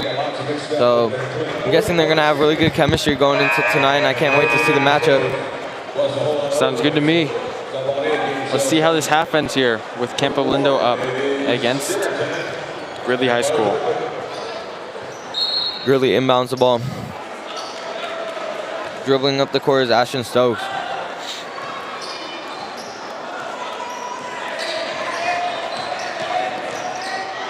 Crossing him up for 3. Short. Out of bounds. It'll be Campo ball. Ball is inbounded to Campolindo's Aiden Mahaney, who will dribble it up the court slowly.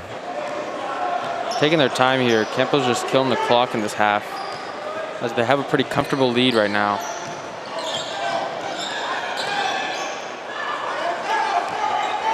Aiden with the ball up top. Gives it to number 11. Clay with the ball. A little confusion here. 3 dishes to 20 as they almost ran into each other. 5 seconds left on the shot clock. Number 11 with the 3. No good. It's short, and it'll go out of bounds. 3 attempting to get that save, but it is no good.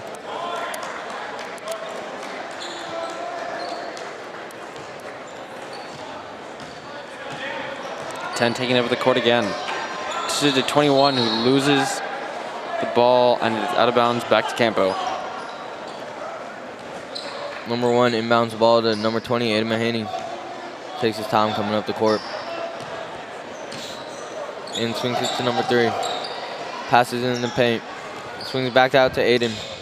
Swings it to number 11. Swings it back out to Aiden. Cross court pass to number 3. The 3 is no good. Rebound by number 10 on Gridley. Taking it up the court. Passes it to Tyler, who almost loses the ball again. Gridley looking like they got their ball movement together now. Looking for an option. Great pressure on this Gridley team. 5 with a save. 10 with a 3, and it is short. 12 back up. No good either. Back to Campo. Aiden is taking up the ball again with a no-look pass to number 11. Back to 1. Resetting is Campo, killing the clock here, holding the ball. Got 20 seconds left on the shot clock here, so it looks like Gridley will have last possession this half. Campo draws up a play. Looks like they're going to wait for the shot clock to wind down. Waste some time here. Aiden Mahaney drives in the paint, kicks it out to number 3 for the 3. And it's good. 3-point basket by number 3. That would be Gabriel Johnson. Looking for this last second shot, hopefully. 2 seconds left. Number 5 throws up a half-court shot. No good. No good. That will end the first half for the Campolindo Cougars and the Gridley Bulldogs. Score here is 50 points Campolindo and 9 from Gridley High School.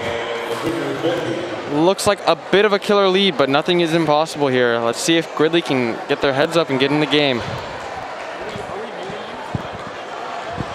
We'll be back in a few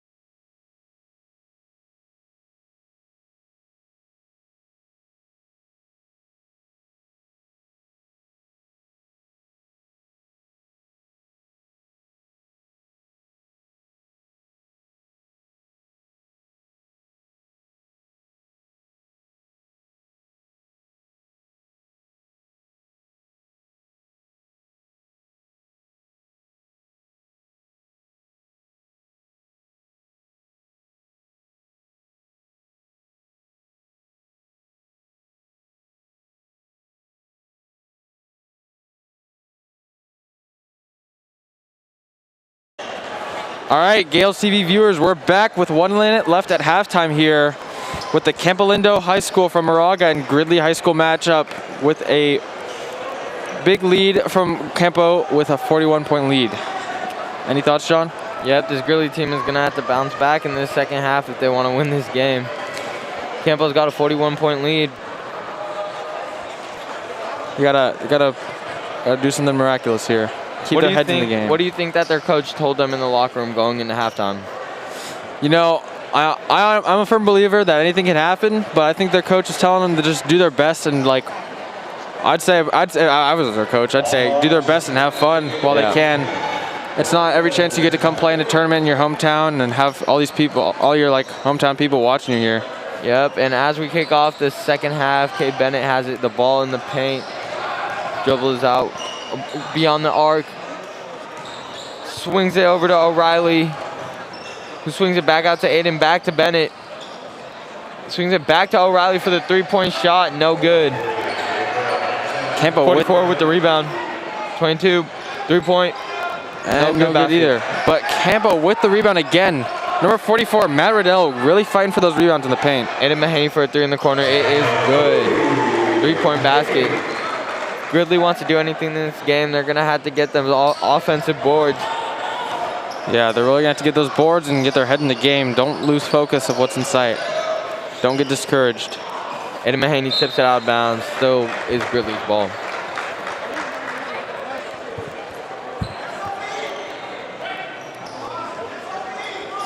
As mentioned before in previous games, if you have a shout out, go ahead and follow us at DHS VidProd on Instagram and send us a DM if you wish to shout out any family members, friends, anything at all. Send us a DM and we'll give you a shout out. We're here with Gridley still with the ball here. 5 seconds left on the shot clock. 23 with a quick shot. Three, and it's good. It is good by number 23, Aaron Coular.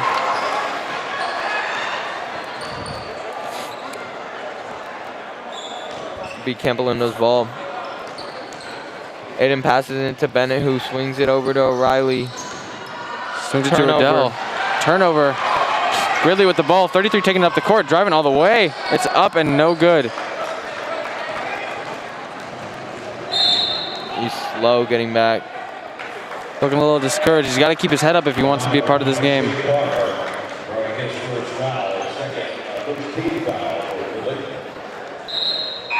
And Fabian Garcia will be subbed out.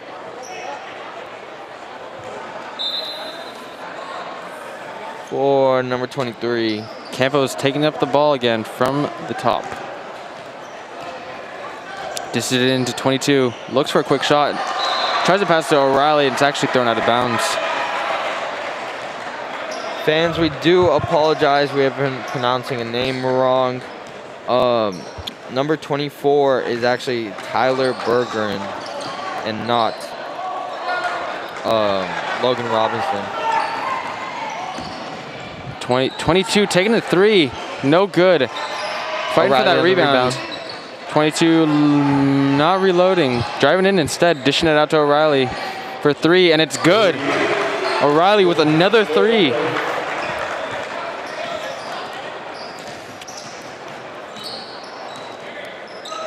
Gridley looking for another option here.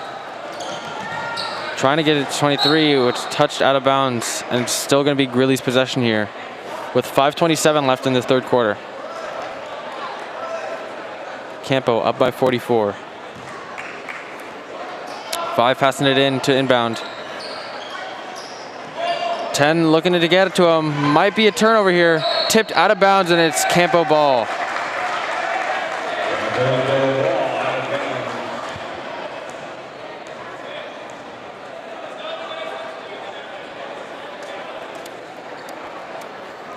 Both teams are now having a hard time scoring.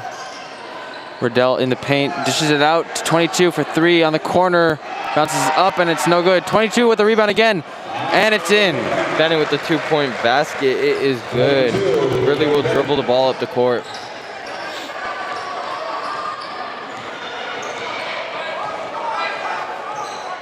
Gridley looking for some options here. Trying to get around. 20 with the And another monster slam by Aiden Mahaney. Wow, he was really fresh off that injury. Looks like there's going to be a sub here.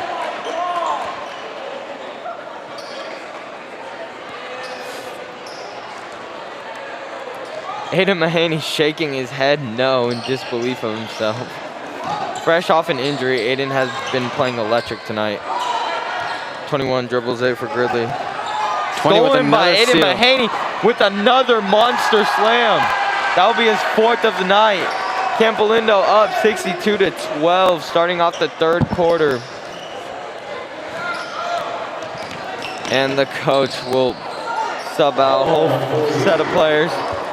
We got air ball by Gridley. We got number 12, no, 12 it looks like, number 11, number 24, 10, and 15 coming in here, or 40, my bad, coming in here, a whole lineup being subbed out.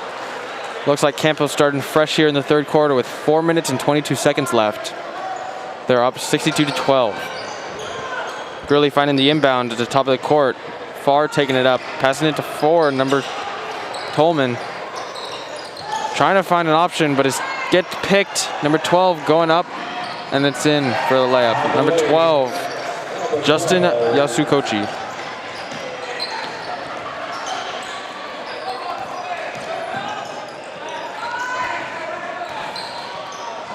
Gridley trying to find another option. It's, again, another turnover for them. Tyler taking up the court, sneaking his way through, passing it to his teammate out in the corner. His teammates resetting at the top of the arc, looking like they might find an option here. Tyler into the paint, getting on the loses floor. the ball, but gets it back. Number 12 for the 3. And that's Basket good. is good. Justin Yasukochi for a 3.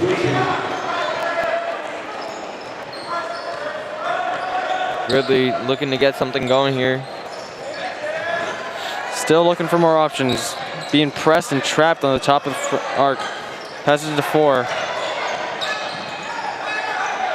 Swings it to number 21. Farr driving in. Couple men on him. Goes up for the layup and is not good. Tyler Bergen bringing up the left side of the court. Slowing it down again. Taking his time. Looks for the pass in the paint. His corner's wide open. Doesn't take the shot. Passes it back to his teammate. Number 12. Driving in. And that's going to be a foul on...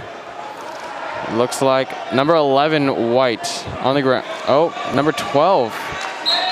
Charging foul, I guess.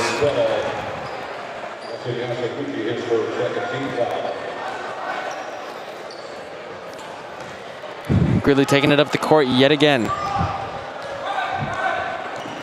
Looking to run a play, hopefully. Tight defense by number 24 here, and Campo in general. 12 going up for the shot, no good. Campo going full press up the court, slows it down again. 24 taking it up to reset at the top.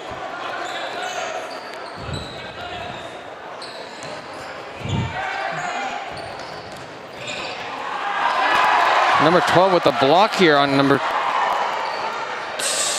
10. Yep, number 10. Campo getting the rebound. Justin Chan up for the shot, no good either. In and out. 23 securing the rebound for Gridley. That is Aaron Pilar.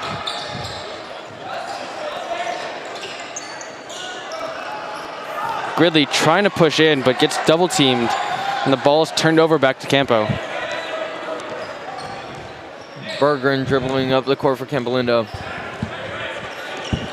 Setting the screen to number 12. Paint. Dishes it out to number 10 for the basket. No look for Tyler Bergeron to his teammate number 10, Tyler Vineyard. And with 1 minute and 30 seconds left in this 3rd quarter, the score is 12 for your Gridley Bulldogs and 69 for the Campolindo Cougars. Justin Chan playing defense. The shot is no good for number 5, Shea Carr. Oh, we got a little cherry picker up the court. Ball's thrown out of bounds by Campolindo.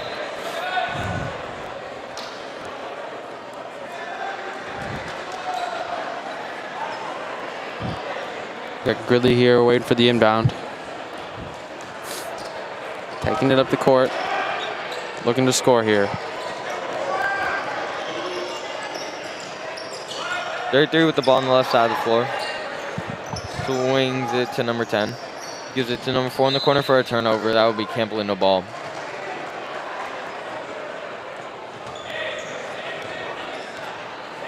Number 24, Tyler Bergen, bringing up the ball up the court. Behind the back, through the defense, dishes out to number 11 for 3, and it's good. Number 11, Dylan Mansour for 3 with an assist from Tyler Bergen.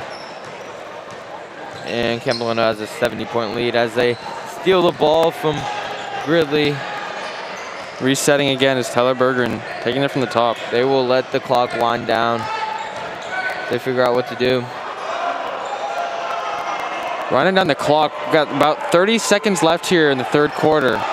Again, with the shot clock being at 15 seconds, Campo is running time. We hear the crowd not in favor of this. 12, Justin Yasukochi again with another 3. Got 15 seconds here left in the third quarter. Gridley hoping to get one last shot in before the time in the third quarter runs out. That will be a foul on number 10, Tyler Vineyard. With 10.1 seconds remaining in the third quarter, Campolindo leads this game 75-12 over the hometown Gridley Bulldogs. Gridley takes the ball under the basket, looking for an open option. Gives it to number 10 on the key. No. 4 trying to make his way through the defense, up and almost in. No good. 2 seconds left. 1 second, and that is the end of the third quarter, folks, with 75 to Campolindo Cougars and 12 to the Gridley Bulldogs. Man, this game has been rough, but I'm just glad that Gridley's here and being welcoming to host us, and not just Gales TV, but all these teams in general to host this tournament.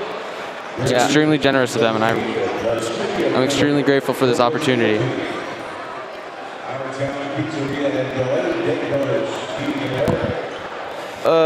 Next up, going into the fourth quarter here, we do have one last game after this where the De La Salle Spartans will take on Sheldon High School from Sacramento, California.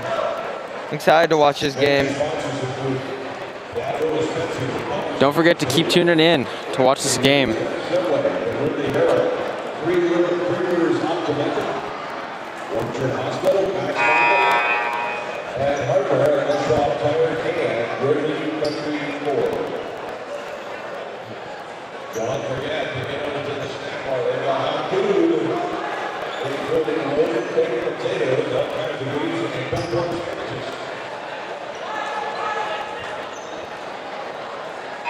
It's going to be what looks like Campolindo ball here for the start of the fourth quarter. Or not. It's Gridley ball, I guess. Coming in at the fourth quarter here. Campo still playing tight defense as usual. Gridley loses the ball twice for a turnover to Tyler Bergeron, who's going to lay it up and in. Hustling back to defense. Campolindo's resetting on defense, still playing tight. Gridley trying to find an option here. Be a foul down low. Number 10, Tyler Vineyard. That will be his second personal. And Campolindo's second team foul, what it looks like.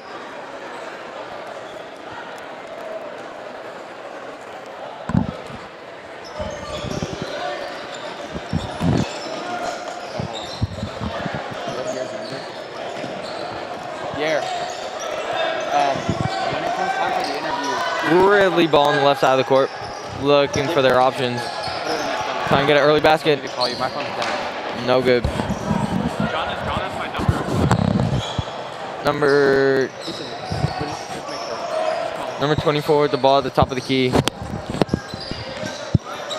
Dribbles it out, swings it to Clay. Clay gives it back to Tyler. Number 3 with the ball. Campolindo looking for their options. Good ball movement by the Cougars. Playing it timeout, it looks like. We've got 5 seconds left on the shot clock about. Tyler Bergeron goes up for the jumper, no good.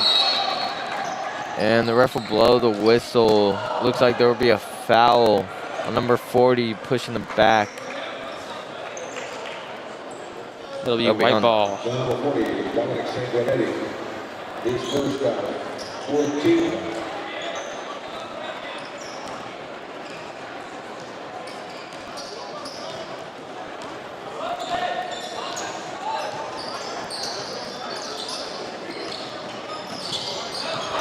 Number 24, Tyler Bergen, to lay it up and in again off that steal. 79-12, Campolindo leads. Really laying it up and in, going in the paint. Number 5, going in hard. That's Shea Carr. 40, wrestling and tussling in the paint. Gets the foul called. That's Dominic Sanguinetti. 33. David Garcia, his first foul, second team foul for the Bulldogs. Gonna take it from the baseline to number 1 for Campo. Another foul, what looks like number 33. Fabian Garcia with another foul. It's 2 in a row right there. Garcia, his second 13 foul for the Bulldogs. 1 with a 3 for Campo, and it's good. With 4:45 left in the final quarter, your Cougars leading 81-14 over the hometown Gridley Bulldogs. Gridley dribbles the ball, looking for their options on the other side of the court.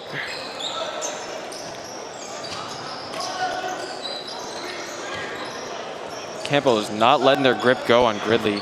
Just playing. Number 5 surveying the court, finds number 33 on the left side. Gives it back to number 5.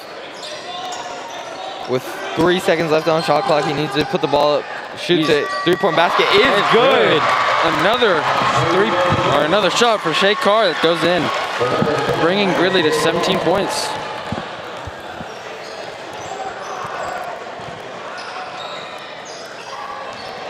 Campo with the ball movement, running the clock. White ball is called. Looks like there's some subs coming in. Number 11 coming in for number 1. That is Dylan Mansour. And we got a whole new lineup for Gridley here. Number 12, 22, 4, and 23, along with 20. Number 20 will be taking the ball out for the Gridley Bulldogs, passing in to number 4, who dribbles the ball up the court. Quickly gets by number 3, puts up the floater. Basket is no good off the backboard. Fighting for the rebound is number 20, getting dirty on the ground, fighting for it. It will be traveling violation on number 20, Campbell in the ball. And the Gridley fans are not liking that call. Gotta admire that hustle though.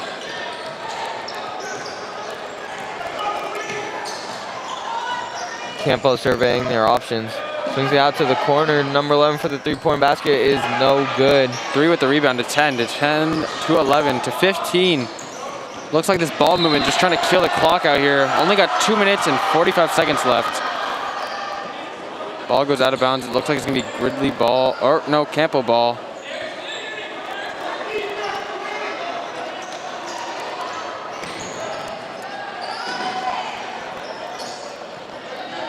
Campos has the ball up top. Looking like they're just passing the ball around to kill some time still. Number 11 with the 3. It's good. Good. That is Dylan Mansour for another 3 tonight.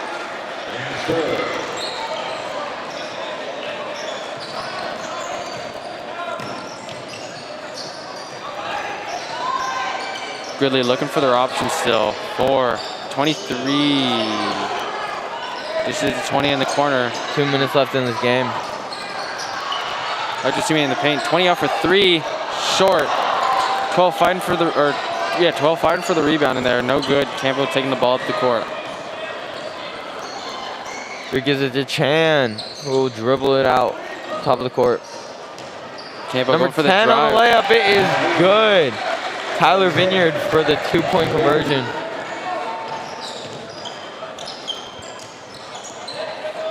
Gridley has the ball on the opposite side of the court, looking for their options. Trapped in the corner, swinging back out.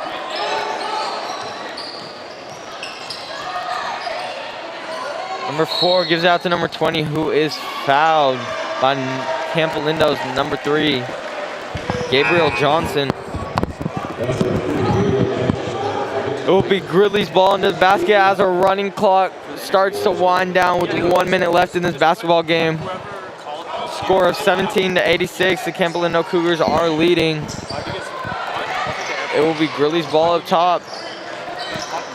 No, but you have to call me. You have to call me. I give them the AirPod, and you talk to them through my call.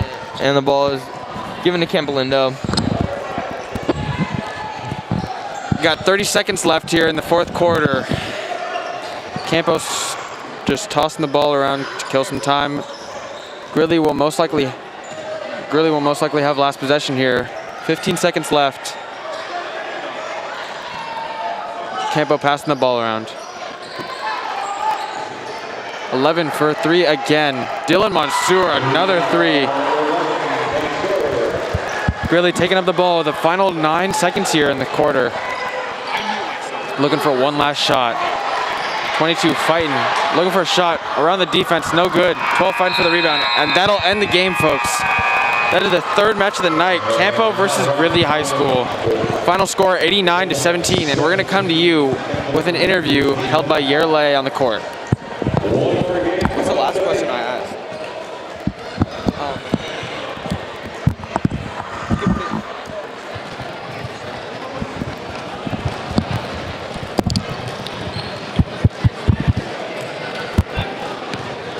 Hello? Good?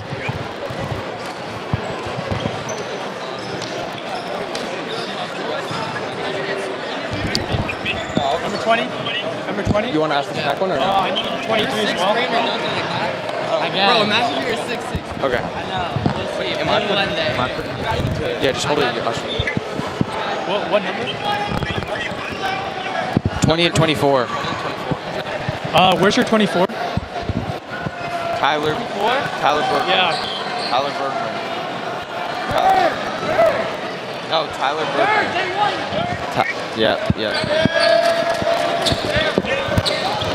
All right, so we're coming to you with an interview with our players of the game for Gales TV, number 20 and 24. You guys are players of the game. Okay. We're going to go over there and we're going to have some interview questions. We got Tyler Bergren and Aiden Mahaney here with our interview for players of the game. We just need it for okay. Sorry, we just need this area for an interview. Okay, sorry. Yeah, no problem. Stand by, folks. Hey, come on, get this one done. Get this one done. I came out here to play daylight. That's why I came all the way here. Stand by, we're having some better over here. You want to play stack high, I thought. Oh, what do you mean? You're going to look at that camera right there. They're going to ask you some questions. Here we go. Oh, this is crazy. Hey, Gales TV, we are here with Campolindo's number 24, Tyler Bergren, and number 20, Aiden Mahaney. And I gotta ask both of you, what's it like being at this tournament today, and what are you looking forward to in these next couple of days? I'm really looking forward to winning a championship. That's what we're here for. Aiden, you got anything to add? I'm looking forward to just competing. We went to this event 2 years ago, and then we weren't able to come back the last year because of COVID, so it feels great to be back, and, looking forward to getting 3 wins and ending it off. Yeah, as you guys mentioned, you guys have been in this tournament before. In the past, you guys have fallen short in this tournament.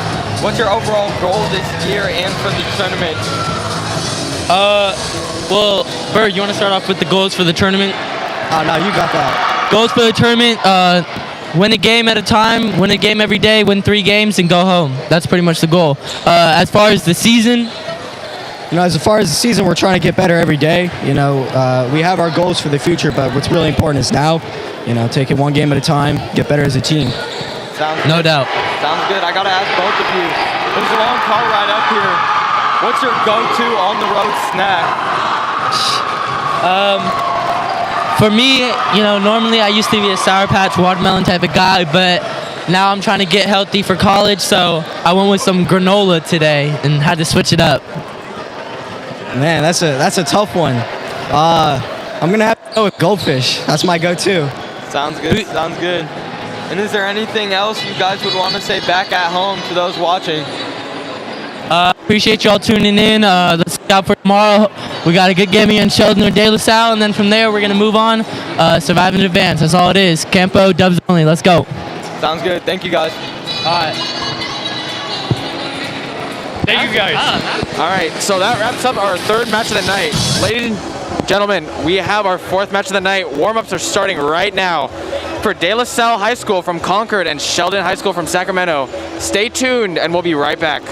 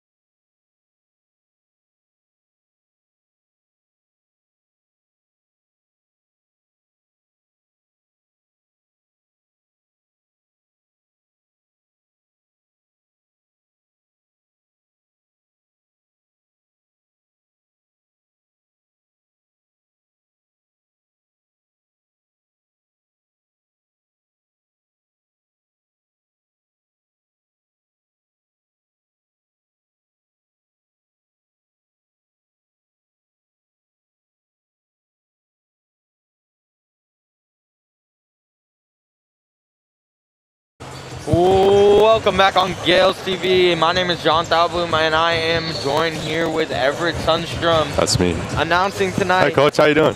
De La Salle versus Sheldon. It's going to be an interesting matchup. This Sheldon team has been playing together for a while through the AAU system. De La Salle starting off this year with a new head coach, as our previous head coach moved to Dominican College. This game tonight will be the fourth and final matchup of the night to end day one. I'm excited to see these two teams play.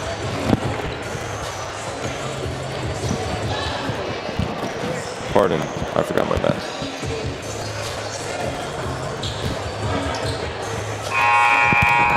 And that is a 1 minute warning as we are about to start this matchup for tonight's game.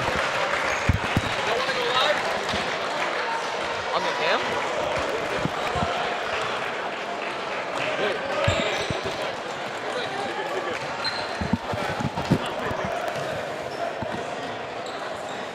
.40 till we start tonight's matchup between the Sheldon Huskies and the De La Salle Spartans. Tonight's game features the Huskies of Sheldon High School and the Spartans from De La Salle. Starters first for Sheldon.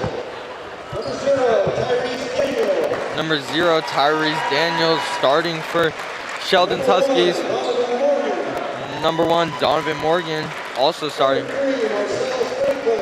Number 3, Marcellus Franklin starting.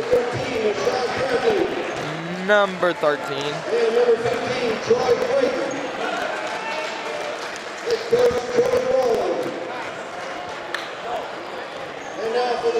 And for the De La Salle Spartans, we have number 3, Jordan Webster, coming out as senior guard, 6'4". Number Johnny Samani, number 20. Javon. Freshman Alec Blair. He should be interesting to watch tonight. That's a tall freshman. And Steven Voorhees for the De La Salle Spartans. Something interesting about De La Salle, they always switch up the starting lineup before the game. It's pretty interesting. Usually teams are locked and loaded before they go. And we have 8 minutes up on the clock, ready to start this last and final game of tonight. They change up their lineup?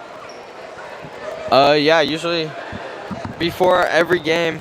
Sometimes their usual starters won't be starting. It's probably because they have a talented team all around. A lot of options. Yeah.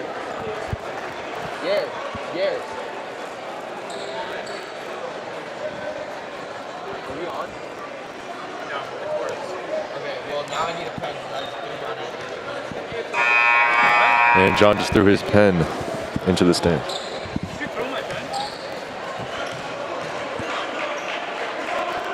Putting an innocent person in danger, John.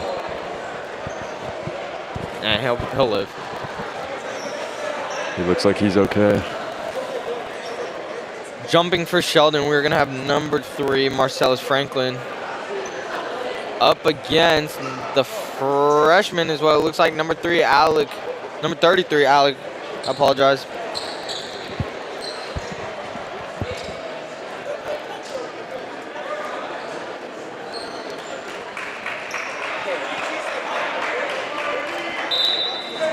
And here we go. Sheldon wins the tip-off as number 15 will dribble it up the floor.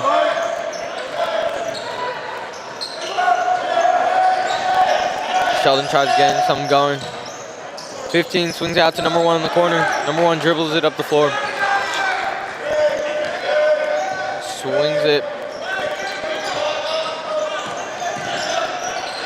Number 13 turns the ball over. De La Salle ball up the other way. Johnny Samani in the lane. No good. 33, Alec with the rebound. No good. Sheldon will go the other way.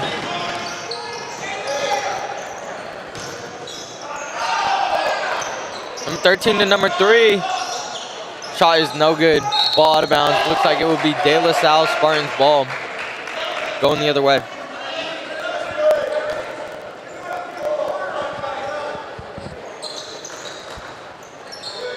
Sheldon will be pressing tonight is what it looks like.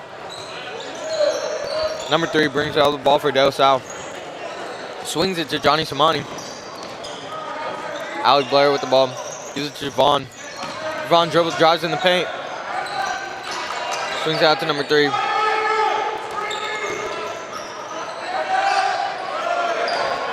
Javon looks for a shot. He doesn't have one. Swings it to Johnny Samani. Samani through the paint. Javon for the 3. Shot is no good. Alec Blair with the rebound. Puts up the 2 points. Freshman has value.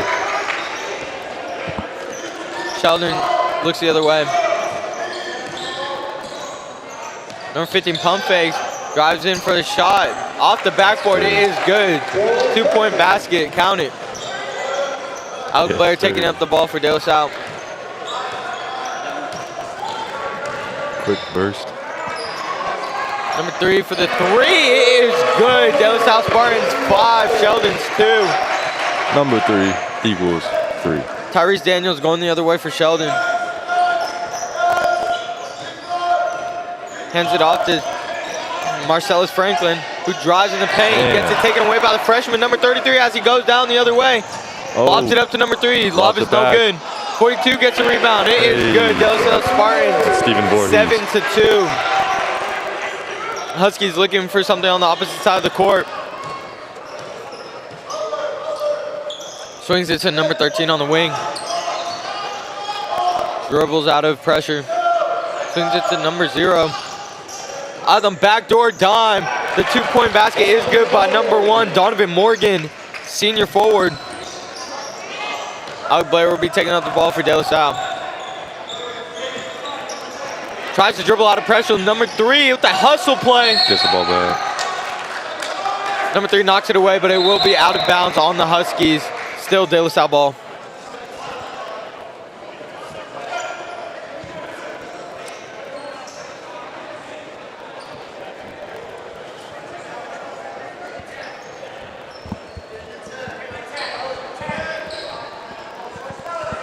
.5:12 remaining in the first quarter. De La Salle to inbound the ball. Blair throws it to Johnny Samani. Tries to shake number 0. Number 0 is playing Loctite deep.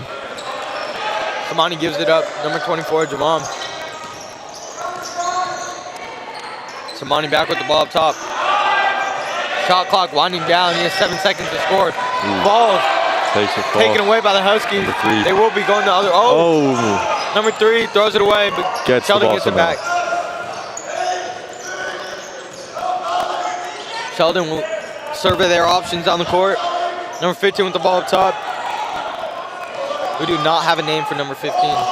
We do not. 13, ooh, in traffic, no good. Voorhees. Samani will take the ball up the other way. Number 42 wipes out. Sniper in the stands. 3 by Alec Blair is no good. Huskies go the other way with the ball. Number 13 dribbling it up the floor. Swings it to number 1. Fiercely take it to the basket. There will be a foul on the floor. Looks like it is on number 24, Javon.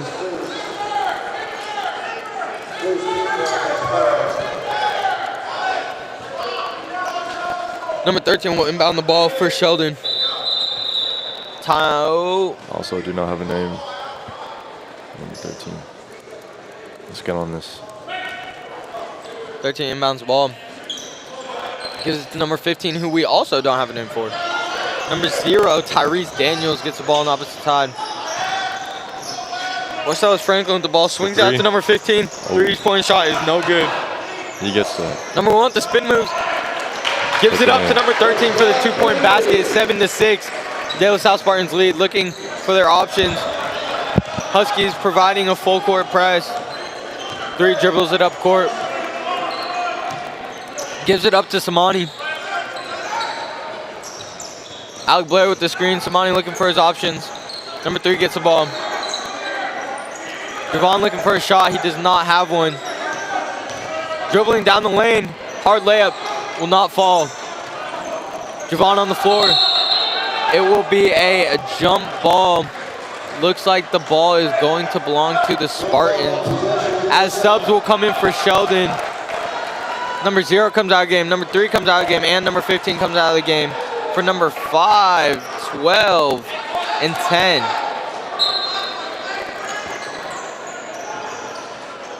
Number 24 gets the ball inbounded. Screen set by number 42 for the De La Salle Spartans. 24 puts up a shot. It is good. And De La holds the lead, 9-6. Number 5 brings up the court for the Sheldon Huskies. Guarded by Johnny Samani. He surveys his options. Passes the ball to number 13. Swings it to number 10. 13 seconds left on the shot clock. Number 13 has the ball. What a coincidence. Gives it up. Gets it right back. Drive hard to the lane. And he is called for a traveling violation. The ball will now be going the other way for the De La Salle Spartans.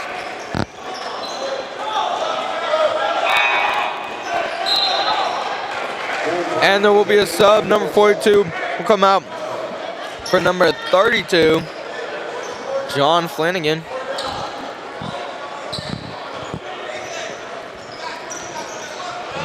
Ball is inbounded by the De La Salle Spartans.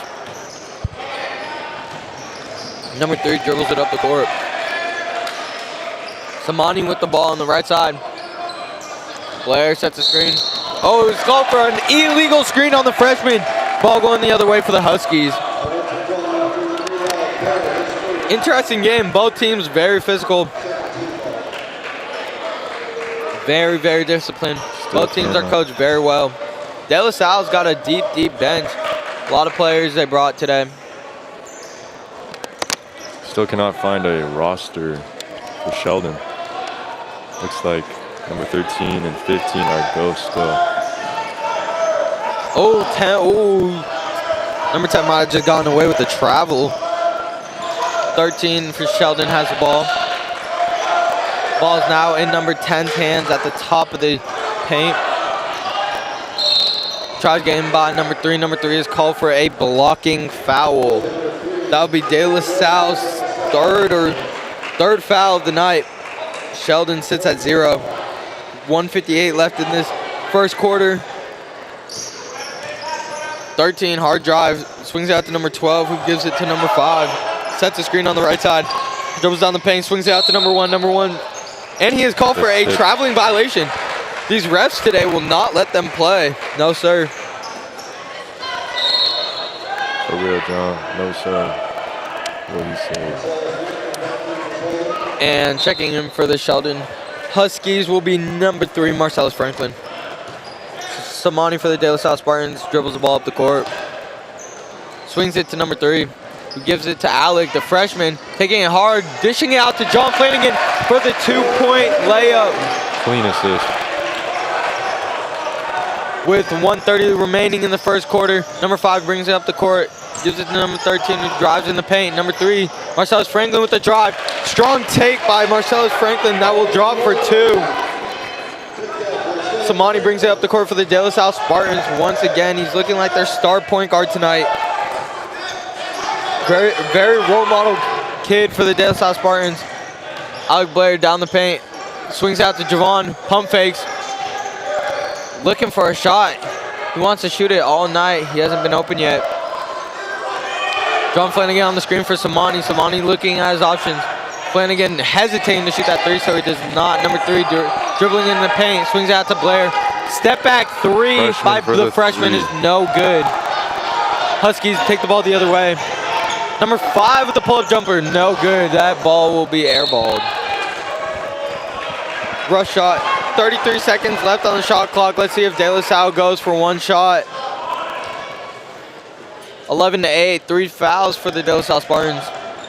Samani bringing it up court. Guarded by number 5, Devin Hayes. Alec Blair with the ball at the top of the half-court line. Dribbles out of pressure and swings it to number 3. Falls a little bit, but he's all right. 14 seconds left. John Flanagan sets a screen, number 3. Dribbling. Swings it out. Nope. Has the ball. 4-3.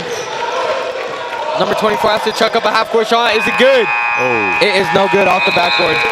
That concludes this first quarter of De La Salle Spartan versus Sheldon.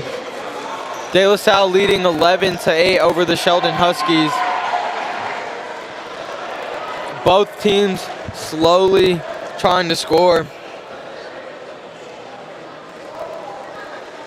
Both teams coach very, very well. Sheldon Huskies have produced quite the talent over the last couple of years. They're on the up and coming.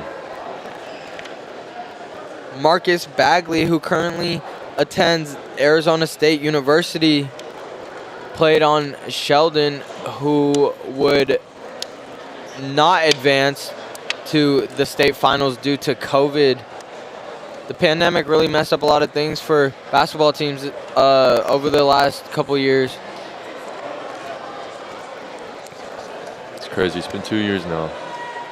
It really is. But things are getting back into the swing of things. Yeah. It was a great turnout tonight. There's a lot of people here tonight. Everyone showed up to support Gridley. It's a fantastic tournament that they host here every year.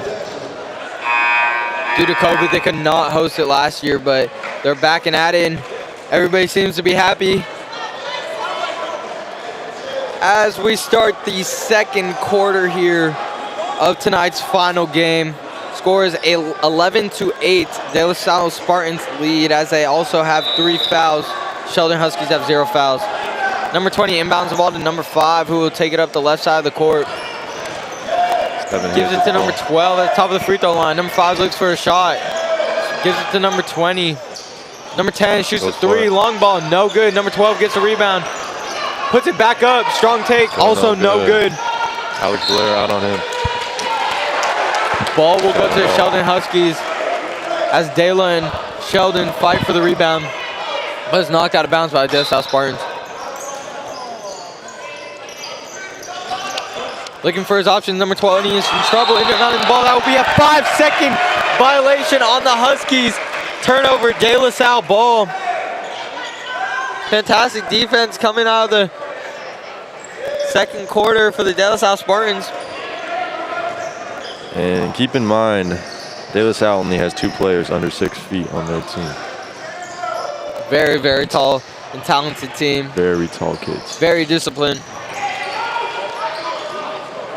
Number 33, Alec Blair, trying to dribble out of trouble. Swings it up to number 3. That will be Jordan Webster with the ball. Webster dribbles in the paint. Finds himself in some trouble. Ball stripped by number 10. Oh, they call a foul on number 3, Webster. Not quite sure if I understand that call entirely, but that will be De La Salle's 4th foul, and it looks like Webster will be subbing out for number 14, Michael Boyle.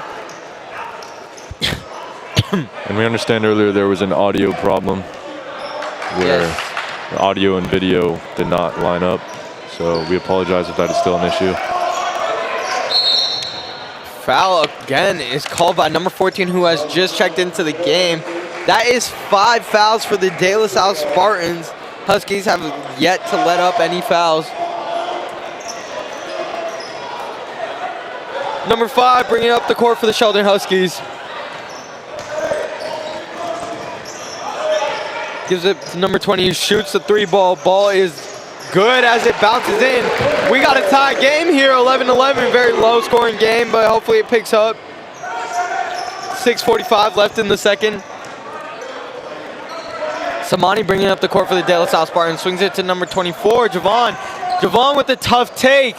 It is good. The 2-point basket will count. Javon with the tough layup. Number 10 brings it up for the Huskies. Swings it out to number 5. Number 5 then drives into the paint. Gives it out to number 3. Number 3 drives it. He is blocked. There's a lot of contact there. It's going to be Sheldon ball. It will be Sheldon ball out of bounds under the hoop. Number 13 for the De La Salle Spartans checks in Evan Wells for Alec Blair. Number 5 looks for 3. 7 Hayes goes for it. Oh! And took that ball to the face. Up and under, but could not make it fall. De La Salle Spartan ball going the other way as it goes out of bounds.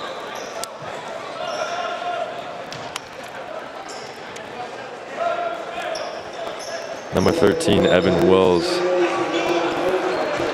for the Spartans, taking it out.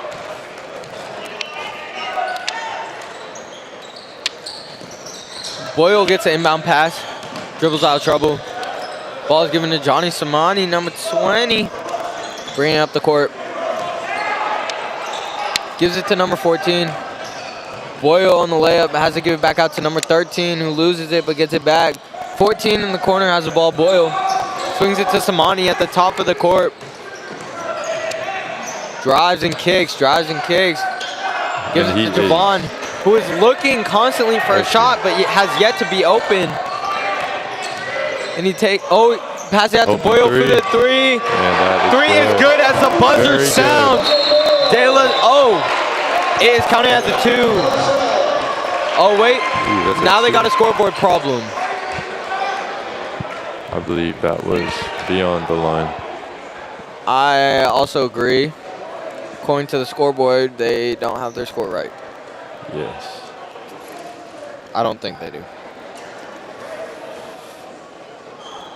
Tonight's game is live streamed by GalesTV.com. We also host our own Instagram, DHS VidPro. Go give us a follow if you ain't got nothing better to do. 5:33 left in the quarter. De La Salle Spartans up apparently 16-11. I guess that is the correct score after De La Salle Spartans hit that last 3 at the buzzer. If we had an instant replay option, we would do that right now. Because I can guarantee you that was a 3. He claims it was a 3. I don't know. I couldn't see. I saw it with my own eyes. That was definitely a 3. Well, I guess it was a 3. Number 0 dribbles the ball up the court for the Sheldon Huskies. Swings it out to number 15. Number 1. Back to 3. Fades away.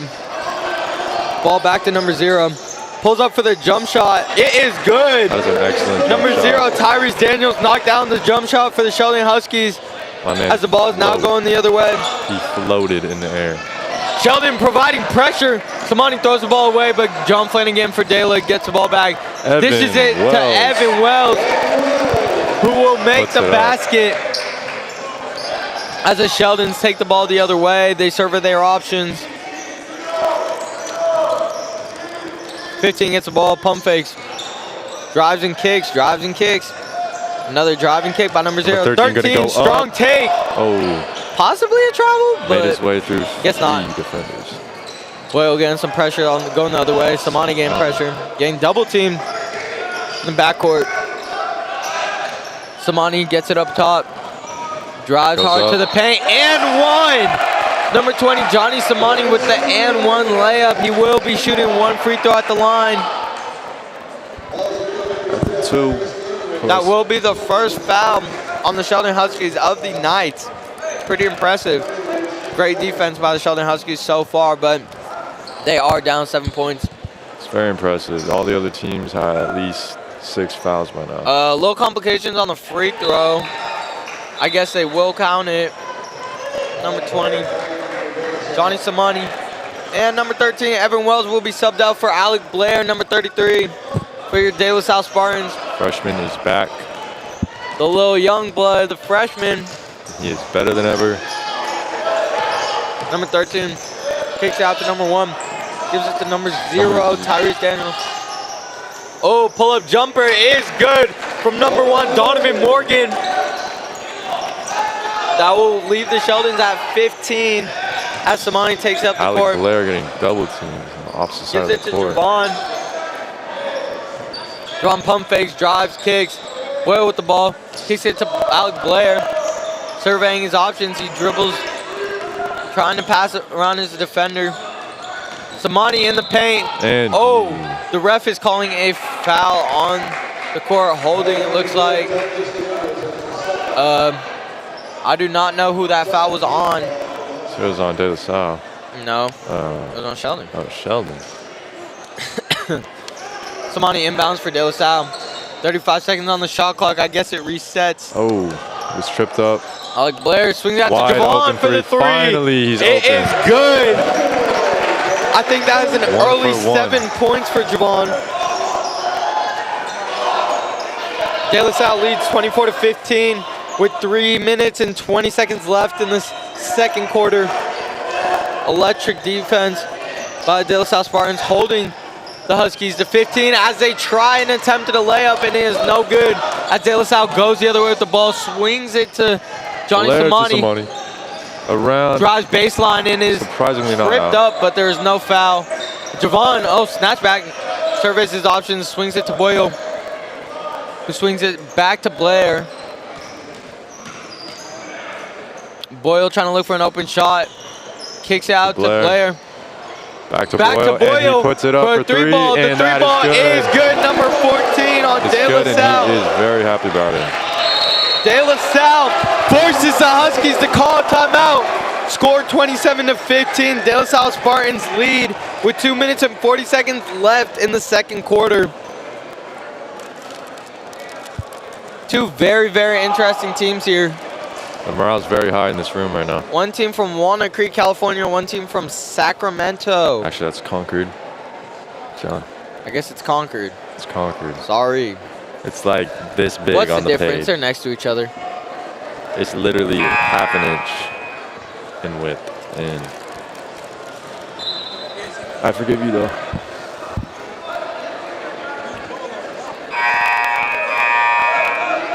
Guess I can't please everyone tonight. No, you cannot. Tough crowd. I feel like I'm expecting people to like say something about it. Man. We have Devin Hayes. Bring up the ball up the court. Tries to put a move on Samani. Spartans have a 15 pretty drives, tough no defense good. tonight. Spartans grab the rebound. That will be Javon with the rebound. Javon Johnson, as I have not been pronouncing his last name, just discovered it. His last name is Johnson, for those of you who did not know. Yep. Boyle with the ball, surveying his options, gives it to Flanagan. Flanagan swings it to number 20, Samani, who tries to get Huskies off him. Gets a Knocks some of them on their booties. shoulder to the face. That will be a blocking foul on the Sheldon Huskies as they trail by 12 points. 12 points to the De La Salle Spartans. Spartans team looking strong. Looks like they've got good chemistry out there on the floor. Javon Johnson inbounds the ball to Johnny Samani. A lot of J names out here. You know, John has a soft spot for other Johns. Yeah, my name's John. Number 20's name is John. Then we got a Javon, which is almost John. John just loves J's that end with on.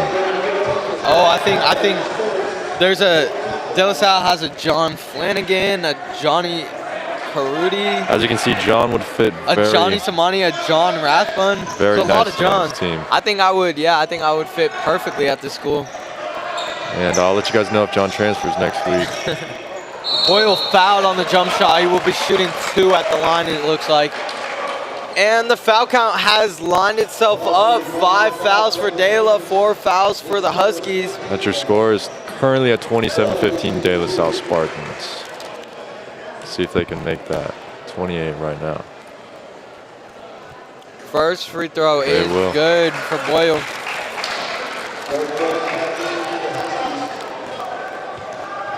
See if we can get enough to crack ASMR. Oh, Oh, no. there you go. Oh, there we go. There's one. Oh, that's no. Number 14 misses the second free throw. 1 minute and 40 13 seconds to remaining. 15, the no names.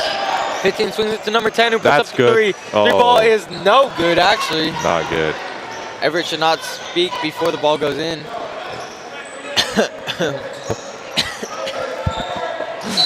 John read my mind there. And there is a foul on the floor, it looks like, on the Huskies. That makes it 5-5 fouls in this game. 5-2-5. No, that makes it 6, actually, John. The Huskies have passed the De La Salle Spartans. They went It from was 5-0, but they went on a 6-0 run, I guess, in fouls. Samani to inbounds the ball for De La Salle. They decided to be naughty. Throws it all up the to time. Boyle. Boyle, 2. Blair. Blair. The freshman, he's going to put it up for 2, and that's good. Blair's looking really smooth Switches tonight. his hands mid-air and puts it up. Number 5, Devin Hayes, trying to penetrate the Spartans defense. Number 10 has the ball above the three-point line. Boyle guarding him, number 1, sets the screen for number 10. Number 10 drives and Screen kicks. fails. Number 13 for the 3 3. up. It It's is no good. no good. Boyle with the ball. De La Salle will be going the other way. Hayes guarding the ball. Putting a lot of pressure on Samani tonight. Baldwin with the one-hand palm. He made himself look very big. Blair drives down the Powerful. floor. Kicks. De La Salle's offense looks like it's relying a lot on drive and kick. But hey, they're winning. It's worked so far. Flanagan with the ball down low, trying to post up number 13. He's just gonna shove his way in. Skyhook is no good. Blair up and no good. Gets the ball back up and Sheldon recovered. And there's a foul on the De La Salle Spartans. Number 23, it looks like. 32. My apologies.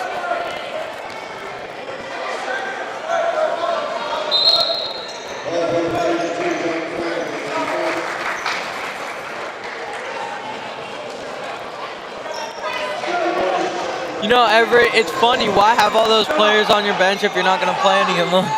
Why have all those 6'5" built, talented kids on your bench? Sheesh, And it's going to be all the same kids on the court. I'm 5'5". I'll take some of that height. John is 5'5", but he is still Number 1 on the N1 for the Huskies. You may be 5'5" on the outside, John. Shooting 1. You may be 5'5" on the outside, but in your heart, you're 7'2". Oh, thanks, Everett. You're welcome.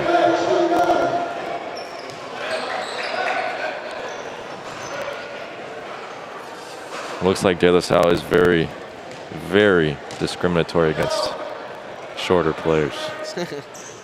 And number 1 free throw for the Southern Huskies will fall. De La Salle will bring in number 32, Flanagan for number 42 with 2.7 seconds left on the shot clock.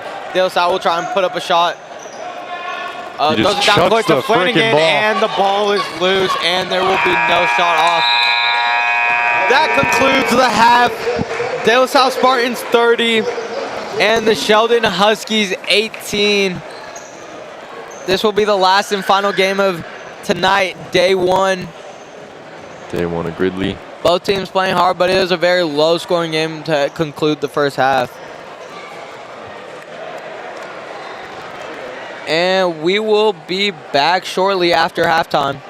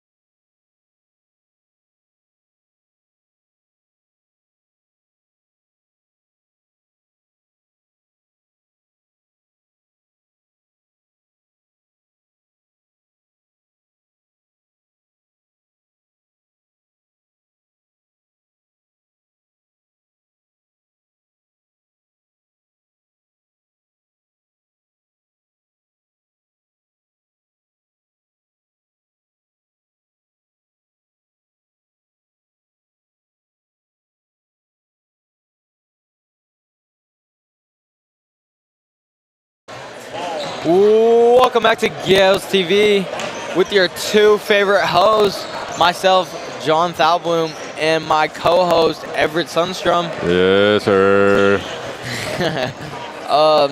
Current score of the De La Salle Spartans versus Sheldon Huskies game, 30-18, the Spartans lead. Spartans are ahead. I'm excited to watch this second half. Very low scoring. See what Sheldon's game plan is coming out at halftime. Just a reminder, this is the last and final game of tonight's matchups. And we'll see who pulls out the dub. That is the sound. 1 minute remaining at halftime. Get back into it.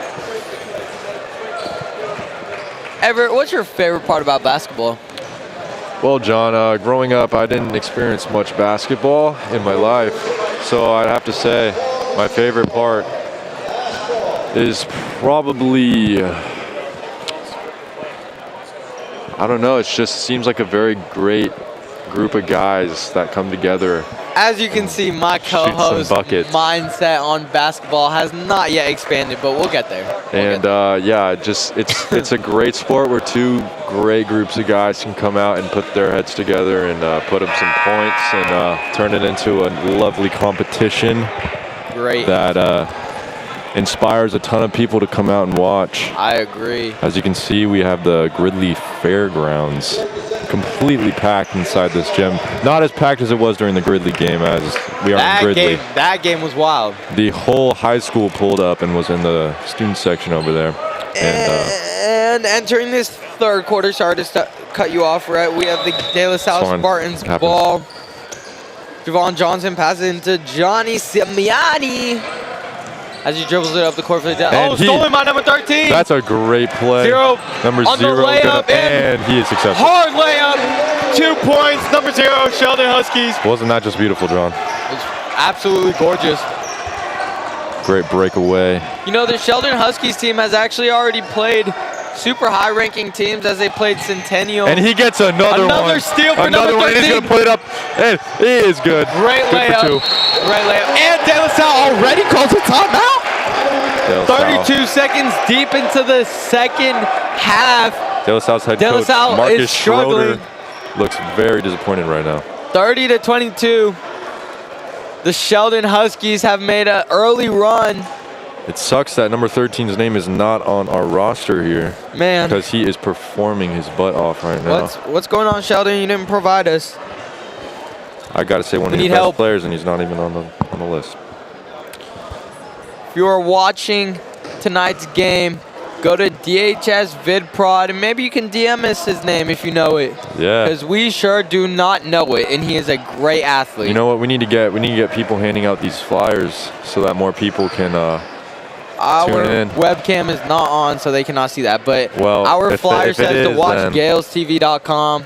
Yeah, so if you have any friends or family that isn't watching the game right now that you want to be watching the game right now, just send them that link. Number 1 live stream in Gridley. Number 1. And there's only 2. A couple. So but it's number 1.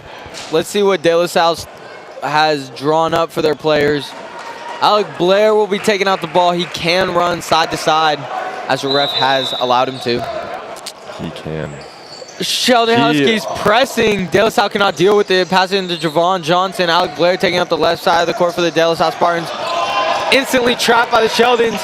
Passes it out. Javon Johnson for the 3. He puts that up. And he knocks it down. I believe it's 2 for 2. De La Salle Spartans come back.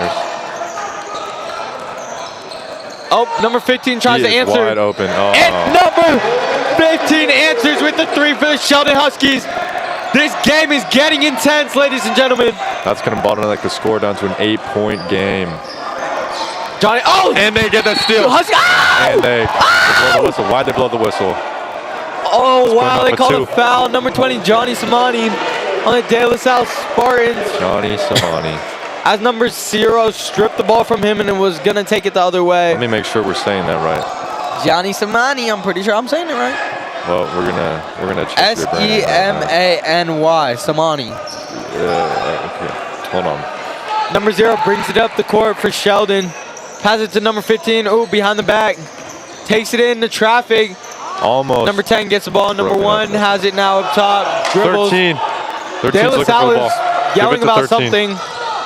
10 swings it out to number 0 who shoots a 3. It is good! And Tyrese Daniels is golden with the Sheldon 3. has dwindled this game down to a It's a 5. That's 5, John. 5-point game. Thank you. Thank you. I can't do math. 4.3, but still can't subtract basic numbers. I am sorry. I apologize.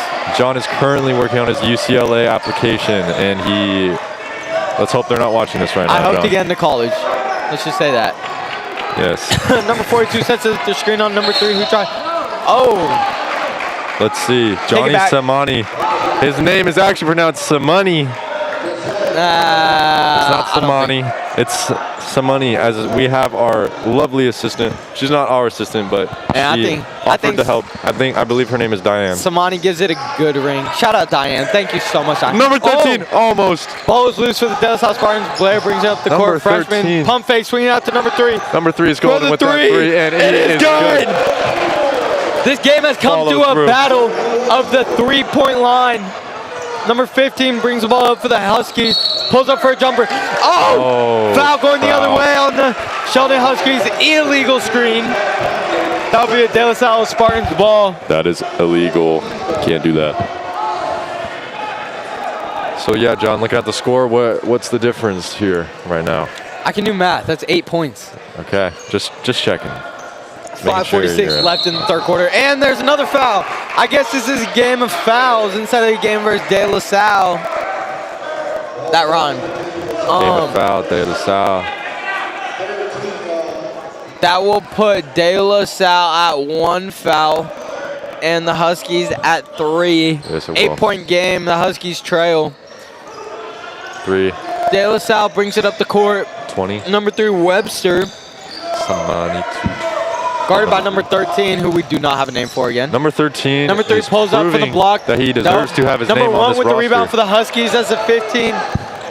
Dribbles it up the court, swings it to number 10. Number 10 drives and kicks, Seen it all night. Number 1 drives and kicks. Or he's with that. And floated by number 15 is no good.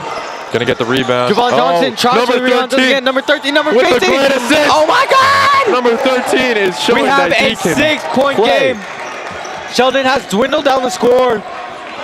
Blair bringing it up the left side of the court for the De La Salle Spartans. See if he Ladies does it and again. gentlemen, Let's see this if he game does is it again. intense. Tries to get number 13 off and floater. No And good. it's Voorhees with the 42 rebound. And they it's a call foul. it jump ball. Jump ball going the other way.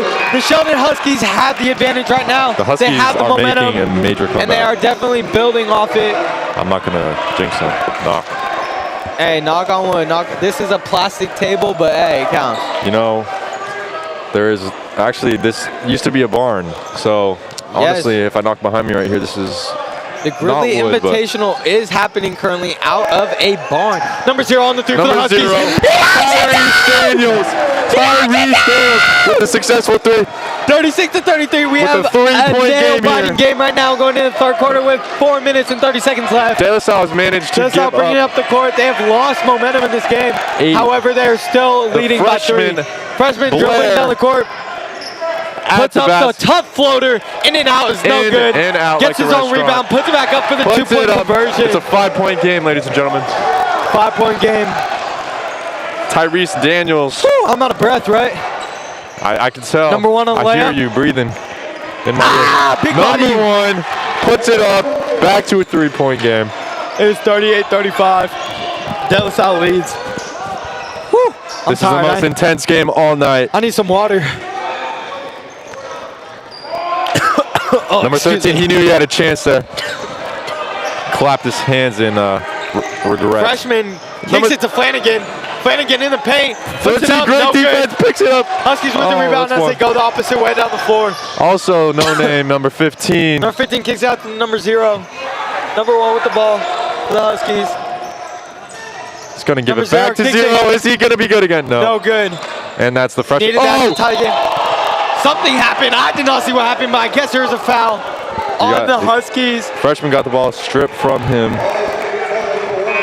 by number 1 Donovan Morgan. Number 14, senior. Boyle will be coming Senior in forward for from what looks like number 33, Blair. He's putting his hands up like, why am I coming out of the game? Oh, but he's not coming out of the game. Samani is coming out of the game. some money. Comes out of the game. Number 3, Spartans. dribbling up the ball for the Spartans. Starting their drive. Number 3 gets around Tyrese, and the pass is broken up. Number 3, this is Jordan Webster.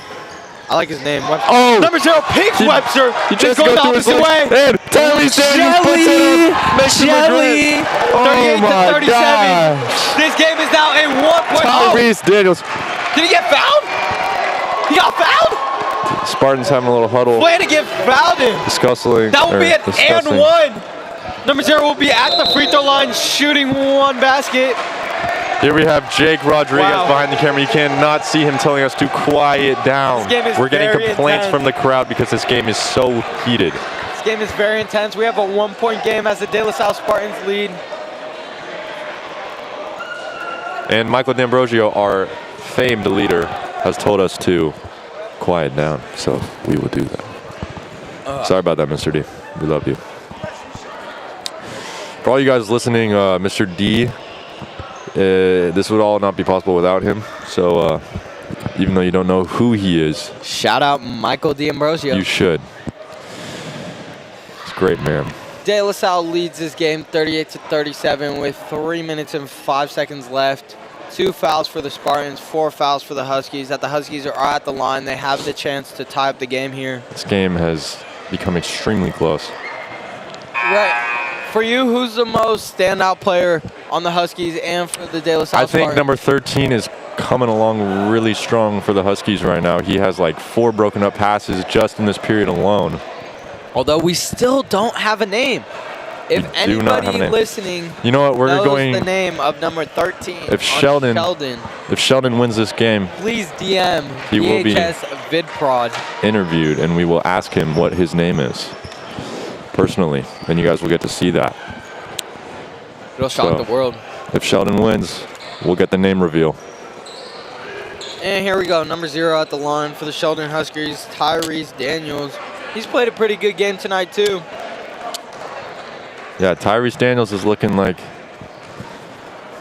Reloads pretty on the free valuable. throw shot. Sheldon. And it is no good. He cannot tie the game up. 3 minutes left in the 3rd quarter. The rim did not like that. 3, Webster brings the ball up the court slowly but surely. Clears Blair out. Gives Blair the ball. Flanagan comes to set the screen at the top of the 3-point line. Blair by himself, guarded by number 1. Donovan Morgan. Gives it up to Boyle. Now Javon Johnson swings it to number 3, Webster. As Webster gives it down to Flanagan. Flanagan on the block. Trying to make a post move on number 13. Slowly and 13, surely great making it defense in from the basket. Skyhook, you cannot stop that. 40 to 37. Gonna put that up with That Skyhook ease. is very lethal. Using that Must have learned that 6'9" from Kareem something. Abdul-Jabbar himself. I believe that man is 6'9". Yes, he is. Very tall. Number 1 backdoor. Number Number 13. Oh. He gets fouled going up hard. He will be at the line shooting 2 free throws. Game is very fun to watch. Both 2 very talented teams. As Samani is at half court waiting to get checked in for the De La Salle Spartans.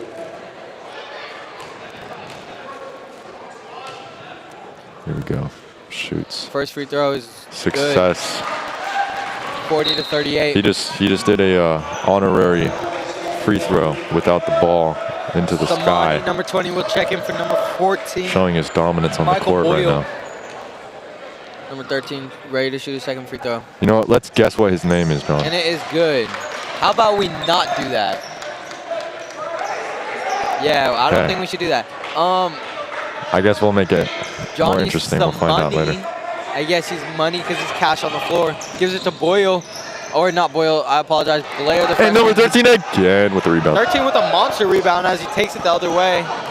Looking for a bucket. He is fouled. Oh, he's not fouled. No, he Looks like it is a the charge. fouler.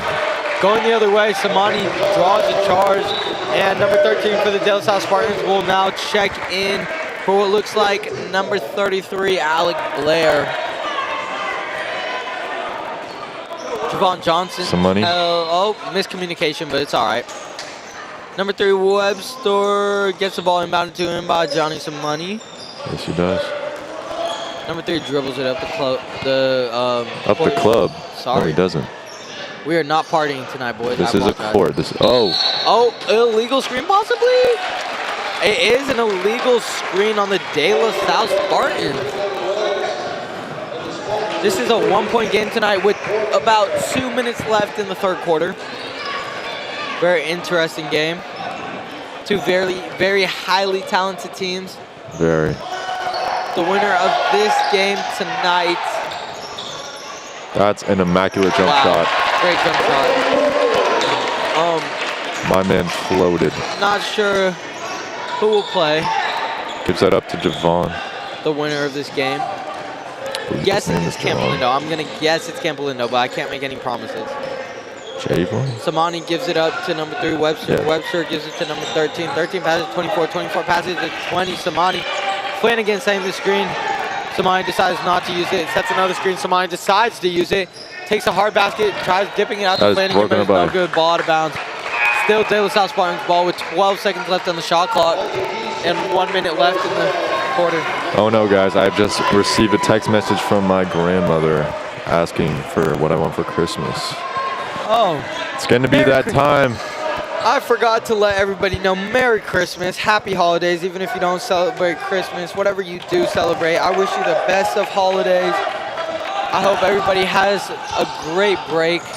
Yes. We're even not though, there yet, but yeah, we're don't make them hungry for the break yet. We still got 25 a tries couple weeks posting to up. get through. 25 in for the De La Salle Spartans. That will be Elijah Keys, senior forward. Number 3, Webster, with a ton of pressure. Oh, 5-second call against the De La Salle Spartans. It will be the Huskies ball. I didn't even notice, but the Huskies went up. It's 41-40. Huskies have The Huskies have officially taken surpassed the De La lead. Salle. I believe this is the first time. First the time entire they've been game. ahead. The entire Unless game. in the beginning they scored first, but I cannot remember. I have short-term memory. I do as well, John. Somebody we haven't talked about in a while is Marcellus Franklin, who's been also playing a pretty great game. Number 0. Huskies have the ball. By Reese. 15 Devin. for the three-point shot, and they have increased their That lead is by great. 4 points. 40-44, the De La Salle Spartans have dropped. The momentum is now in the Huskies' hands as they've taken the lead. 20 seconds left. Looking like Jay. And Huskies Devin get it Hayes back. gonna get the ball, and they put Marcel that up Flanagan for 2. with the lay. 40-46. These Sheldon fans are going crazy in the stands. That run. 5, 4. Devin Samani Hayes gets there. takes a little floater, easy. 42-46. De La Salle trailed by 4. You remember? I think it was like, I want to say 34, 20. They were down. What were they down by? They were, okay. No, yeah, they've come back. Sorry, a little interruption there, folks. But going into the fourth and final quarter of the night, we have the De La Salle Spartans trailing the Sheldon Huskies out of Sacramento, California by 4 points. Foul calls on the Huskies are 5. Foul calls on the Spartans is 4. This game might come down to the wire, Everett. We'll have to wait and see. Game is looking like it will come down because both the De La Salle Spartans and Sheldon Huskies have both been ahead in this game so far now. Great momentum right now. And I also see that there are some De La Salle Spartan alumni in the stands today. Unfortunately, I do not remember the names, but I do know that one is now playing college ball somewhere, as I remember from last year or 2 years ago. Oh, no, last year. Somewhere.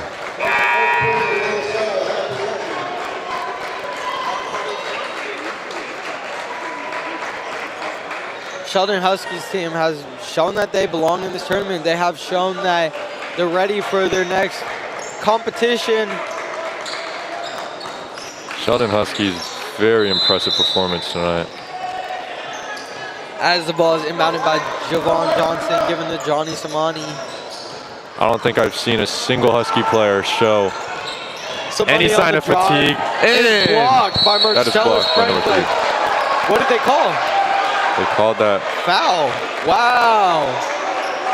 Wow. That's a foul. Number 3, Marcellus Franklin. I don't think the Huskies are agreeing with that call as they're trying to show that somebody may have flopped there. Somebody for sure. I'm not the referees. I cannot make that judgment call, but I will imply my opinion. Let's see what somebody can do right now. He can First help free their throw lead. at the line Help is good. take the lead. Shortens the lead by 3 points. The Huskies lead the De La Salle Spartans by a total of 3. Uh-oh, guys. I can inform you Mr. D is coming up He is right coming now. probably to yell at us. Very because we have too much intimidating. enthusiasm. So intimidating. And the Sheldon It is free throw's no good. but there's a line violation on the Sheldon Huskies. Number 3, Marcellus Franklin is arguing with the ref, doesn't believe that it was on him. And the infinite Michael D'Ambrosio is here, guys. He has yet to talk to us. That is a good sign. That means we're doing something right. He looked at me and gave me a very, very special look. And 20 is able to knock down the second free throw, 44 to 46. This game is increasingly intense. It is Sheldon ball on the opposite side of the court. Pass it to number 5. That is Devin Hayes. Devin Hayes driving kick. Number 1 with the jump shot. No good. It will be De La Salle Spartans ball going the other way. To Javon. Javon Johnson with the ball now.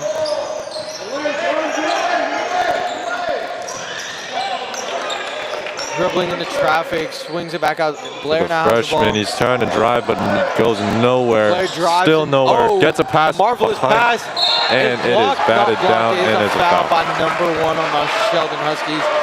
25 will be going to the line, shooting 2 free throws. We don't know yet. We don't know yet. If it's Sheldon, I'll go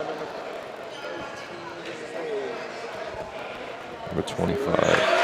Elijah Keys, senior forward, makes his first free throw. That makes the score 45-46 Huskies.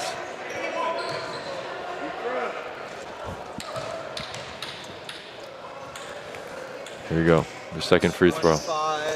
And that is good, tying the game at 46. 46 with 7 minutes. This game. De La Salle Spartans' energy is electric right now. Sheldon sits silently on the bench, but that doesn't mean anything. This game is tied. They've come back. Number 13. Dribbling the ball. Seeing what he can do. Number 10. Number 10. Josiah Johnson. I feel like I haven't mentioned his name today, but he's playing a fantastic game right now. Number 1 sets the screen for number 15. Number Ball back 1 to number 1. covers the ball. Loose. Number 1 on Gets the post up. move. Skyhook is no Fails. good. Ball to number 13, Hands, who goes up hard with the layup. No good. Gets his own rebound. And Ball is good, but the foul is called before. He Whistle puts the blown. second shot up, and it is on the ground, it looks like. That will be De La Salle Spartans' 5th foul of the night. Or not of the night, of the half, I believe. Yeah, it's the half. Oh, number 13 is at the line. He will be shooting 2 free throws. See if you can put a change to the score right now. First free throw is good. That will make this game a 47-46 game. As number 13 lines up to shoot his second free throw. It's looking like Please, this. anybody, DM, DHS, VidProd, let us know who number 13 is. He is having a phenomenal game as he knocks Yeah. down his second free throw. 48-46, the Huskies take back the lead as they are again up. Oh, he draws that foul. Wow. Oh, undraws that foul. Number 13 does not like that call, and I don't think I'd like that call either. Referee calls him for a defensive foul. And the De La Salle Spartans will be in the bonus 1-for-1. Alec Blair at the line, shooting the free throw. It's looking like this is just going to be a It's battle gonna of the come free down to the throw. wire. This game's going to come down to seconds. 7 and 13 with 3. number 3, Marcellus Franklin comes into the game for number 13, who is definitely having a fantastic big game tonight. Blair knocks down his first free throw, go 1-1. That means he will be shooting another free throw.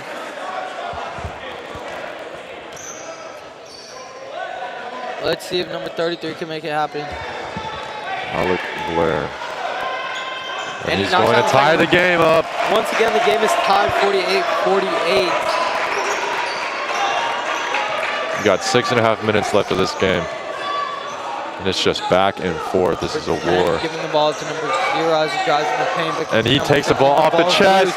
Number 3 for the right Dallas to the Spartans Spartans. going the other way, and the Puts Spartans it up. take the lead. Easy. 50-48. Spartans now take the 2-point lead. Huskies ball going the other way. 0 tries making something happen. Driving kick. Marcellus Franklin ball now. Puts it up. On the drive on the hard layup is no good. 3 Spartans under the net. Oh, 10 Gonna gets work. the ball back, Gonna and get the 10 ball. is now Oh. fouled by number 3, Jordan Webster. That will put the De La Salle Spartans at 6 fouls. I think that will send them to the line, if I'm not mistaken. No. Nope, it will not send them to the line, I guess. They're not yet in the bonus, and it looks like the Huskies call a 30-second timeout, I believe. Score 50-48 in the last quarter of today's game. 6 minutes left on the clock. 6 fouls for the De La Salle Spartans and 8 fouls for the Huskies. Mr. D tried to embrace verbal contact just a second ago and failed. No. He said no.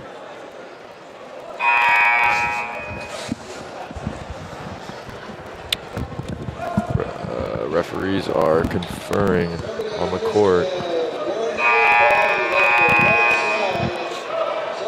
It is 9:50 currently, as there are 6 minutes left in tonight's game.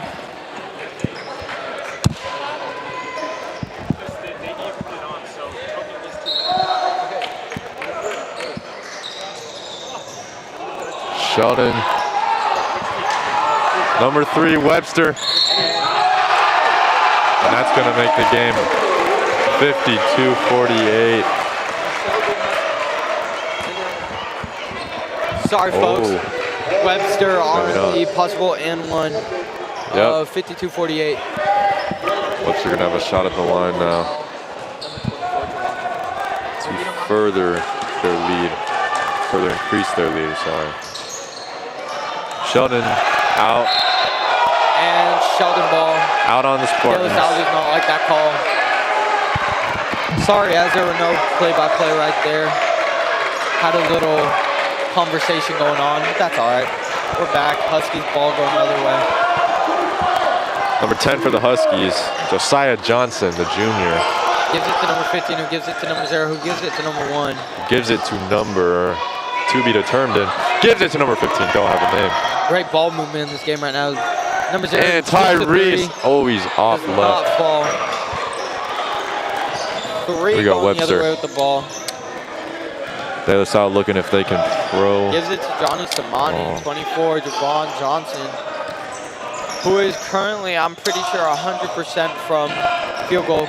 Almost gets the ball stripped Alec. away from him. Ball in Johnny Some Samani's money. hands, but Some money's just going to hand not that loose. right to the Huskies. Huskies go the other way. Gives it to number 3, Marcellus Franklin. Marcellus Franklin then gives the ball to 1, who gives it to number 10, Ty Johnson. Ty Johnson dribbles into traffic on a floater. Floater is no good. Looks like Rebounded by Blair. Blair for De La Salle will now go the opposite direction, giving it to Samani. Samani dribbles it down the court. 4:40 left in tonight's game. De La Salle Spartans lead by 4. Can they hang on to this lead? Will be the question. Webster, Jordan Webster. good dribbling the ball. defense on Webster right now. Josiah Johnson has proven himself tonight. He's playing a fantastic game. With the as well. screen, only to run into And another Jordan Webster Husky. will get fouled. Sheldon does not like that call, as I don't think anybody likes when a foul call is They're going to be called. back at the line. Potentially put up Shooting. another 2. 2, as the De La Salle Spartans have drawn their 10th foul, and 13 will possibly be checking into the game for the Huskies. His first free throw is successful. 53-48, the De La Salle Spartans are ahead. Team out of Concord, California. All boys school, as they have an all girls school across from them, Carondelet. And puts it up. Knocks down the second free throw. Toilet bowler. That will make this game a 6-point differential. That good job. Number 15. Oh, looking to try and penetrate the defense, but not work. No success. Dribbling the ball, giving it to Tyrese gonna go for the pass to the back. Little miscommunication there. De La Salle ball now as there was a turnover on. Some money getting physically. Oh, and there's Javon wide. Johnson. I think that's his first miss of the Javon night. gets Tyrese, who has the ball. Some money has the ball. Time out called. Very smart play by Johnny Samani. He's got his head. Calls a timeout while on the floor. De La Salle will now have a 30-second timeout.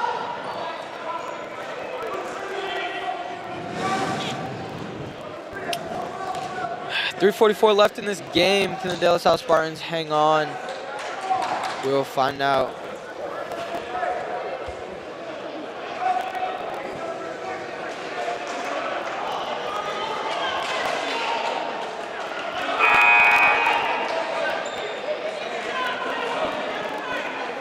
And I just found out that Instagram got an update.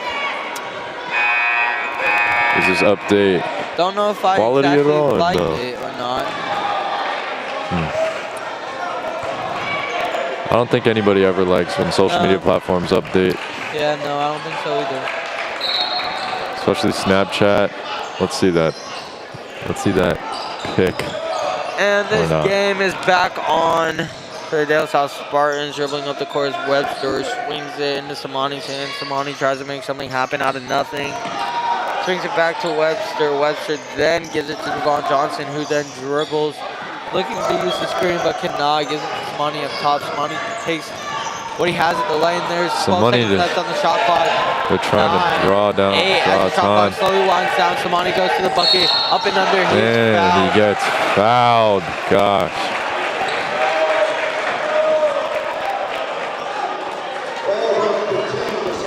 Senior guard, very disciplined, very smart player.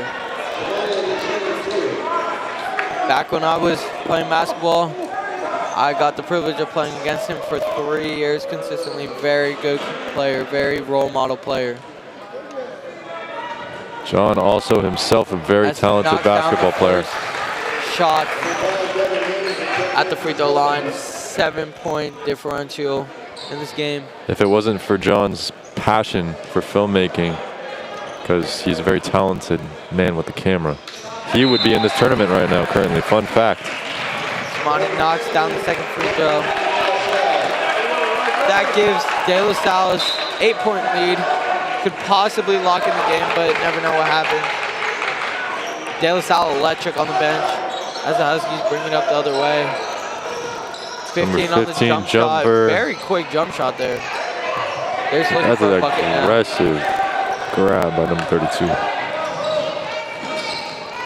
Blair. Going the other way, gives it to Samani, almost stripped.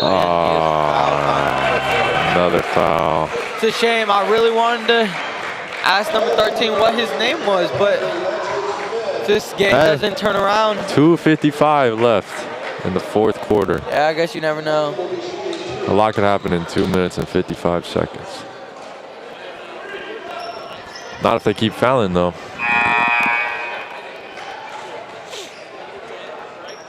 Look at some money practicing his free throw.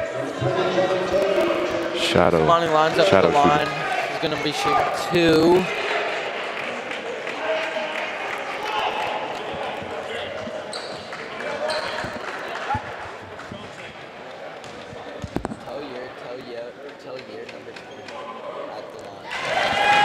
And his first free throw is good. It's going to lead De La Salle Spartans to a 57-48 lead. And And Johnny Simone puts up his second knocks free down throw, the and second he's free throw. good again. Here we go. Huskies doing whatever they can right now to put points up. And that's going to be Devin Hayes with a two-pointer. That makes it an 8-point game with 2 minutes and 40 seconds left. Blair bringing up the floor Blair, the for De La Salle, freshman. gives it back to Webster. Webster loses the ball. The Huskies have Tyrese it going the other way. Takes a layup. puts it. Oh. Charge. And the foul Johnny is Simone, I against believe that is the second charge he has Huskies. taken tonight. Very, very smart player. Hey, my mom currently reacted to my story. Who did? My mother. Hi, Mom. Wow. If you're out there, hi, Mom. I love you. I don't think she's watching. Yeah. She might be. For anybody watching tonight, I do apologize.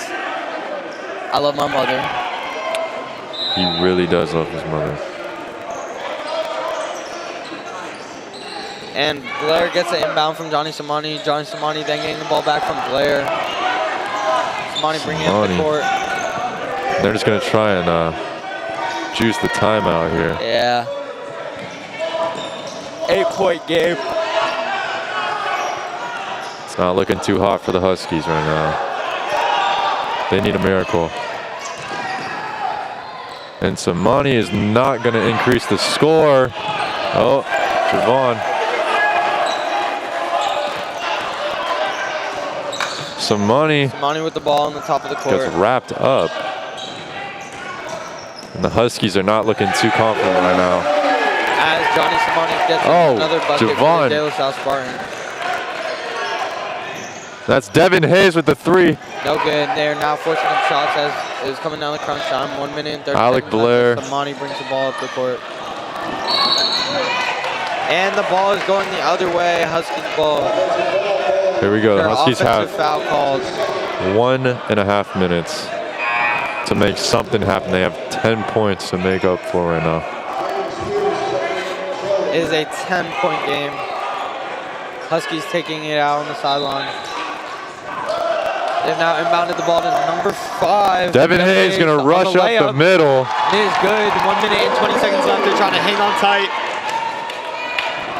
Once again, De La Salle has the ball. 1, 2, 3, 4. They will do whatever they De La can. Salle Spartans bringing up the floor, other way. Drives into traffic, swinging back out to Simone. And the clock's just going to tick down. Simone swinging to Blair. Huskies trying to do Blair whatever is they now can to stop fouled. that clock. 1 minute and 5 seconds remaining. It's an 8-point game. Looks like De La Salle might end up winning this game. De La Salle has this huddle ritual before they shoot a free throw. Yes. Make sure their minds are in it. I believe Hey, some more. this might be De La Salle's first time in this tournament. In Well, recent years, I don't think they've been in this tournament. This If might you be believe, might then be their it first time. must be true. Might have to get a second opinion on that. You know what? Let's use my handy dandy technology here. Or just ask a very smart person to your left, as they have been in this tournament for years. Have De La Salle been in this before? Have De La Salle been in Gridley before? Oh, okay. It is De La Salle's As first we in have Gridley. confirmed with our official, it's been years since De La Salle has been in the Gridley tournament. As they are now at 10 with 50 seconds left. This game is just about coming to an end. Final match of tonight's game between De La Salle Spartans and the Sheldon Huskies. Well, Huskies, you guys played your butts off. I wouldn't count them out just yet, even though there's 50 seconds left. You never know what happens. Fouls, I never free said throws, they fouls, lost, free did I? throws, fouls, free throws, you know. Yeah, You know how we but do. I think the Spartans' free throw success rate right now is at about 95%. They are great free throw Sadly, it's not looking too hot. And it looks like Sheldon's going to sub in a new player, number 11 for number 15 and number 12 for number, we do not know yet. We do not know yet. I think number 1. 15 is who 12 is in And for. number 20 is now coming in for number 0. Looks like all of Sheldon's starters will be coming out of the game, as Which they means might be losing hope now. They've definitely lost hope. Oh, John. Looks like the De La Salle Spartans, I believe, will be playing Camp Lindo. And if you guys didn't see the Campolindo game, it was, I think, a 70-point differential. On the hometown Gridley Bulldogs, host of this tournament. Thank you once again, Gridley, for inviting us to air your guys' games live. We appreciate being out here. Thank you guys very much. De La Salle now inbounds the ball to Johnny Samani. There's some money with that Air Jordan catch.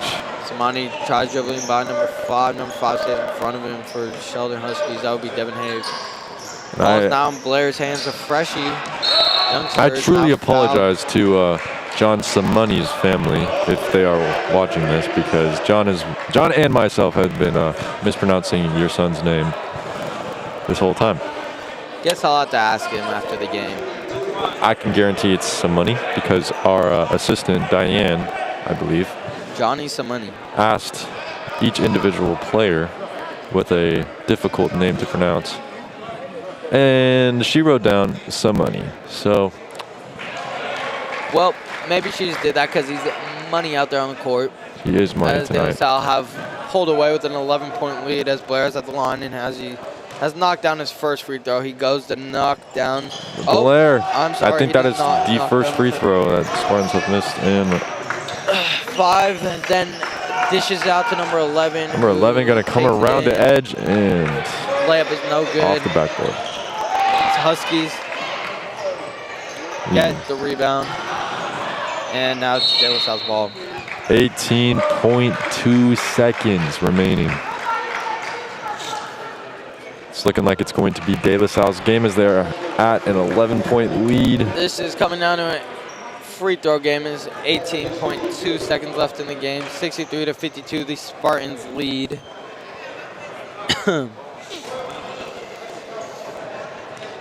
Blair at the line. He will be shooting 2. And the first one is no good. As De La Salle subs will be coming into the game. Check in number 30, 11, and 21.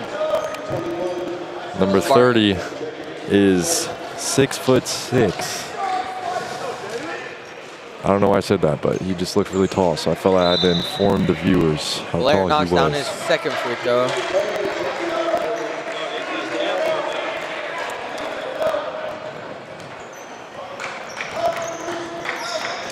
Huskies Number 11 taking the ball out. A last-minute bucket here with 10 seconds remaining in the game. And De La Salle Spartans foul. I don't see why this game is. Looks like it might have been accidental. You know, I really like this Sheldon Huskies team because I do too. they were down the entire game and were able to bounce back. Although they might not come out with the win tonight, I know that whoever they play tomorrow is going to be a fantastic game. Yes, sir. The team has a lot of grit, a lot of energy. And one thing about the Huskies is observing each and every single player this whole duration of the game. They did not take a single second off. Every single player was putting 150% effort in. Great job tonight, Huskies.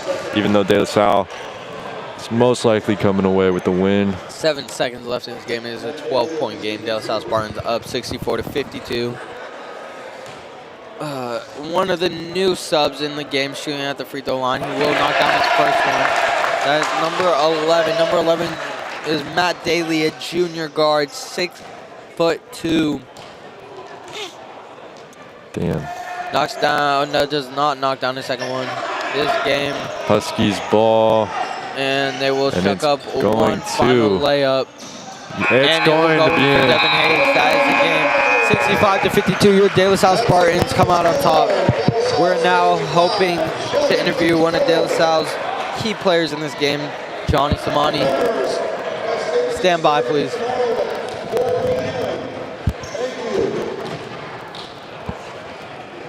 Thank you for everybody who has listened tonight and who has been here.